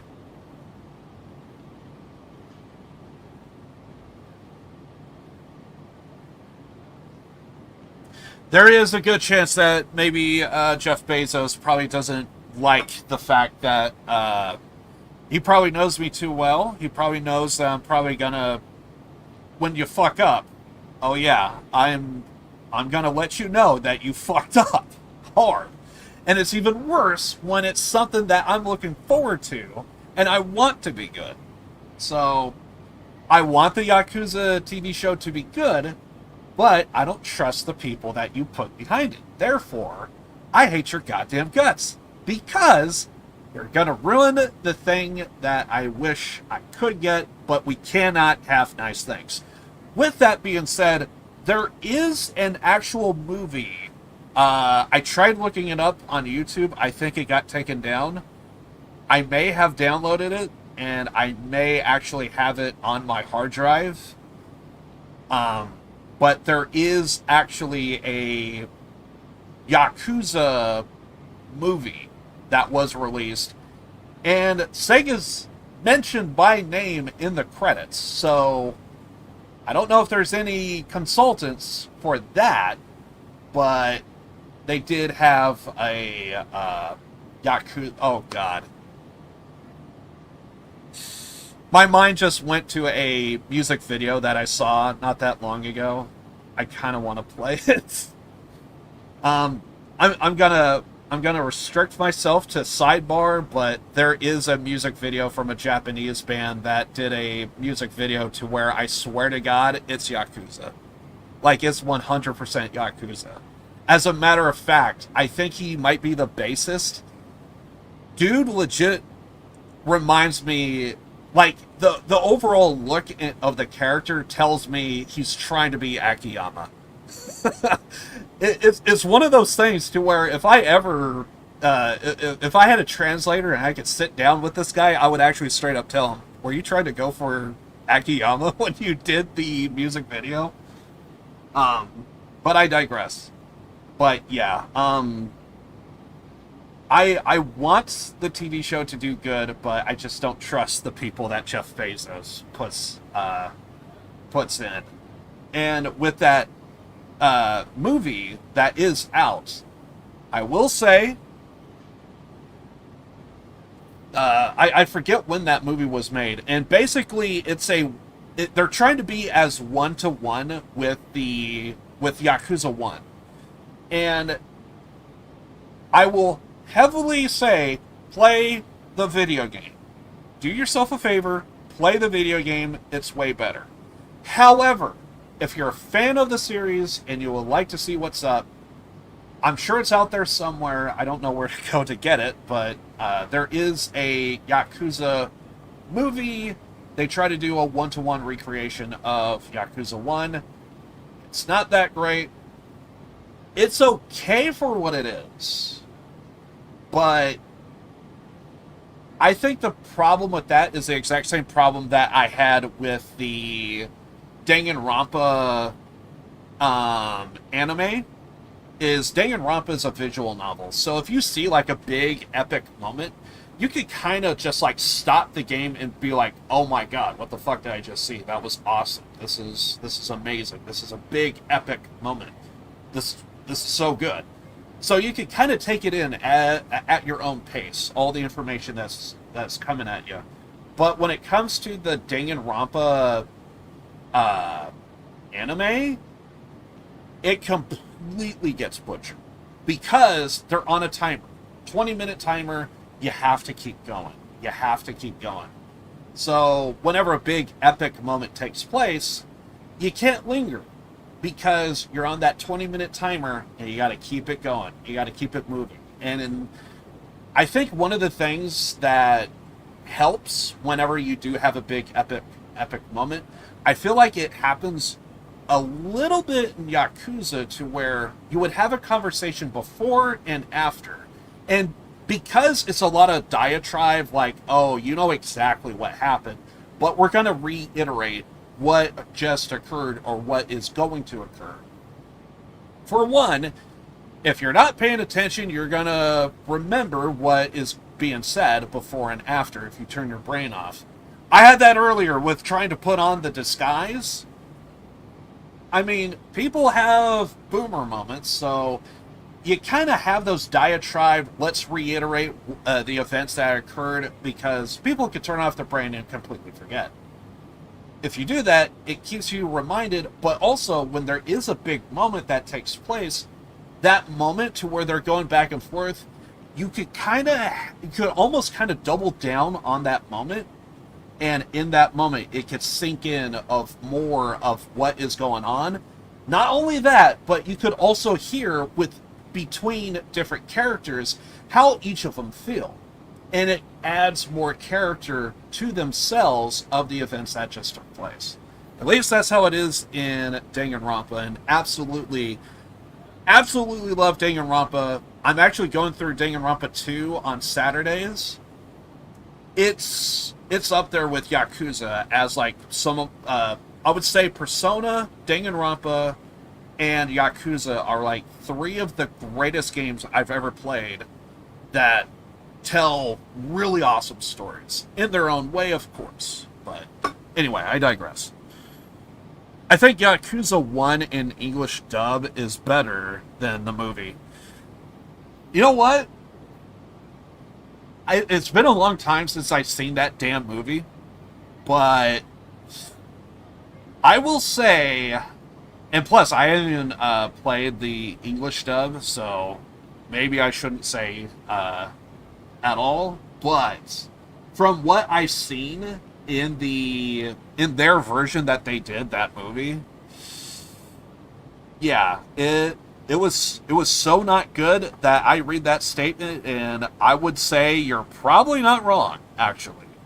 Yeah, there is a good chance that English dub is actually kind of better. I actually do know someone IRL that did play the original English dub and somehow still became a fan, so that's the thing.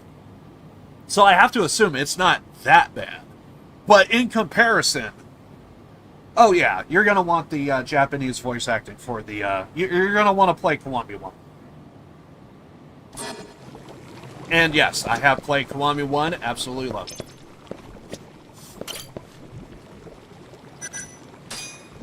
Does make me think I probably should maybe try streaming the old original with the bad Japanese or bad English voice acting.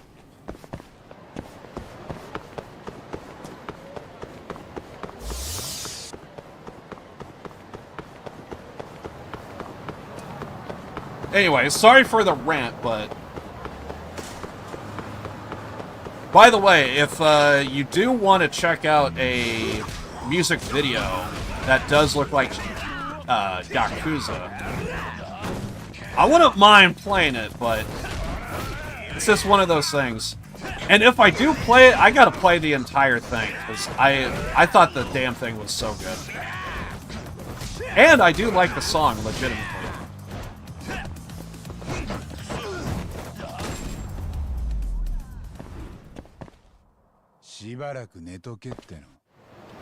If you are curious, though, and just want to check it out on your own time,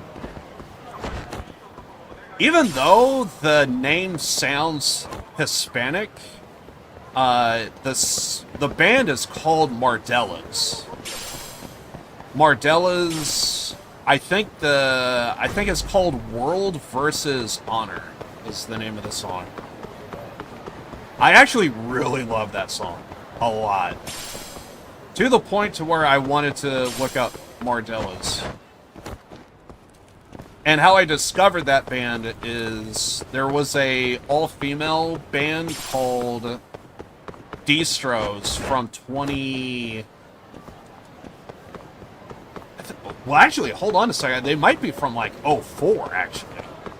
But they had a revolving door of musicians. And one of the...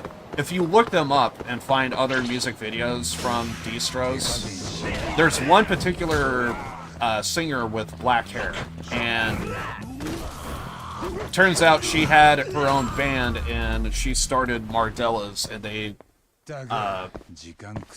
do some great music. At least I like it. And she now has like her own band, and it looks like they kind of do a lot of cover songs for the most part. And yeah. I was trying to do main story, but I kind of turned off my brain.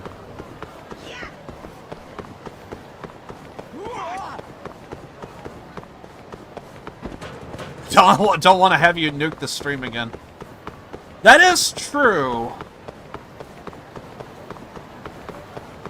That is true. Honestly, real talk. At least in your opinion, how do you like the music streams? Because I could see how maybe the music may not be like your style, but I could understand some people maybe liking the vibe, because I've been brainstorming this. I legit want to do I might actually want to do another channel to where all it is just music streams. Because I feel like there are a lot of bands that I heard over the years that people just don't know. And I feel like it would be interesting to have a community that is like really invested in like discovering new music, or maybe rediscovering old bands. Because like there is a song, because one example I could think of, I don't know if you're really into like 70s rock, but I remember having a conversation with a friend of mine about because I think we were just talking about music in general, and I thought it was relevant to say, have you ever heard a song that was timeless, to where it feels like it could have taken place at any point in time? Like, because usually whenever you hear a song, you could kind of tie it to a decade.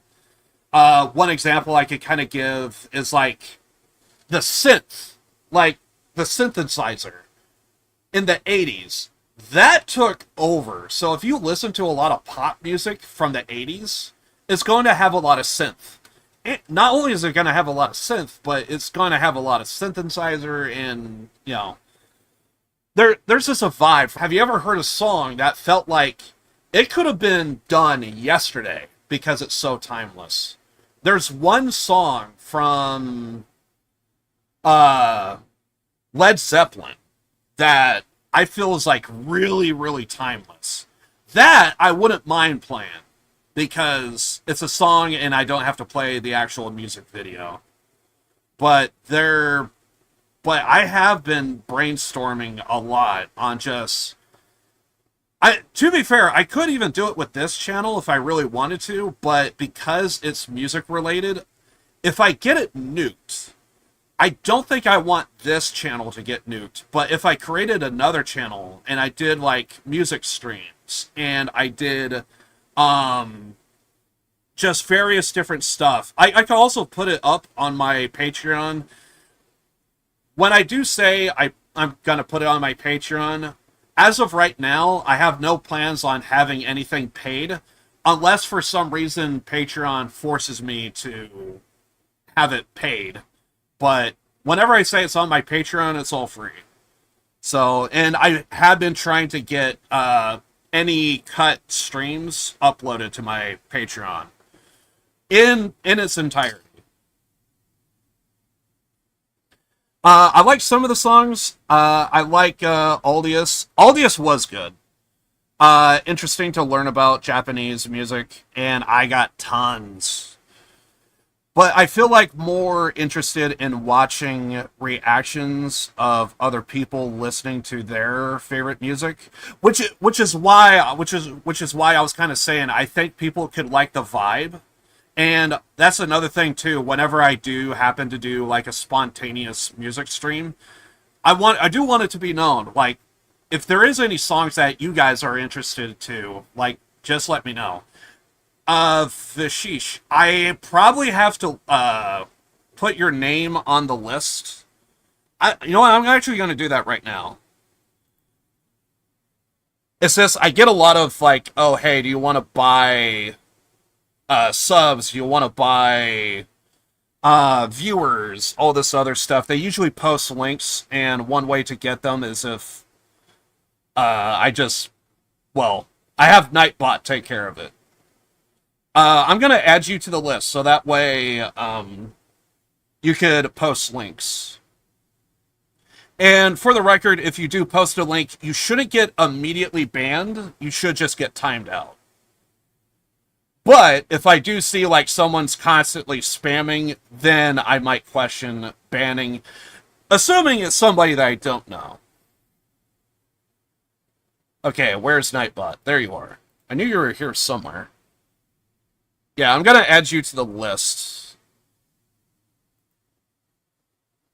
Just so that way, if I ever do stream, and we're doing, like, a music stream, by all means, like...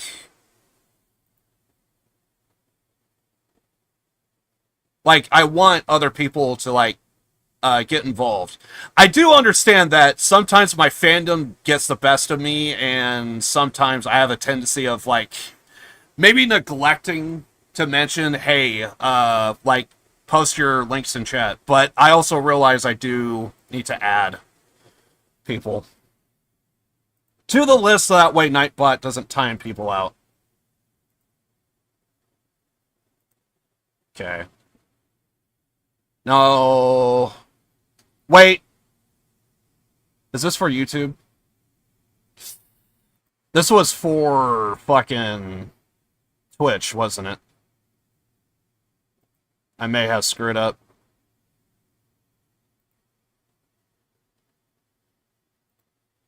Hold on. I hope I'm saying that name right, Fashish. Honestly, I was a little afraid to say your name, because I have a tendency of doing this. Once I get a name down, if someone tells me, yeah, you got it right, I have pressure of trying to remember the name that I said. I get this way too much. Okay, so you should be on the list. So Nightbot should not time you out. But yeah.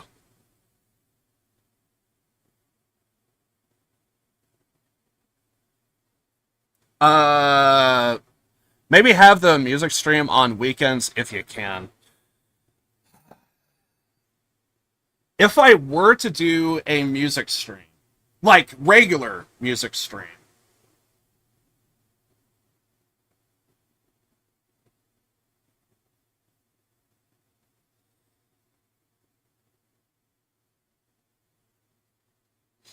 I honestly don't know when I would do it. I think I would kind of just do it randomly, I think.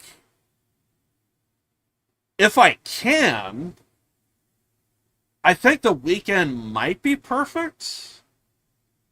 Because I think more people would be more likely available, and therefore, yeah, you would be able to have better time. But I also, because sometimes I have to just go based on my own... This is the whole reason why I'm bringing it up. Is, sometimes I might have, like, mild difficulty of, like, trying to get, like, a read of my chat. Was it good because I was hearing a bunch of music that I like, or is it because people generally was digging the vibe of everything, or did they like the music? So because like because one of the songs, and I'm still playing it to this day, by the way, ever since I did that stream. When it did come to the mellows, I don't even know the name of that song because some of it was in Japanese. It was like something closet. It was the song that I was saying, wait until the solo. Wait until the solo. I know how this looks. Wait until the solo. When it came to that song, I'm just seriously fucking addicted to that song. Every single day, I have still been playing that fucking song. But I understand that might be, shall I say, too cutesy for some people, or they don't like the pop portion of that song. Or maybe there could be something about the vocalist that probably people don't like, which is more reason why when I heard that song when it played, it's like, yes, I understand this may not be for some. I feel like that was one of my songs that I had to where it's like, I think a lot of people wouldn't like it. But when it came to the metals portion, like, I fucking love that song. To the point to where I could easily overlook the pop stuff. It also doesn't help that I listen to a lot of Japanese pop, so. Let me test it. Shoot! Yeah. And I am on the ready just in case if you get timed out, because I definitely don't want you to get banned. But yeah, you can test it out right now all you want. You should be good to go. Should be good to go.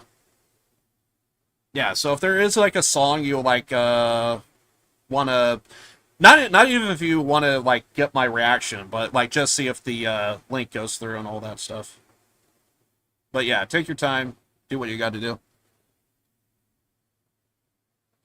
I will admit the mellow song does it really is something, because it was very it had a lot of contrasts, because you got like this heavy metal song, but it's very cutesy, and that's not the only song in my library that is similar to that, except they go more all in on the metal stuff, but still cutesy.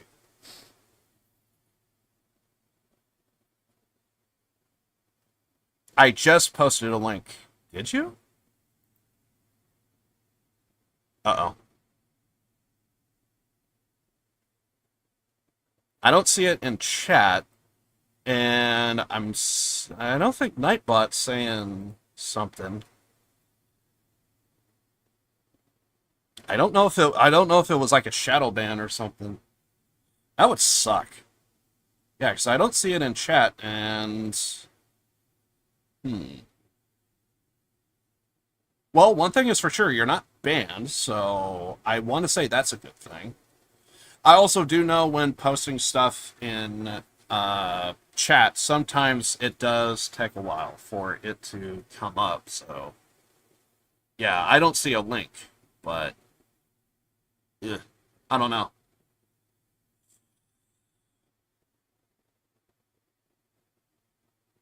Yeah, it's not coming through. I don't know if it's the... Here's another thing. I don't know if it's Nightbot's end or YouTube. And I have no way of testing this either. That's another thing.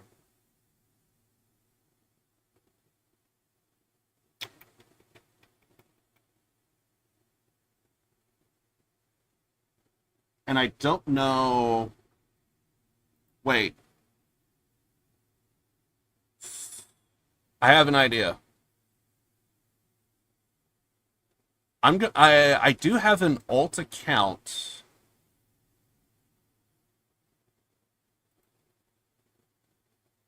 Luckily, I have that alt account up.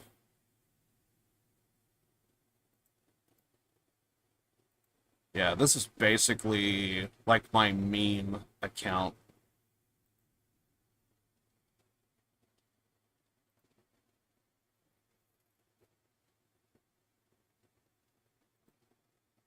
I'm going to add it.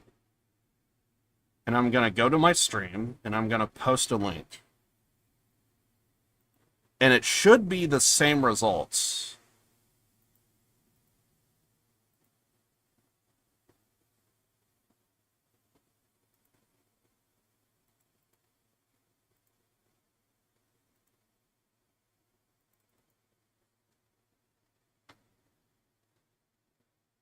Oh, crap. What the hell's the name of that?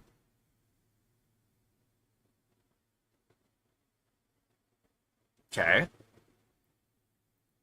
Yeah, this is a meme account I have.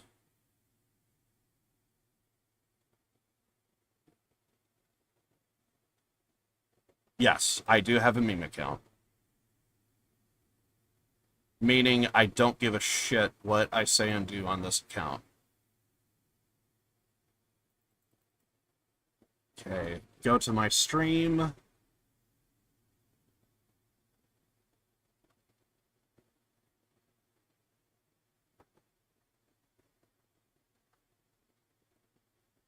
Well, actually, I guess I need, I guess I'm gonna post that, I guess I am gonna go ahead and post that, song, I guess. And that's how we'll do it. What did I say? Mardella's World versus Honor. Theoretically, this should be the same exact result.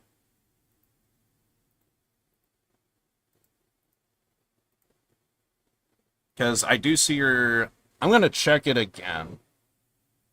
I'm going to look up both the account that I just added and yours. I want to see for sure.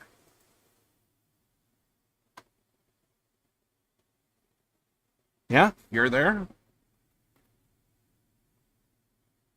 Yep, I'm there. I should also probably point out this is not actually nothing like my real name. I think I came up with the name Josh because it was a name of one of my moderators, which I love to death. Great dude. I forget how I came up with the other name, but yeah. So theoretically, this should be the same. Wait. Wait, that's actual chat. Hold on a second. There we go. Hey, I'm seeing this fat man on stream. He seems pretty important.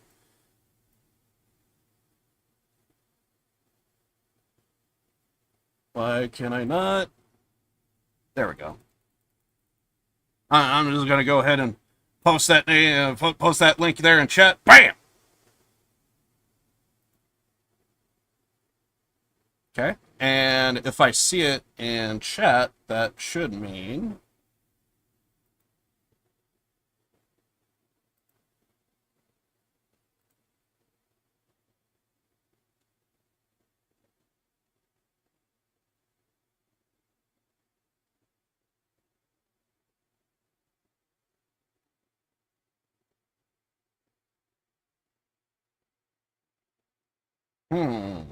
I also wasn't added.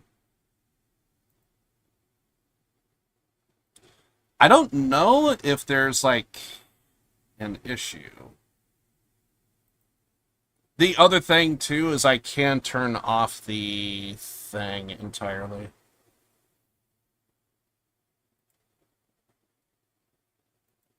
Also, I didn't... Okay, so that's interesting. I reloaded my stream and... yeah, it's still not there. I have another idea. Let me... Nah.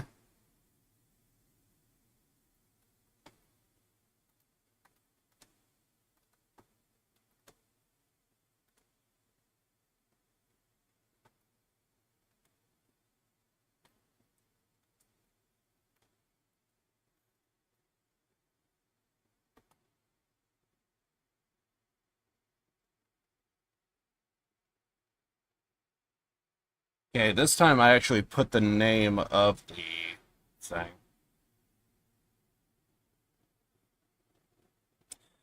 That is also the other possibility that I'm thinking, is they just don't like links.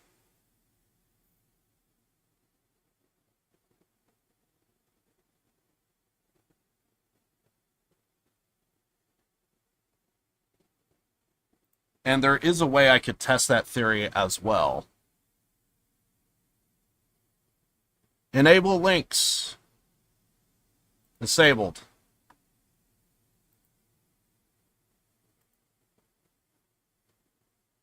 Last and final time. Now, did that go through?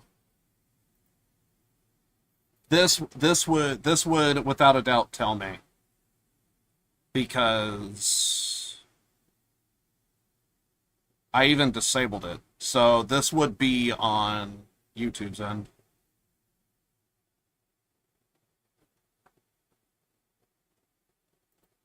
And sometimes it does take a while. Yeah, it says I posted the link in chat, so interesting. Yeah, I think it might be a YouTube thing. Interesting. I wonder if there was heavy link posting on some account or another.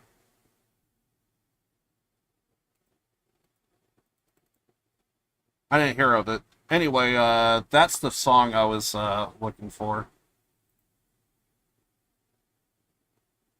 Yeah, if anyone's interested in checking it out.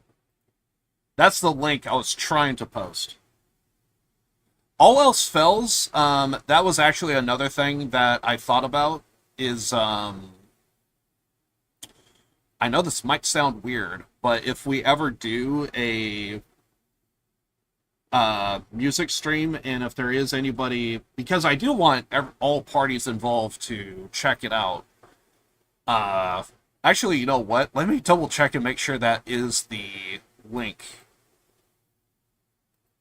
that I was thinking of.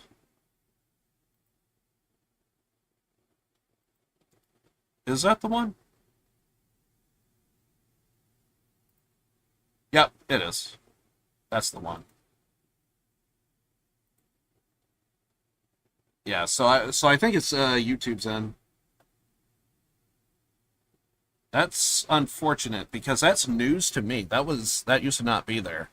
But here's the thing that I did think about, is one thing we could do. I know this might sound dumb, but there is a chance that we might have to, like, pick a video of mine that I did, maybe like a stream, an old stream or something, and I would have to look at the comment section of that particular stream, and I would grab the links from that. I know that sounds dumb, but surely you're not going to get a shadow banned from a YouTube comment. Maybe it's a thing in. Then again, I'm not going to do it now, but maybe I could look for something. Maybe there's like a new setting that I got to look into.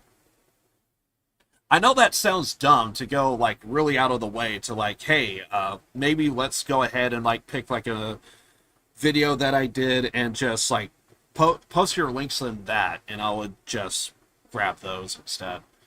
But yeah, I was heavily brainstorming the idea of like doing a music stream, or a music channel in general, and I could basically rant about the music industry. I could rant about, although I don't know how much I could bring to the table on that front.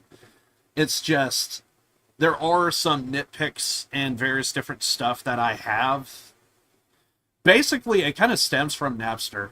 That I think that whole debacle just kind of it gave like publishers and record labels more power to, because I just find it weird how I'm pretty sure I played like entire.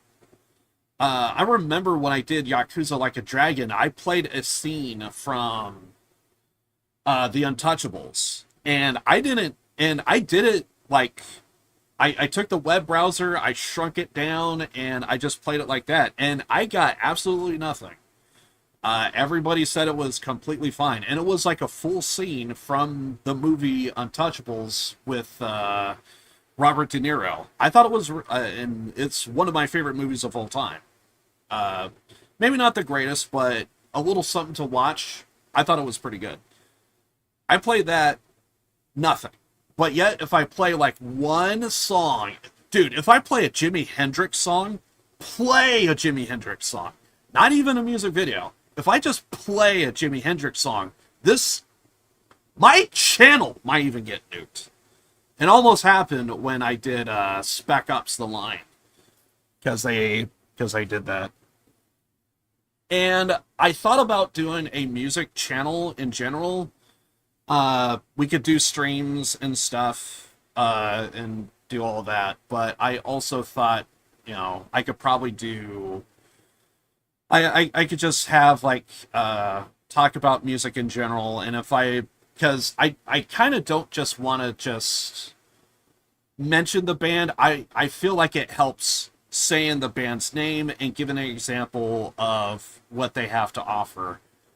There are tons of songs that I think are really good, well produced.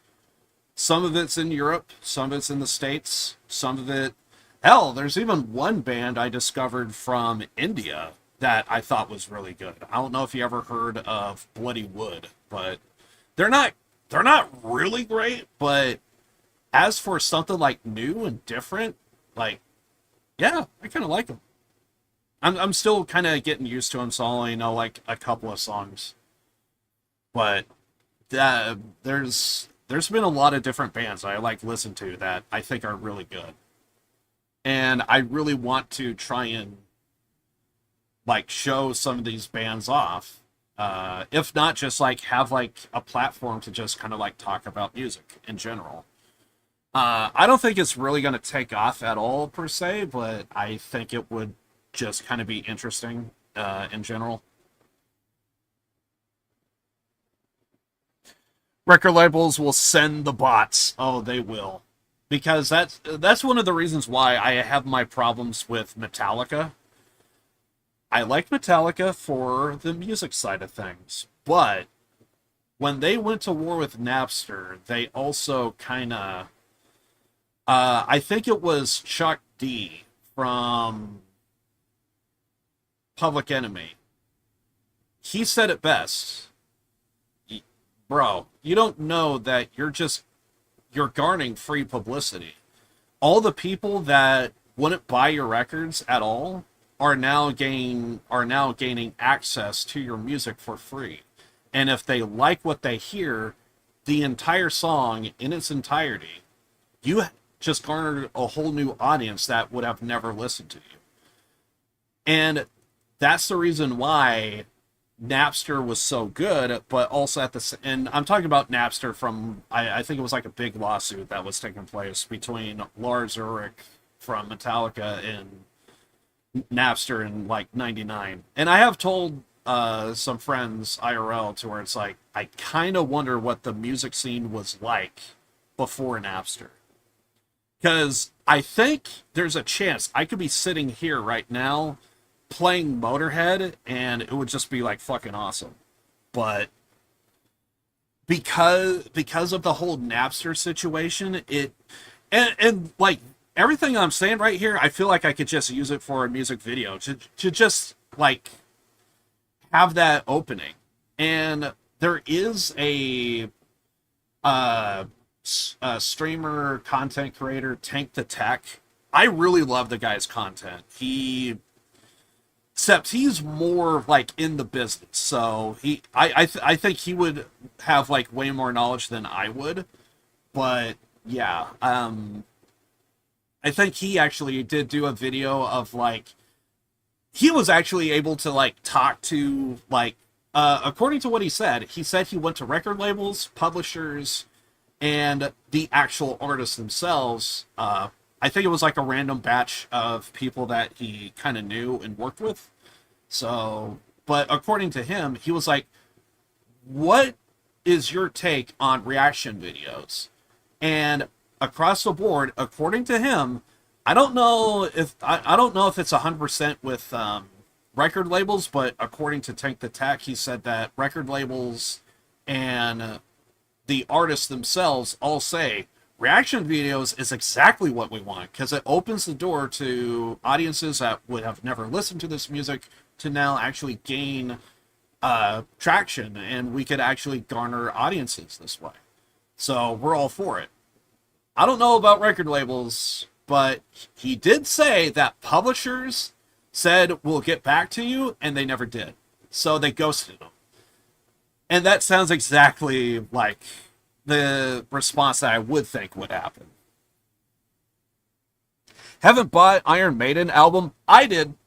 And I love listening to them, and that wouldn't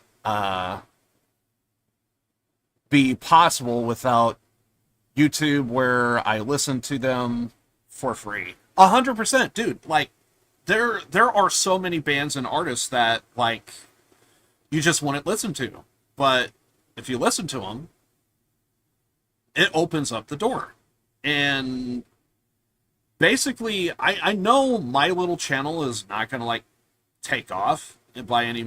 Because according to Take the Tech, he said, like, there's, like, some bands that you just kind of have to play that he knows it's going to garner, like, a lot of reaction to it. And there are other bands he wants to react as well, but it's just not going to be the same. So he kind of knows there's, like, a group of artists that you have to, like, focus on if you want to garner a music channel.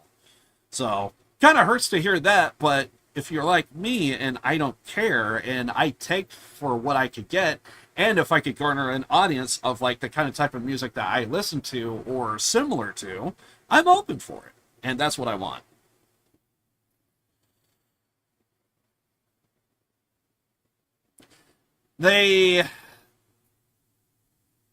To my understanding, so I believe it was one of the guitarists for Slayer, if you're familiar with Slayer. Their biggest song is, like, I even have to say, Raining Blood. Those fucking drums and percussions is what makes the song. And good on them for just having, like, this long-ass fucking intro that really sets the tone. Great fucking song. Absolutely love Raining Blood. Sadly, I haven't heard enough of Slayer to say, like, where I stand with them. But they're definitely not a band that I turn away from. If I hear someone play Slayer, if anything, I would probably tell them to turn it up. But yeah, I think it was a guitarist from Slayer who once, he was said, now this is one more reason why I have a problem with Metallica. And again, I will say Metallica on the music side of things is really good. There's just these little nuances that just, I don't like Metallica. And this is another one. So, Black Album comes out. It has a lot of ballads, or enough, that this is what I heard from a guitarist from Slayer. We couldn't get signed to a record label because the record label said, you don't do enough ballads. If you do enough ballads, we'll sign you. And they were working out a record deal, and because it was the style at the time, because fucking Metallica did the Black Album, and because people were trying to pick apart, why is this song so popular? Why is this album so popular? Gee, do you think it's because there's a lot of power ballads that maybe that's what people want? So you gotta do power ballads. And that's why throughout the 90s, you were hearing, like, what was it? Cherry Pie? I think that was like a power ballad, or like a very nuanced song at the time. Well, I guess it's not a power ballad, but there was like a lot of songs from the 90s to where it was just like, you have to do a ballad. And apparently, according to what I've heard, Slayer didn't want to, they decided to just go elsewhere because they were like, we don't want to do power ballads. It's not our thing. We're here for the metal. And I gotta respect and that's probably one of the reasons why, when it comes to the big four, everybody knows Metallica. They're obviously at the top. Some people might know Anthrax. Other people might know Megadeth, but it feels like Slayer's just off in this corner, and it's like, I think it's because they never did the thing that branched out, because obviously Megadeth, Dave Mustaine, he has like a history with Metallica, so that's probably the reason why he's known. Also, he does great music, like very, very good music. There's a song called Public Enemy Number One. It's a must listen. But yeah, but honestly, any rants like this I'm doing now, I've thought about I could just do like an entire video on. Technically, I could do it on this channel as well, but if there's like a certain way that I want to produce it, I would have to like water it down, and I don't know if it would be the same.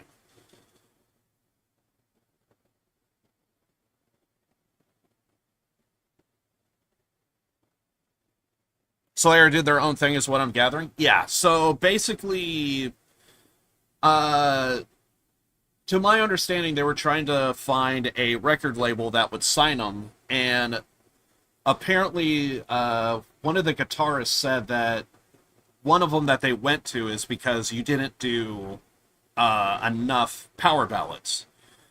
If you know what a power ballad is. So because of that, they didn't want to do business with those kind of type of record labels. They wanted to go elsewhere. That they just wanted to stick to the heavy metal stuff, and yeah.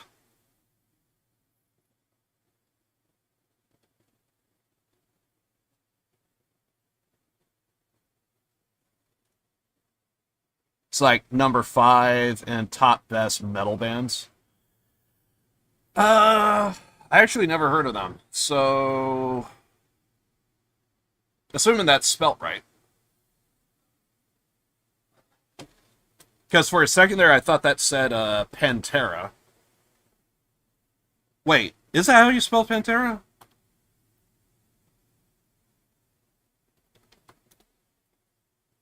Maybe I'm just drawing a... Wait, yeah, that is how you spell Pantera.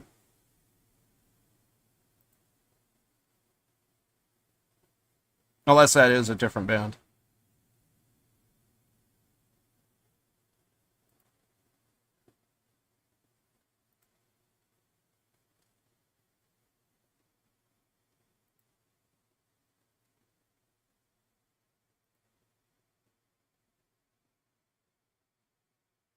Oh, you spelt it with an H. That's the reason why it threw me off. Unless that is how it's spelled.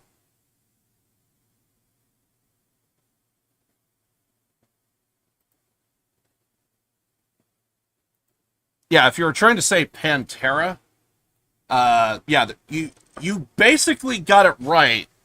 You just you're not supposed to use the H. But yeah, if you're talking about Pantera, yeah, they're easily one of my all-time favorite bands as well. So, but I think the difference between Slayer and Pantera is, I think Pantera was more consistent though, and I think there was some like whatchamacallit, I think there was some like power ballads that they did do. Yeah, you basically spelled it right. You just put an H there, and it's not how it's spelled, which is why it threw me off. I was like, wait, is that how you spell Pantera? But yeah, cause like with me, when it comes to Pantera, I'm thinking Cowboys from Hell. I'm thinking fucking dude, Walk. That was RVD's theme song in old school ECW, which, by the way, RVD showed up to AEW and he was doing he was playing Walk. And that's one of the most metal fucking songs on the planet. I'm surprised Iron Maiden is in the top 4. I don't know why they're not like larger than what they should be. I think they're really good. However, I will say this. There are some bands that I think are more consistent than others, if that makes sense. Because, like, I want to say, at least in my opinion, Now, this could be because I'm a fan, but I felt like with Motorhead, I felt like I got way more consistency out of Motorhead than I did with most other bands. That's one of the reasons why they're my favorite band of all time, and I just absolutely love them. But other bands, I want to say it's hit and miss. Once again, I gotta look to fucking Metallica. And did you ever hear the album Lulu from Metallica? Which, by the way, 72 Seasons is fucking dog shit. When I finished listening to 72 Seasons from Metallica, my first thought was, no way is this a fucking Metallica album. But I want to say, and I am somebody that thought Saint Anger was bad. Now, I thought Saint Anger was bad only because of looking at you, Lars, you fucked up with those percussions. If you just went with regular drums, nothing special, it would have been fine. But because you had it sound like you're bashing freaking Paris Hilton's head up against a fucking car door, I'm sorry, I thought it was terrible. But, yeah. Because, like, Metallica, in the early days, like, before the Black Album, more consistent. They were just spot on, put out just really good music continuously. I never heard a bad Metallica album until Saint Anger. But that was only bad because I didn't like the drums to it. It did work for like a couple of songs. Some Kind of Monster I thought was good. It worked with it. But it didn't need it for the entire album, is what I felt like. But we got more good Metallica albums. I want to say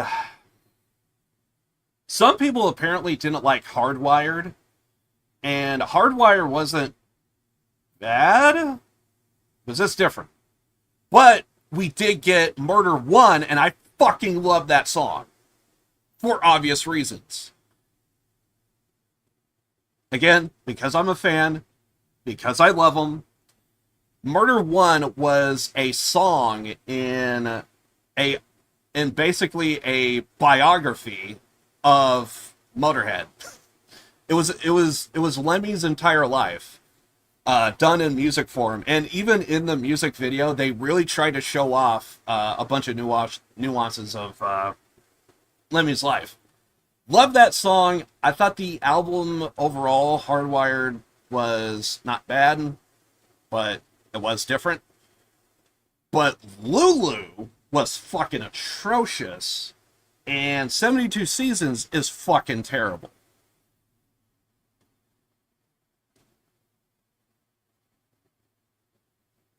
He wants to show he can keep it hidden, exactly.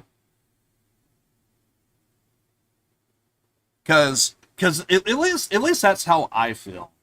I feel like I get more consistency with Motorhead than compared to other bands. Metallica, dear God. I feel like I have to play this song. Honestly, if I actually get like fucking, if I get copyright flagged for this song, I just want to post it on fucking I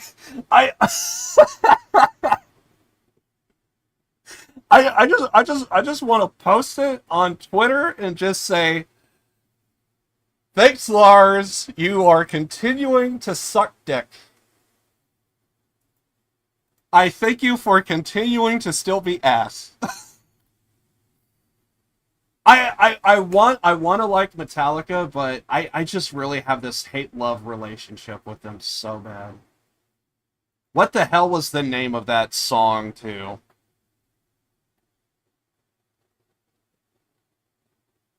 I honestly don't even know the name.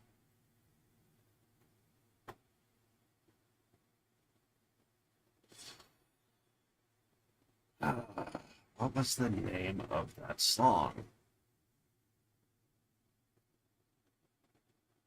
It's hard to even think that this is like a Metallica album. Like, it is so bad. To be fair, I don't know if there's like any background to it or what. Unfortunately, I don't know which one it is.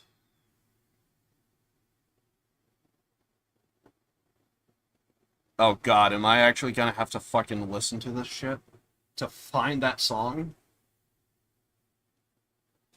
Oh yeah, my music's my sound's off.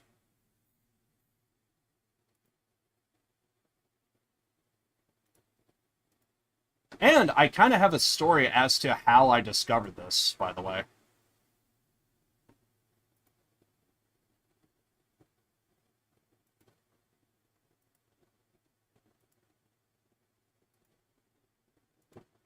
Honestly, Lulu kind of sounds like Metallica if they decided to... Is this what they do when they're trying to just like... They're in the studio and they're just warming up? Because that's what I get out of it.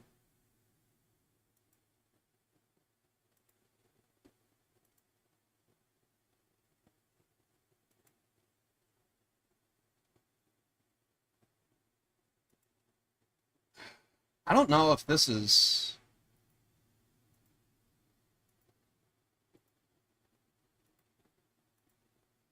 I feel like we're not getting Hetfield, but I know I heard Hetfield before. Okay, let's do this.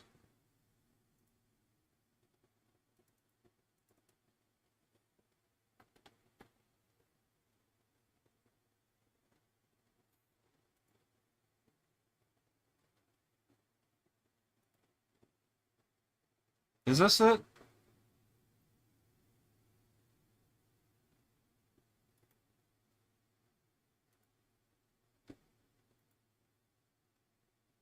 There it is! Okay, so it's called The View. Oh god, I'm gonna hate myself for fucking playing this goddamn trash-ass fucking album. But... this is Metallica.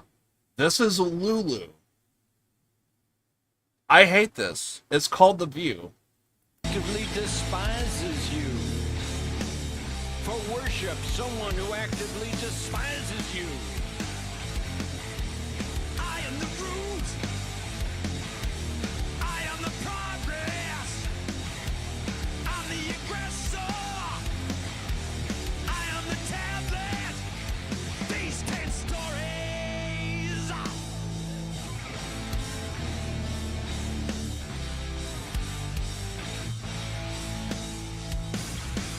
Worship, worship.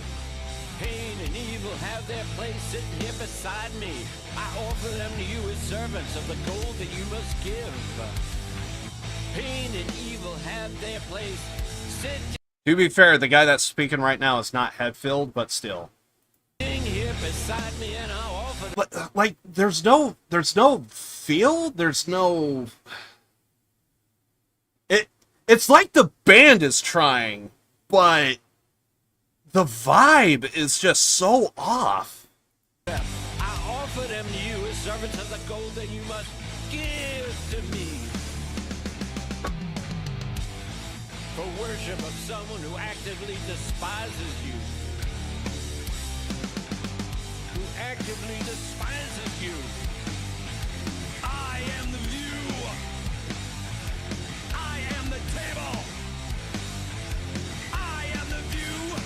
I am the table. I am all this. I am the root. The progress. The aggressor. I am the table. I am the 10 stories. I am the table. There we go. That's what I was waiting for. Okay, so I'm a huge fan of Botchamania. Unfortunately, I cannot play anything from Botchamania because all of it is getting flagged on YouTube. And surprising... okay, so like the last music stream that I did,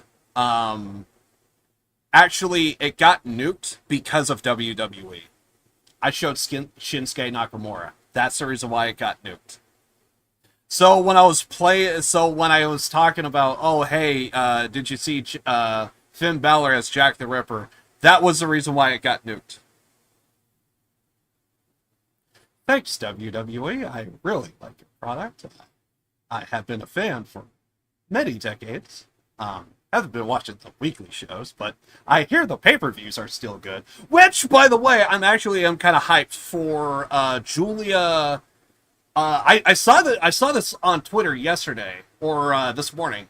Apparently, they're gonna be doing Roxanne Perez versus Julia versus Stephanie. I think her name is Valkyrie. I'm probably botching her name, but I know Stephanie is solid. She's a great worker. I've seen like 1 or 2 matches of her. Pretty good. I know Julia. She knocks it out of the park. Roxanne Perez, she was the women's champion in Ring of Honor before Tony Khan bought it. She's fucking awesome. And I don't know when that match is taking place on NXT, but I am actually looking forward to that match. I think it's going to be fucking solid. That being said, I'm a fan of Botchamania, and because of reasons, whenever there's like a table spot to where the table doesn't break, the part to where Hetfield says, "I am the table," it's kind of a meme in pro wrestling. If you see a table spot to where the table doesn't break, we all say, "I am the table," and it's because of this song. Because I heard it, and I thought it was like AI generated or some shit from like 10 years ago or so. But no, this is actually a real song, and it's... Oh god, I'm even watching this on Metallica's own official YouTube channel. So that's how official we are. And honestly, I was waiting for that spot of "I am the table." I am the table. I am the 10 stories. I am the table. That's that last part. And I know it's it because it's dun dun. So yeah. That I was wondering where Matthew from Botchamania got that soundbite of Hetfield singing "I am the table." I wish I didn't find it because like what Vishish said in chat, get this garage band out of here. It's hard to think that this is fucking Metallica. It's on Metallica's official website, so this is like, if it's AI generated, well, it's a damn fine AI generation, I'll tell you that.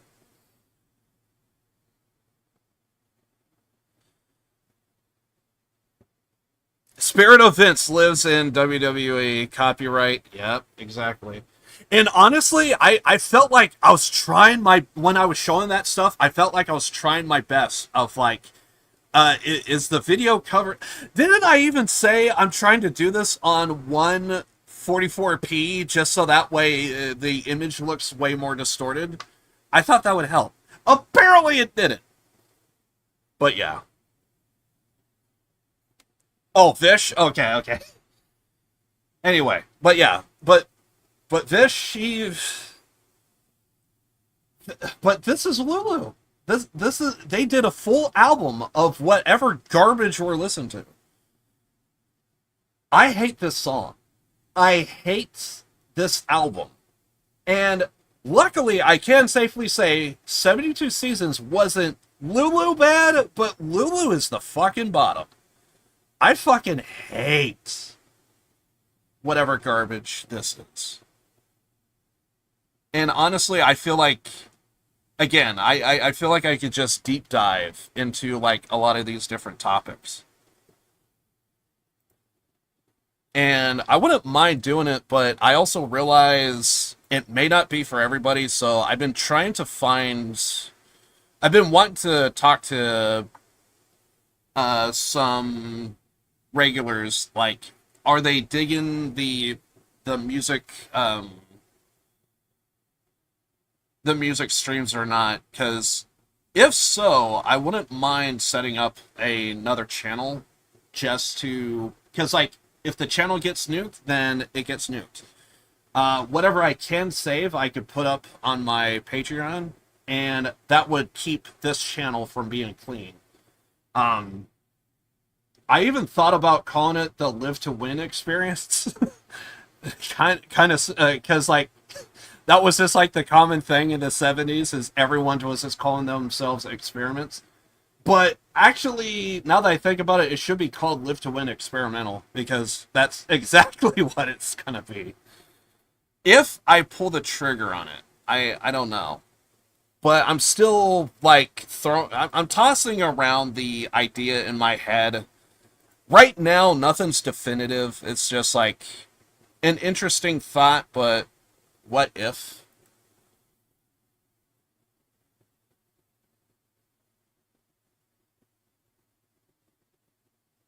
Yeah, that is one thing. And plus, that's another thing, too.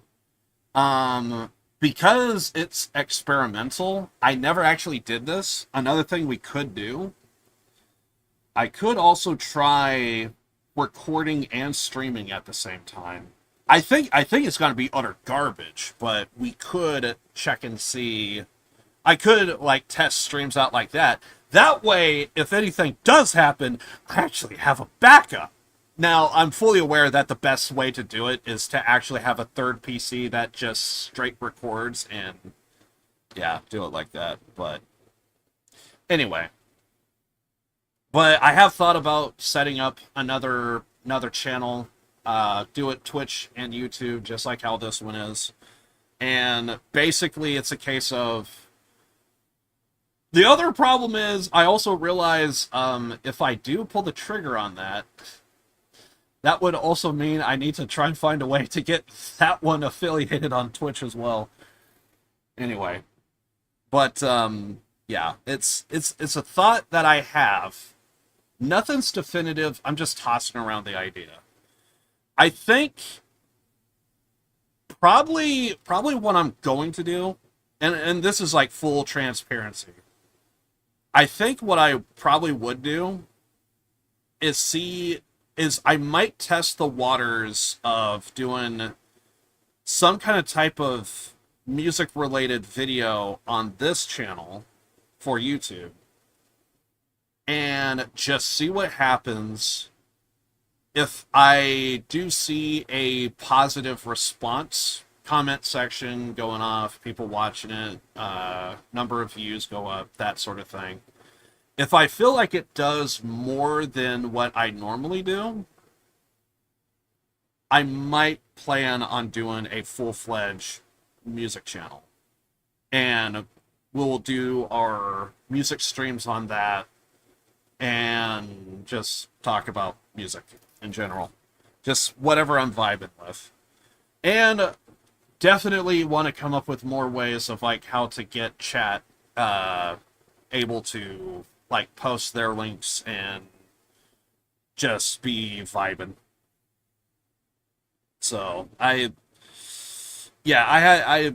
guess I just discovered today that apparently you can't post links in YouTube chat, which is highly unfortunate, because I thought that was always available for you guys. So I kind of feel bad on that. Yeah, it sounds like a plan. The only problem is I don't know what kind of type of video I want to do music-wise. Because I feel like... Do I really want to play that? There's like so many different... The point is, there's like so many different songs that I have that I think would be considered cringe to a lot of people today, but I just really like the song, and I don't mind putting it out there, showing it off. I could also possibly go into detail of, like, probably one of the reasons why I really love some bands and some artists, because I think I'm gonna move on here. I think I said everything that I wanted to say, but before I do, I feel like this could be a awesome thing. I'm gonna play a song, and I will give you a small detail as to why I like it, and why it has more than just a song to me meaning to it. I'm not going to go into full detail because it is personal, but I absolutely fucking love this song, and needless to say, I discovered this band through Motorhead. To my understanding, Girls' School is a band that was kind of rock at a hard place, and basically Motorhead said, yeah, tour with us, we'll see what we could do. Needless to say, I thought I heard that Lemmy kind of had a thing for one of the guitarists, and needless to say, that guitarist, she passed away. The band, Girls' School, decided to do an entire album dedicated to, I believe her name is Kelly Johnson, if I remember correctly. Let me double check that. And so basically, because I'm sure she's mentioned in the comments section. Oh, wait, comments is turned off. Well, fuck. God damn it. But yeah, I think her name is Kelly Johnson. Let me look her up. I actually get her confused with Runaways Sandy West because she passed away of breast cancer.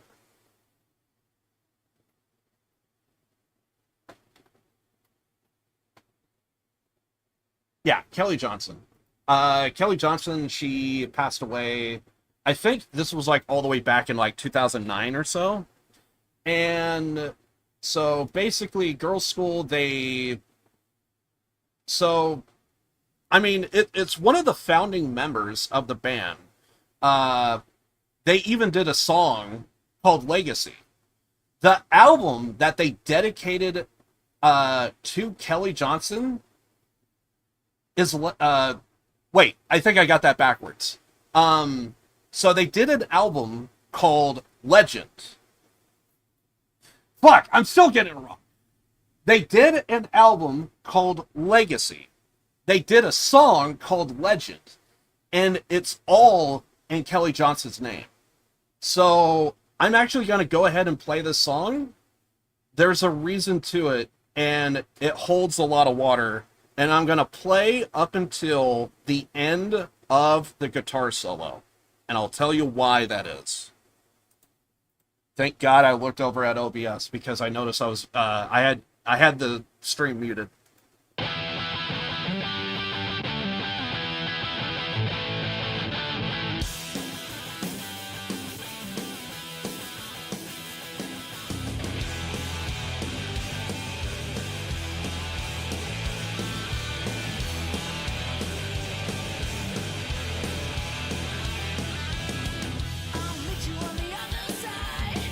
I'll meet you no matter how hard. I'll meet you on the other side.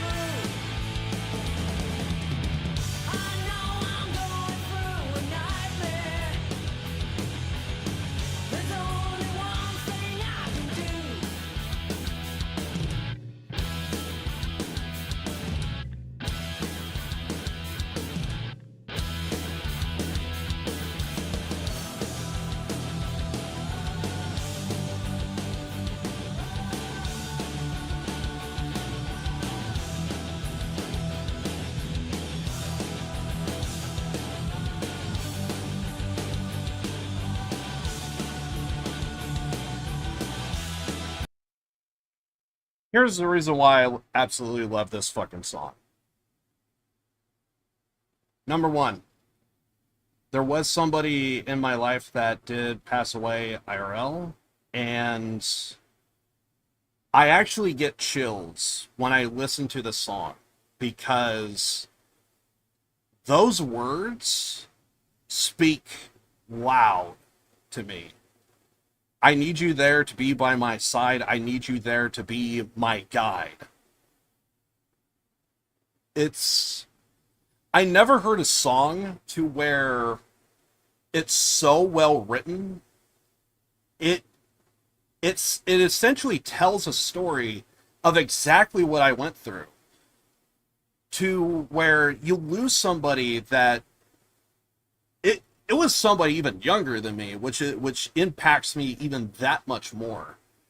And I know this song is dedicated. The entire album is dedicated to Kelly Johnson, so I do know that this was written with her loss in thought to the band, and they were just writing music to try to, and so I know this is about her, but also at the same time, I think a lot of people could hear exactly what you went through when you go through a major loss in your life.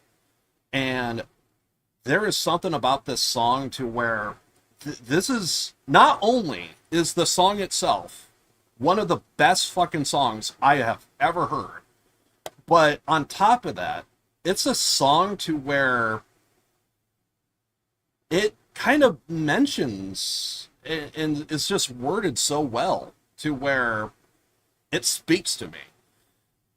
It really doesn't help to hear the words "I'll meet you on the other side." It's just I've had nights to where it's just hard to kind of get sleep. Your mind just wanders, and there is someone younger than me. I'm not going to mention who, just obvious reasons, because I prefer to keep my life private, all that stuff, yada, yada, yada. Don't have to go over it. But it still don't mean that there was somebody in my life who was younger than me, roughly my age, and I envisioned, like, growing old, and, like, I could always call them up, and they would always be there. And when they're not, it hits home. And I've noticed with me when it comes to music, sometimes there are songs that stand out, and this is one of those songs to where it really stands out. Oh, absolutely, I'll post you a link. I won't just give you a link. Honestly, this is Girl School's best album they ever did. And it is, without a doubt, one of the greatest things I've ever heard. And so, I know I am logged in on my meme account, and I'm sure I listened to this song multiple times, but I just typed in Girl School, and they had the song Other Side just right there waiting to go for me. Oh, you just know me so well. But I absolutely love that song. If you experience loss in your life, I'm going to give you two links. One of them is to the entire album. I highly recommend checking out the album. It is really, really good. It is easily Girl School's best album they ever did. And I will post the song by its full name, and I will also post the album. That's the album. So I'm not going to post, like, name and stuff like that. But, do get me Girl School, Other Side. But if you experience loss, like someone you knew passed away, it is hard to not hear this song and think about that person. And believe me, I've been there. I felt it. It sucks, but yeah. Fuck. I'm kind of doing this wrong. I need to back up. God damn it. Oh, I'm still playing my shit. Yeah, we don't need that. Sorry. I'm just screwing up all over the place. My apologies.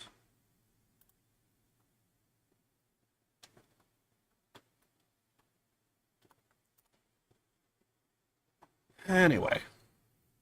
Oh, good. I thought I was typing in YouTube. Try that again. But yeah, I'm gonna give you all the links. All the links. And honestly, this is actually not even my favorite song from Girls' School. Real talk.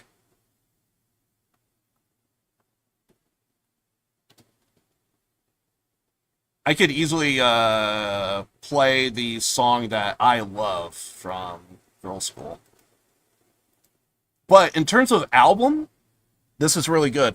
Also, fun fact, the album that I'm posting, here's something else as well. Tony Iommi, Ronnie James Dio. I feel like there was another name, but I didn't catch it. I apologize. Lemmy from Motorhead, Phil Campbell from Motorhead, all were featured in throughout this entire album. There's even a song that Motorhead was brought in to sing. So it's a Girls' School song, but it's Lemmy singing it in its entirety.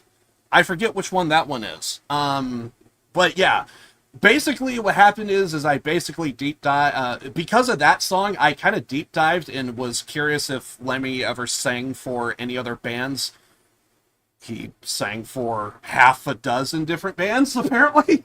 I even heard about Lemmy's side project, which I don't know if you are into rockabilly, but Lemmy had like a side project called Headcat. So he did, basically the whole idea was, hey, let's do like a whole bunch of cover songs of like a bunch of rockabilly, Chuck Berry, Little Richard, fucking, who else? Buddy Holly, they did a lot of Buddy Holly covers. So Headcat was basically thought of, they took Head from Motorhead, and another member of the group was in a band called Something Something Cat, or Cat something. So they took Cat from that and they came up with Headcat. Yeah, so yes, Lemmy was featured. I'll play that song in just a second, but I'm gonna finish posting these links because I didn't do that last time. And I do apologize for just being really slow on this. I apologize.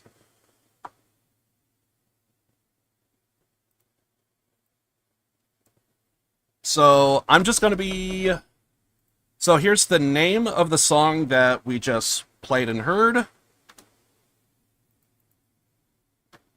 And then I'm going to grab the link.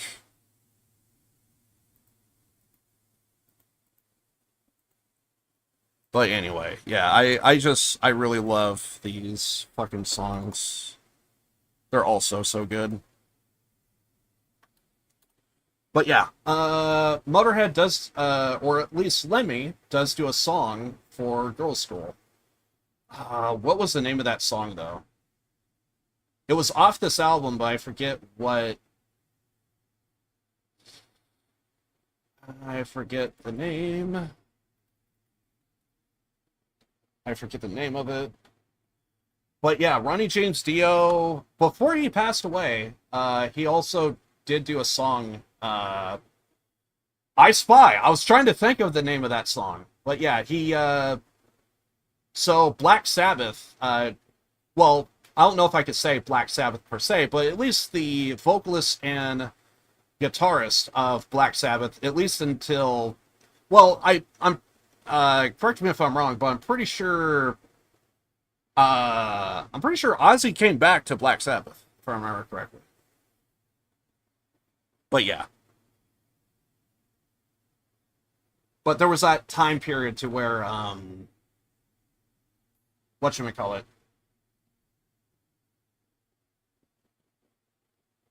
There was that time period to where, Ronnie James Dio was, in Sabbath. Is this the extended version? I don't remember a song ending. When was there a song in London?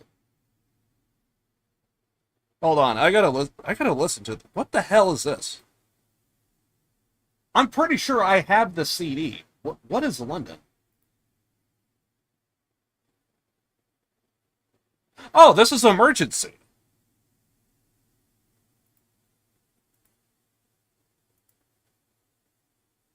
But why is that called London? This is... And you even have a song called Emergency. Oh, they did a variant cover. Got it. They did cover. They did a cover of their own song, but yeah, it says Double Emergency. Apparently, that was one of Girl School's like early songs that they did, and I guess they did a new version of it.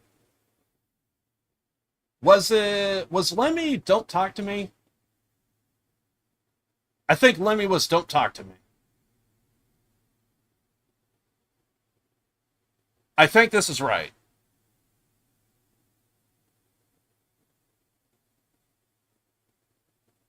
There it is. Yeah, Don't Talk to Me. Yeah, so I wanted to verify that it was Lemmy first. Because I think I get this song confused with another one. But same album. This is Lemmy doing a song for Girls' School. It's because they're so close. Lemmy knows Girls' School very well. Girls' School know Lemmy very well. They toured together. Yeah. It's basically how I know of Doro Pesh. It's how I know of Motorhead. And like some other bands. But anyway, this is Lemmy. Oh, come on.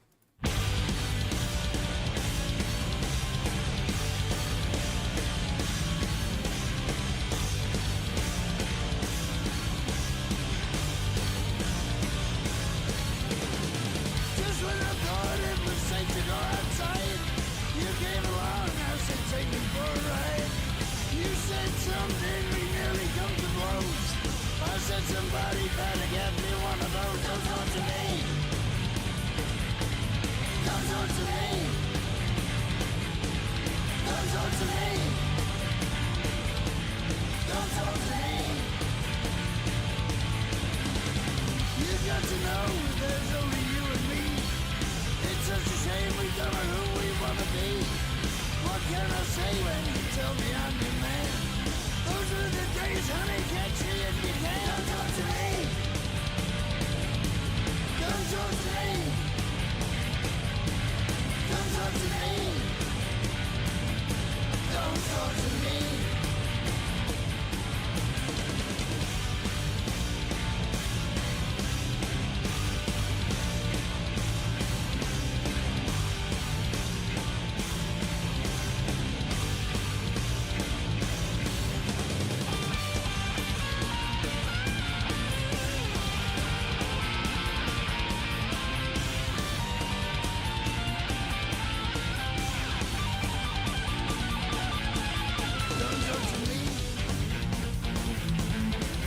I want to play this to the end, but I gotta cut it off. I gotta cut it off. But yeah, Don't Talk to Me. I absolutely love this. It's Motorhead. It's a little simplistic. It's probably not one of their greatest songs ever. Both Girls' School or Motorhead. But I'm a fan of Lemmy. I like his voice. He nails it every fucking time. I'm a fan of Motorhead. I love the song. I will admit it's probably not up there as like any of the greatest by any means. I could probably see how some people may not like it because, you know, it's just not. It's just not one of their greatest songs. But listening to it, I can pick up on Motorhead nuances. One thing, the grand total of the song is 2 minutes and 25 seconds, which, if you know Motorhead, they like to play fast and short. they speed run their fucking songs. And listening to it, it has the Motorhead vibe of like just play as fast as you fucking can, and we're just gonna play some lyrics over it. I mean, as a fan, I gotta call a spade, and sometimes, not all the time, but that is sometimes how Motorhead does things. I will say it definitely changed over the years. I will definitely say it changed over the years. And let me get Don't Talk to Me.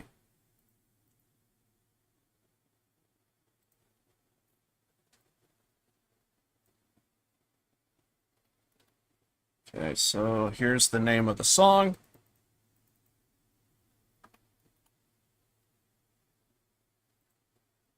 That's how Motorhead is. That's how they do things. They just play fast, and they put it to bed. They got places they gotta be. Anyway, but yeah, I absolutely love fucking Motorhead. I could talk about them like all fucking day. But yeah, there are actual like songs that Lemmy played that he like I don't even know if he even got credit for it. It's just one of those things. But yeah, I completely like deep dived into. I know some people might not be into Headcat, but I want to play like a Headcat song. Unfortunately, I don't think Headcat actually has any songs that's like original. I'm pretty sure a lot of it is just, it's all cover songs.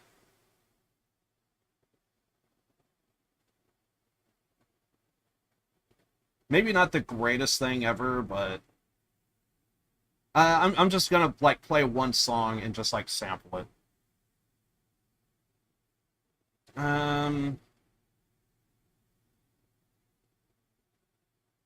I don't know what song I want to play. Mostly because it's not really my thing, but it is on my phone and it's Motorhead. Well, at least Lemmy.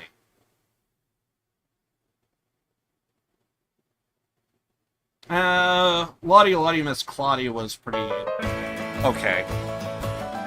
This is Headcat.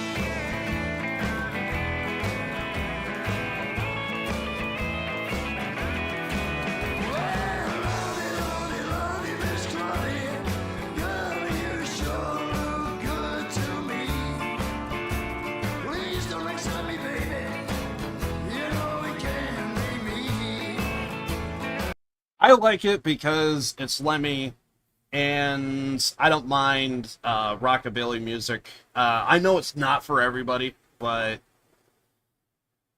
it's Motorhead, it's Lemmy, I'm a fan, it's, yeah.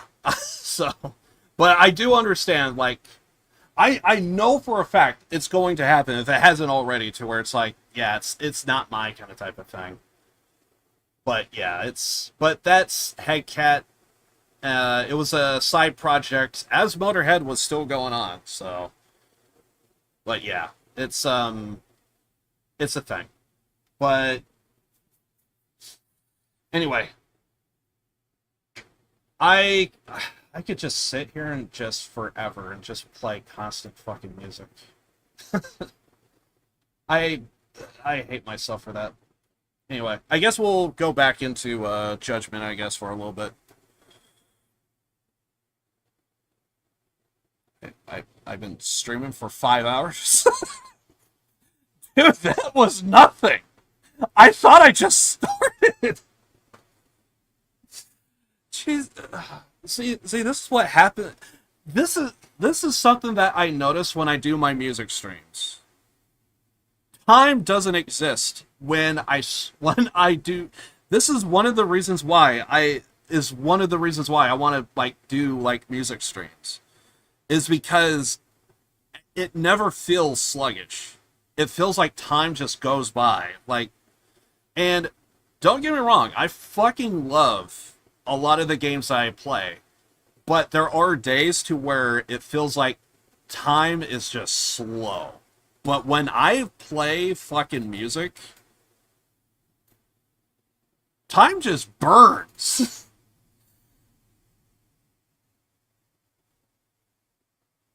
Hopefully legs are not falling asleep. No, I'm good. I did take a break 3 hours ago or so I'm good.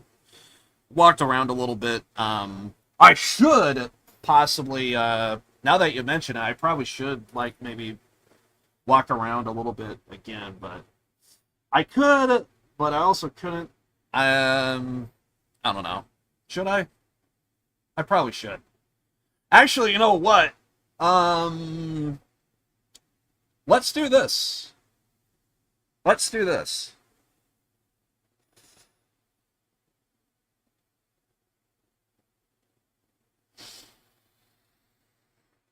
Oh.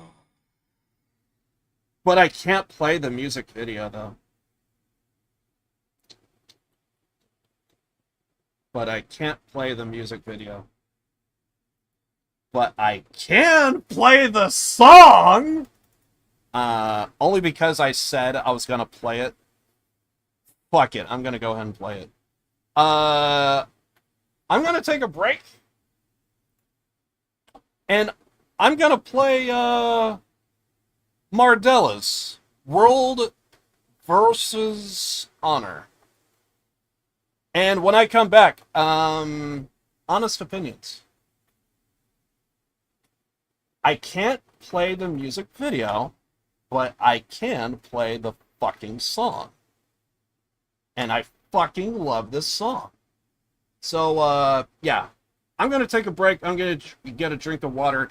If you guys don't like the song, you could also mute the stream and take a break yourselves.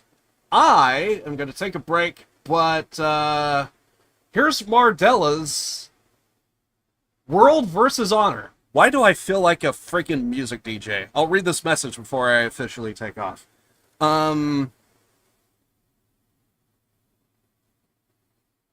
Also, gotta go take a shower and stuff. Thanks for the stream. Bye.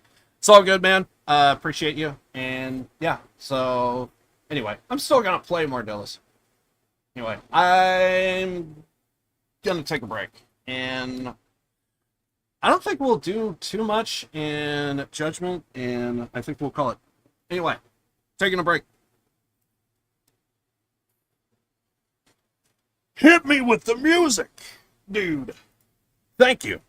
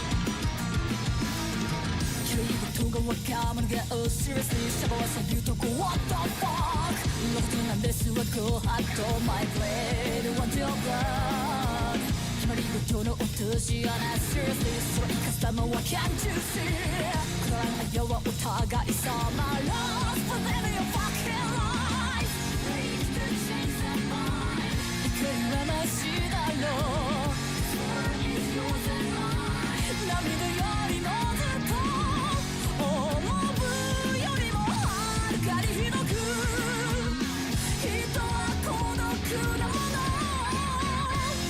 傷だらけで生き抜く仁義なき世界辛く痛いのは俺一人じゃないお前の正義が私の敵愛を知り恨みを覚え大義を叫ぶがいい War vs. Honor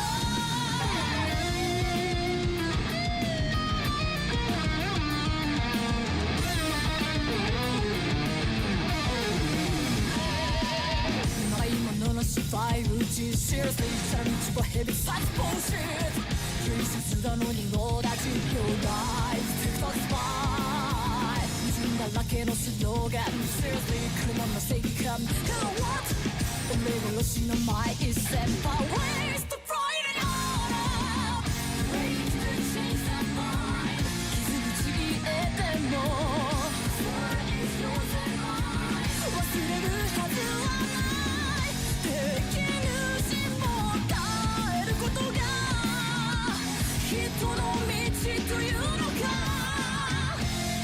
傷だらけで生き抜く仁義なき世界辛く痛いのは俺一人じゃないお前の正義が私の敵愛を知り恨みを覚え大義を叫ぶがいい War vs. Honor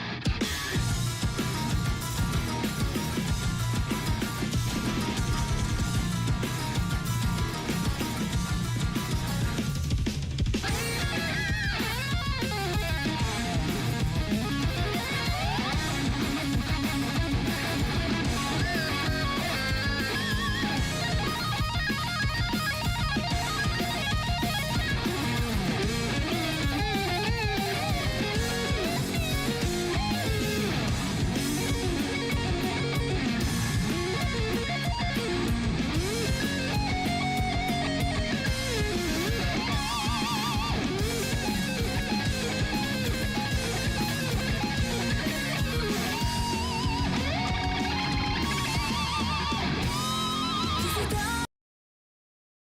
Oh god. The one thing I really love about this song, I really love the I really love like the chimes that play. This bit right in here.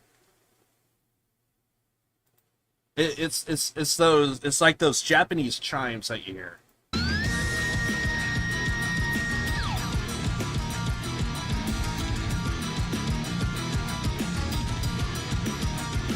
Something about that, it's just like, I thought it was good when I first heard it. Anyway. But yeah, we're probably gonna go ahead and just, kind of call it. Anyway, yeah, so I think we'll do, like, one more side quest.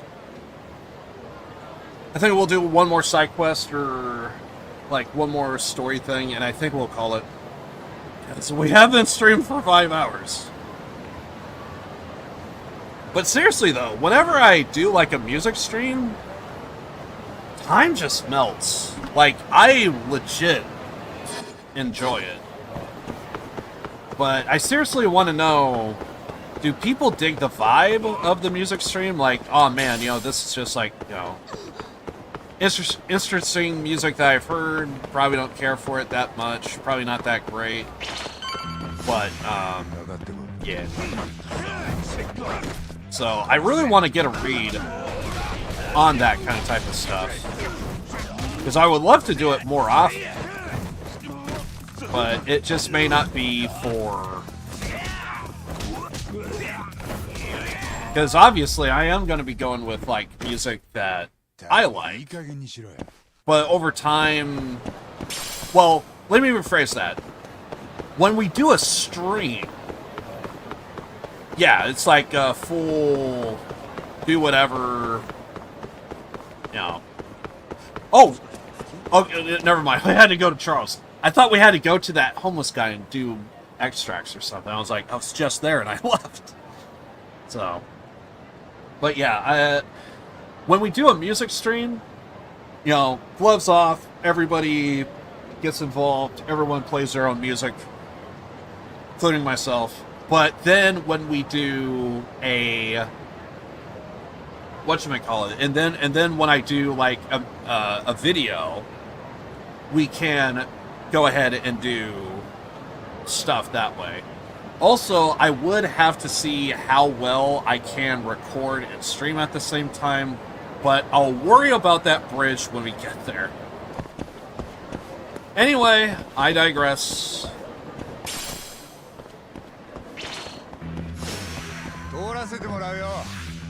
Hello? I think we'll go over here to Charles, see what's up, and I think we'll call it.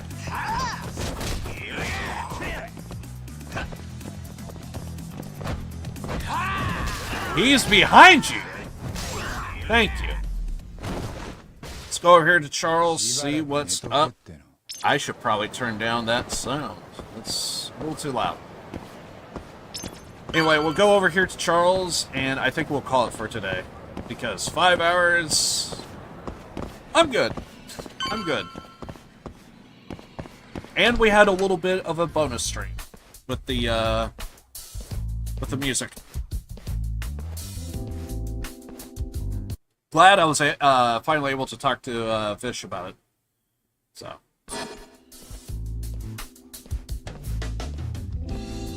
He's a regular, I trust him. Sugiura. 海藤さんに声かけてもらったんです。仲間外れにしないでくださいよ。俺は遠慮なく仲間外れにしてくれていいんだぞ。っていうか、なんでここに集まろうとすんだ。でもいい人ですよね、東さんって。そう言いながらちゃんと場所貸してくれるんだから。ヤクザなめんなよ、兄ちゃん。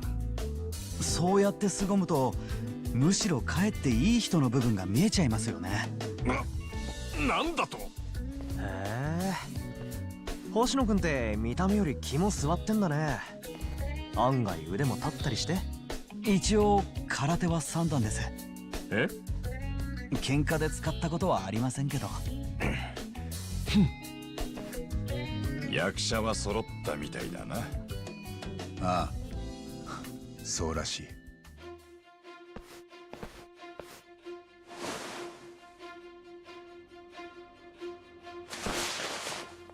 源田法律事務所の新谷弁護士が殺された。遺体は両目をえぐられてて、その手口からモグラが絡んでる可能性が高い。みんな手貸してくれるか。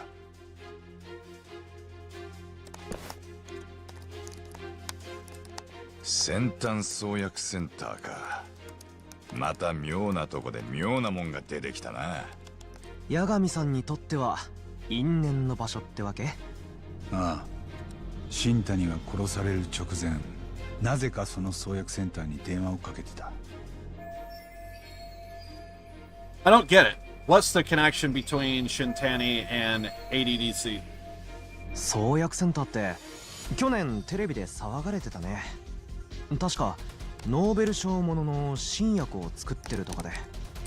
ええ、これですよ。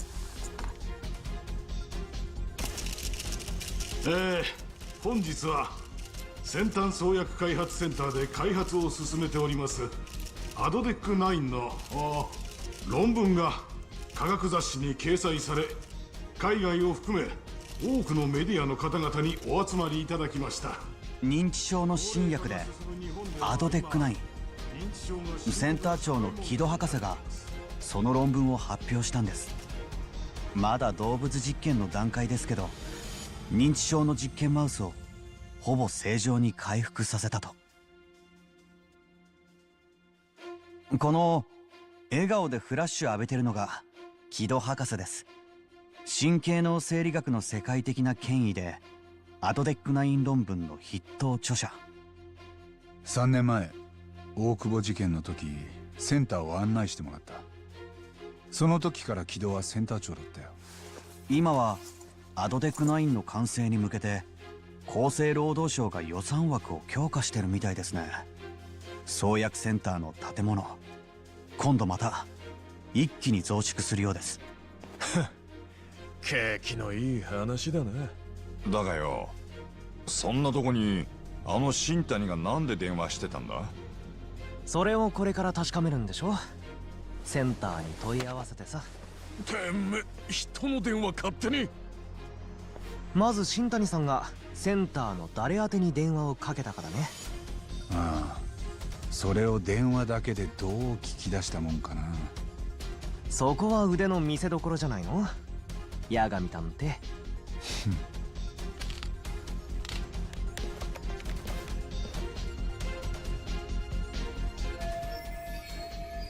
I just have to figure out who he called and why.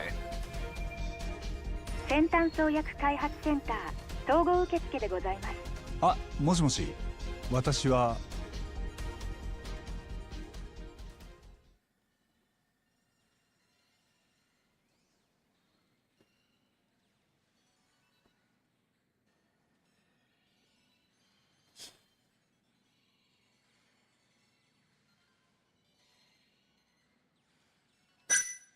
Yagami, a lawyer. 源田法律事務所の弁護士で八神と申します。あ、はい。昨日私の同僚で新谷という者からそちらに電話があったかと思うんですが、彼と話をされた方につないでいただけますでしょうか。昨日のものと言いますと、名前はお分かりになりますでしょうか。いえ、わかりません。あ、ではご用件は何でしたでしょうか。担当のセクションにおつなぎいたします。要件はですね、多分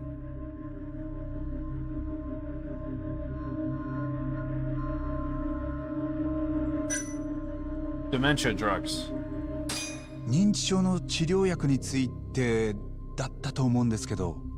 それだとちょっとわかりませんが、広報におつなぎします。よろしいですか。ええ。お待ちください。なんかあまりいい手応えじゃなさそうだね。お待たせしました。はい。広報では新谷様から昨日お電話はいただいてないとのことです。そうですか。わかりました。電話じゃ難しいな。もう創薬センターに直接行った方が早い。行けばなんとかなるの？俺も一応センター長とは面識もあるし、最悪無駄足でも構わないんだから。僕も行きますよ、八神さん。ほんじゃ俺は東と松金組の様子でも探っとくか。羽村の頭が消えたままだしな。なんだよ、また勝手にそんな。そういえばさ、八神さんが無罪にした大久保新平だっけ？今はどうしてるの？拘置所にいる。死刑囚は刑が執行されるまでずっとそこだ。八神さん、面会に行ったりとかは？いや、俺は一度も。なんでそんなこと聞くんだ？大久保って実際どんな人だったのかと思って、結構ニュースでも騒がれた事件だったから。八神さん、大久保を無罪にした時本当はどう思ってたの？マジで無実と思ってた？多分な。でもその後あいつ恋人を殺しちゃったんでしょ。それも八神さんが弁護してたよね。This actually kind of feels a little different now that I know the full story. But oh man, I did. Okubo-san asked me to, after he murdered Emi-chan in cold blood. I'm gonna try and save this when I can, but I also realized we might get like an hour-long cutscene there. その時も無実だと思った。大久保はそう言ってた。誰も殺してないって。ただ俺はそれを信じきることができなかった。法廷で彼の無罪を主張するたびにずっと吐き気を感じてた。じゃあ大久保は死刑で当然？もうそのくらいで勘弁してやれや、杉浦。ちょっと立ち入りすぎた。いや。ならいいけど。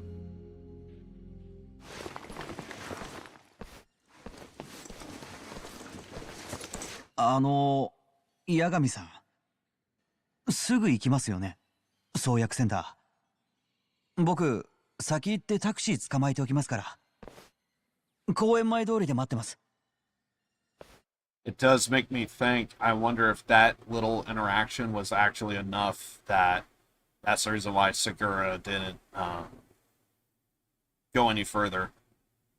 I wonder if that, just that little interaction that we just saw right there, I wonder if that's what kind of turned him around and made him start to rethink and evaluate a bunch of stuff.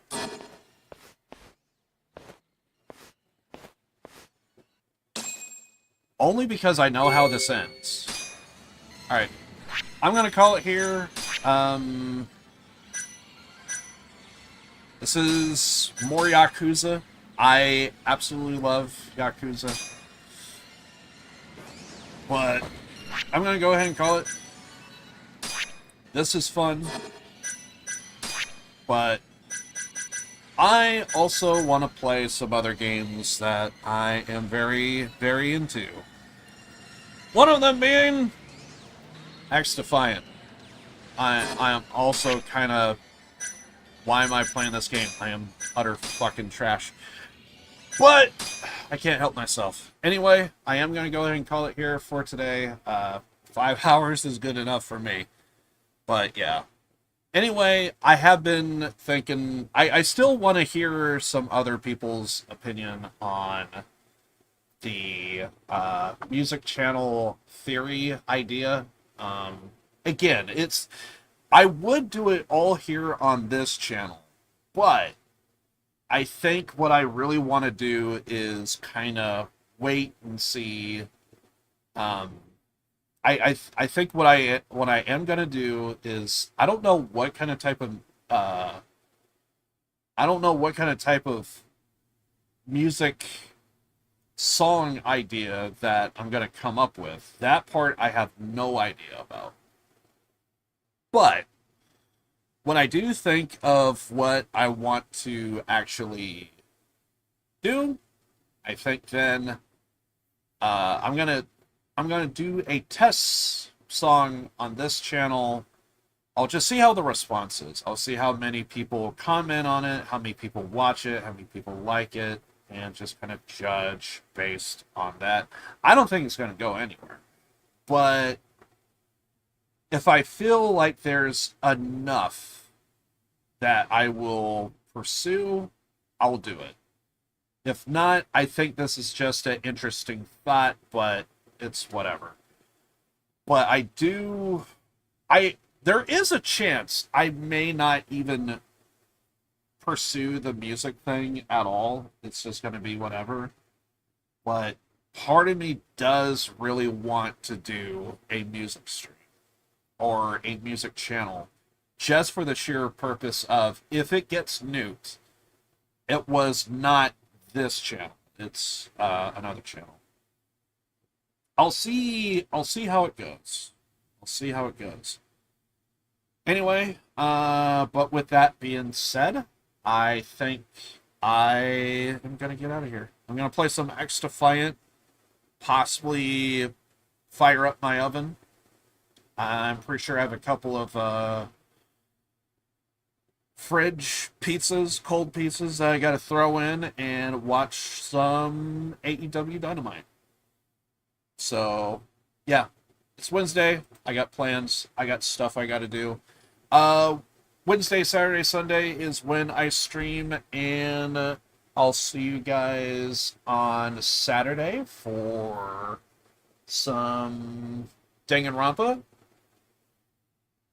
2. Goodbye Despair. I almost said Trigger Happy Havoc. I even felt it, and then I caught myself.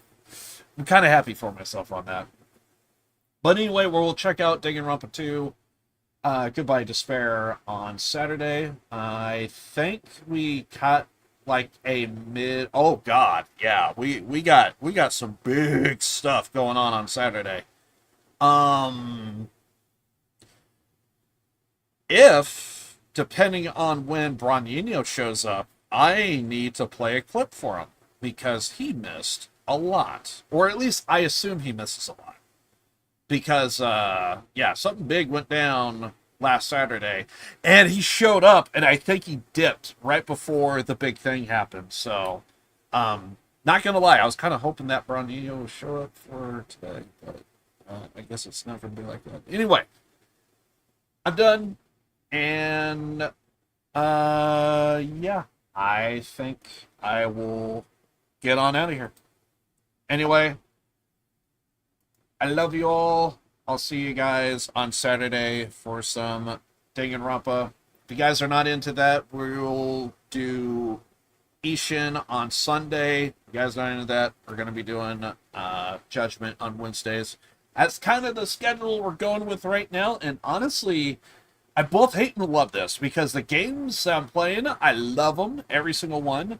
But I will admit, I feel like I am doing a lot of talking, and I almost kind of feel like I need a game like X Defiant on like Wednesday or Sunday or something. I don't know. We'll see how it goes. Anyway, I love you all. I'll see you guys on Saturday. Danganronpa 2, let's go. I'm out of here. Love you all. Later.